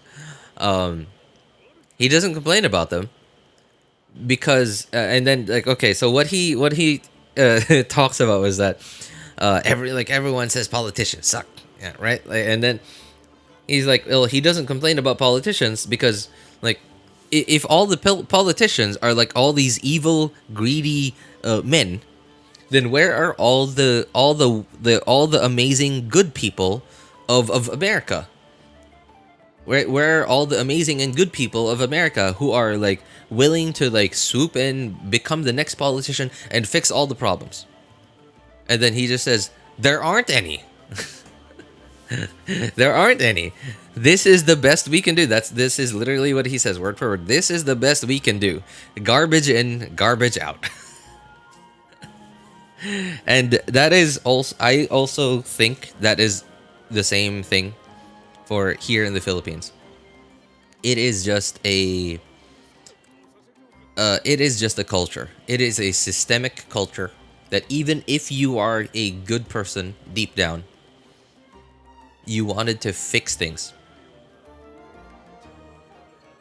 you just won't be able to, because it is a systemic problem. The system itself is just broken. And I don't, dude, Duterte, I don't know how he did it, but he did it. It's the only problem with that Duterte just didn't have enough time. Yeah, he just didn't have enough time to fix all of the country's problems.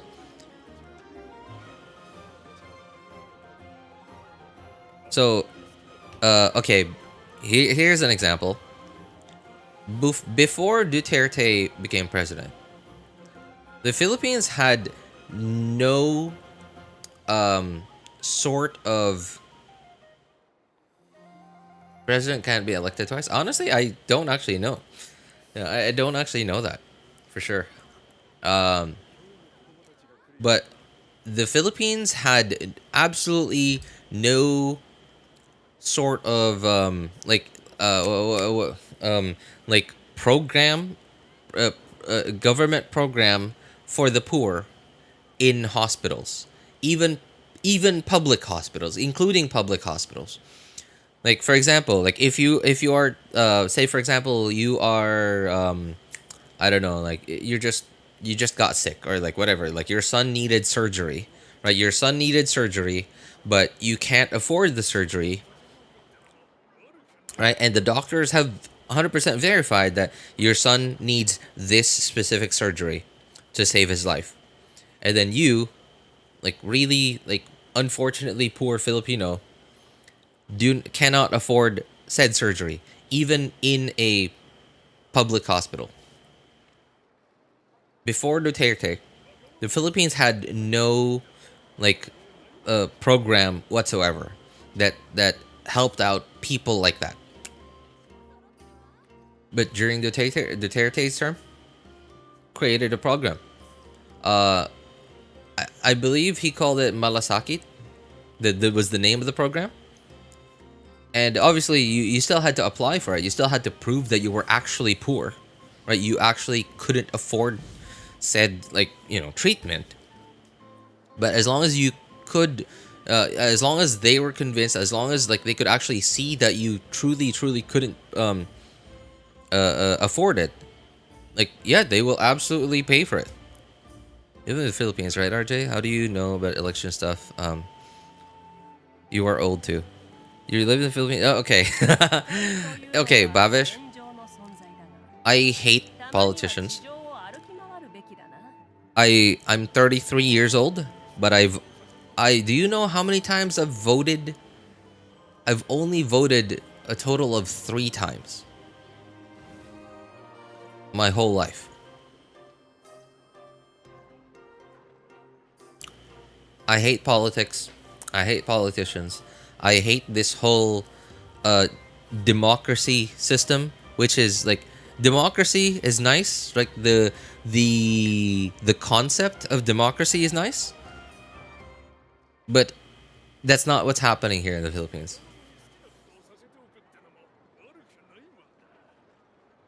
Our government hospitals are in such a poor state you can't even imagine.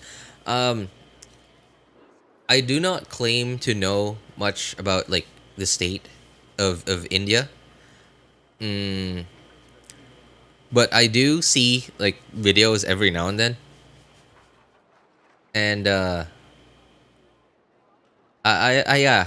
mean, like, nothing against Indians, nothing against India, the country too, but man, I'm kind of happy to be in the to have been born in the Philippines instead of India.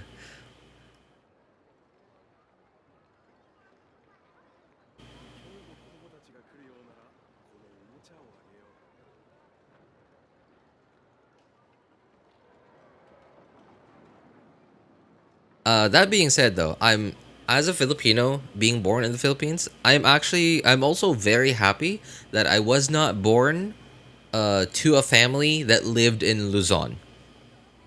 I absolutely hate Luzon. It is just awful over there. I've lived there for several years, and there is nowhere in Luzon that makes me think that that place is good. The only way that that Luzon would ever be good is if you were like actually rich. Like, and I'm not just talking about like earning earning 100,000 Philippine pesos a month. No, like that's still poor, for like Luzon standards. No, when I say rich, I'm talking about like multi millionaire rich, like at the very least. And even then, you're probably still like middle class in Luzon.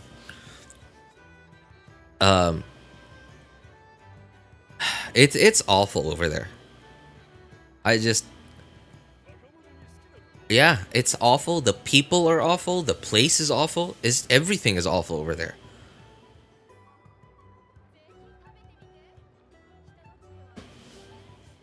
Don't worry, RJ. I don't like India that much, too, and would definitely choose something else if I got the chance. If I got the choice. Yeah, I think, who I think has it really good, like here on Earth. I think Europe has it. It's not perfect over there. Like life certainly isn't perfect over there, but I think, yeah, like not all of Europe, obviously, right? But a lot of European countries, I think, are like they do pretty well. Yeah, they do pretty well. Like, obviously they have their problems, right? they have their problems, right? Kind of like Genshin. Kind of like Genshin. Genshin has its problems, but compared to other gacha games, Genshin is absolutely doing awesome. Oh man, why Genshin, man? Can't hate you for not living here. I live in a tier 2 city, but the government hospitals are the ones who need this. Oh, jeez.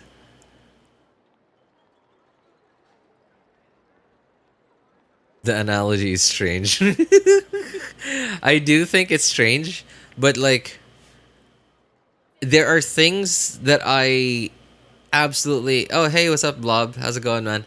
There are things that I absolutely hate about the Philippines. And there are also things that I absolutely hate about Genshin. But there are also quite a few things that I find about the Philippines. Like, I don't love it about the Philippines, but are things that I just so for example, in the Philippines, for example, right? Not in Luzon, everywhere except Luzon.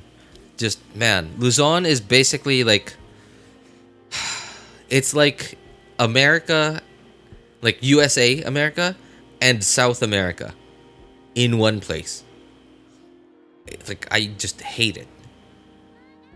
It's like the USA capitalism plus South American corruption. That's how I see Luzon.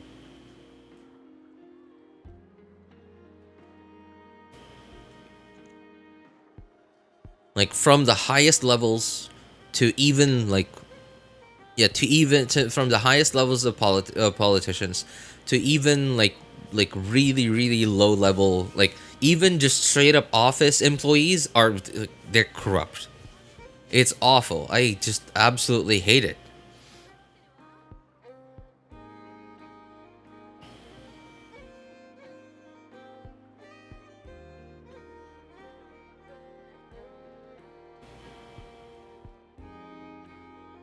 At least this, at last, this stream is finally about Genshin.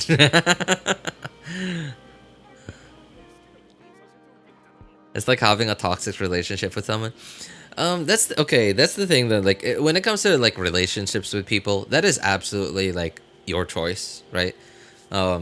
Because you can choose to choose somebody, right? You can choose somebody. Obviously, it starts off with like physical attraction, right? Like you need to be physically attracted to someone for you to be even interested in like forming a relationship with them in the first place. And then after that, you obviously like you get to know each other. And then like if you yeah right like but this part of like quote unquote getting to know each other, like dating, right? Dating for a few weeks to a few months to even a few years, that is absolutely not enough time to get to know them like well enough that you can say that they are a good person, especially if you aren't living together and if you don't have common responsibilities.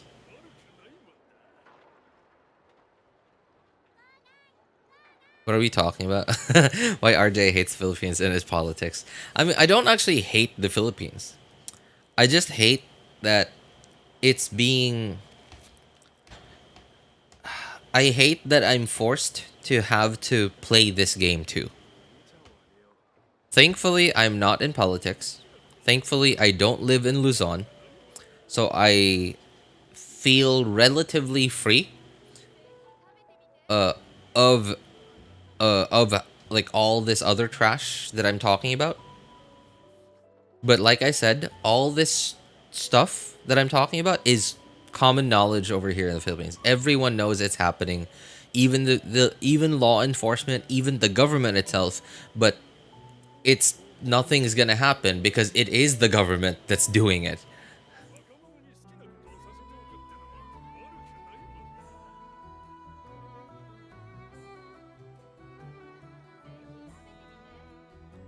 Okay, yeah, like, so going back to the relationship thing, so when you have a common responsibility with someone and you live together, and you spend a lot of time with each other, that is when you truly get to know someone.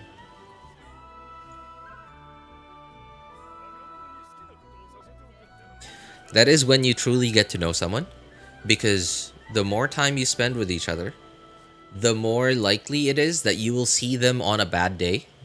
The more likely it is that you will see them when they aren't in the mood. Where, yeah, like you will see them at their worst. Right? And I absolutely love this quote that I don't remember where I saw it from. But ever since I read it, I've always been like, that's amazing. That's absolutely true, right? And so the quote goes like this: if you aren't willing to deal with the worst of someone, then you don't deserve the best of that person.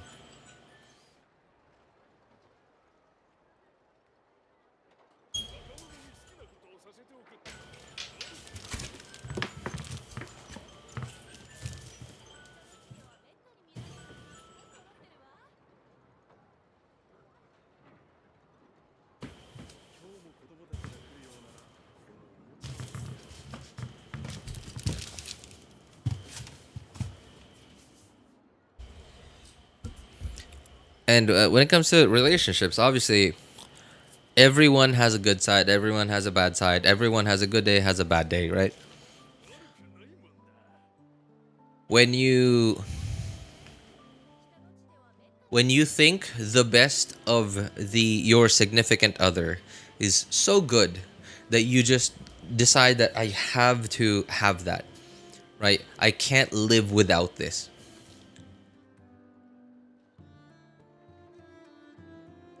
You also have to take into account their worst, right? You also have to take into account their worst.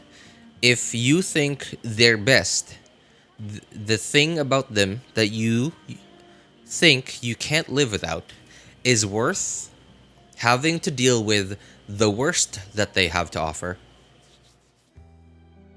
then sure, go for it. But if not, then you shouldn't.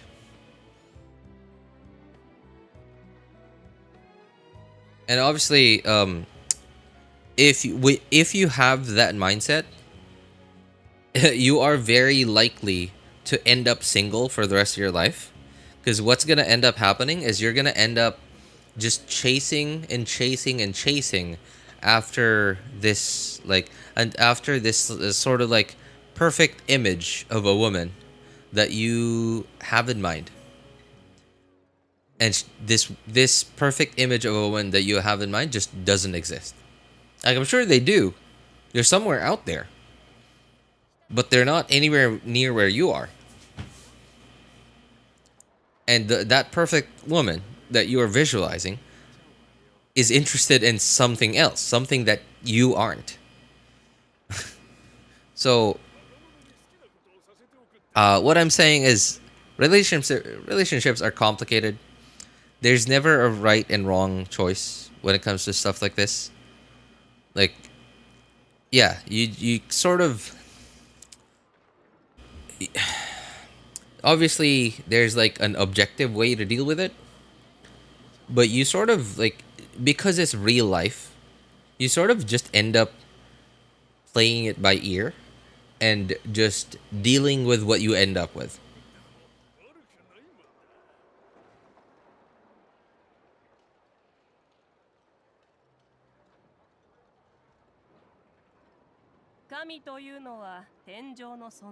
At least your heart doesn't go 150 BP whenever you talk to girl.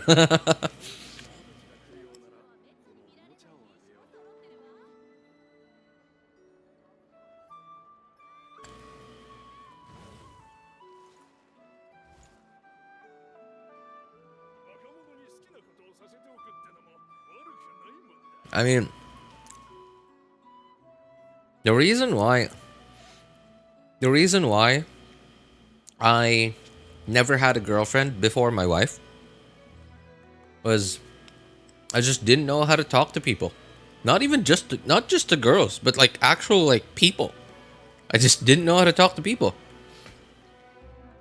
And like obviously I would talk to people, right? But I just noticed that like I had whatever I liked talking to people about, most people around me just didn't seem to be interested in anything that I was interested in talking about. And even to this day, I still hardly ever find... I still have yet to meet anyone who is like interested in talking about the things that I'm interested in talking about. I guess like yeah, I guess there's you guys, but obviously like a bunch of you are like across the like halfway across the world, and obviously not all of you are gonna be interested in everything I have to say, and that's fine too, right? Like that's fine because like you like not everyone is gonna be interested in everything that you are gonna have to say all the time, right? That's a normal thing. Like we're all humans. But it just like every now and then I will meet someone who's like who will actually be able to like carry a conversation with me about stuff that I'm interested in talking about. But it doesn't seem like they're interested at all or that they care at all about it. It just seems like they just like tolerate it. They just tolerate it just to avoid being rude. And yeah, and I appreciate that. But yeah, I don't know. Like I'm just weird, I guess. Yeah, I guess it's just a weirdness, I guess.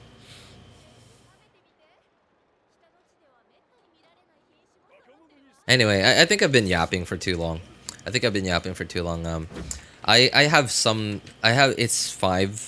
It's 5 right now, and I have stuff that my wife asked me to do. I have stuff to do that my wife asked me to do, and it's probably gonna take me. It's not gonna take me that long to do it, but I absolutely do have to do it within the next like 30 minutes. You are weird, but you are our weird, RJ. Oh man, come on. Like you say that right as I was like about to end the stream, and you're like, oh man, you're making me feel bad about like thinking about ending the stream. Yeah, you should probably help her. Oh no, like no, she's asleep. She just asked me to do something. She's asleep. She just asked me to do something. Now that I think about it, though, I have I have this thing, the thing that my wife asked me to do, and I also have like all the other stuff that I have to do today, and it's 5 in the morning. If I sleep now, I'm probably gonna wake up at 11, and if I wake up at 11, I don't actually know if I'll have enough time to finish all the stuff that I need to do. I might just not sleep today. Wow, that sounds terrible to think of, but wow. Okay.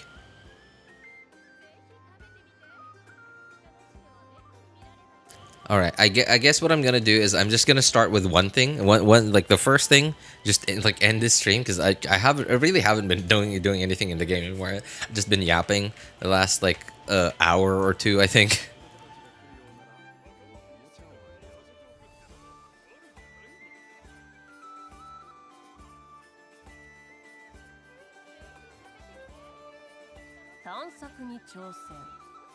You will get those beautiful dark circle makeup. All right. Well, anyway, I'm just gonna end it here, just so I can get started on like so I can get started finally. Anyway, thank you guys. By the way, thank you guys so much for like I guess like listening to me yap for like two hours. well, nothing, absolutely nothing was happening on the screen. Right. Well, anyway, so for those of you who need help building your characters' accounts or making a decision on which banners to pull for, feel free to join our Discord server. Links are in the description in all my videos, VODs, and streams, and in the pinned message in YouTube chat. If you want my personal opinion, you can ping me over there. My name's Elvis Einstein. Of course, you can ask for other people's opinions too. Thank you guys so much for coming by, hanging out, and being awesome people. Have a good day, good afternoon, good evening, and take care, everybody.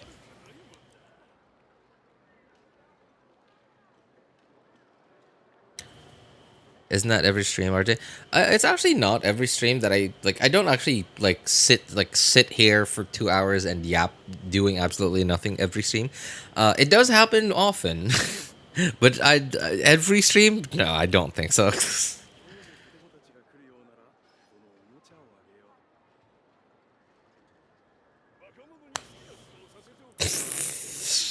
Autocorrect.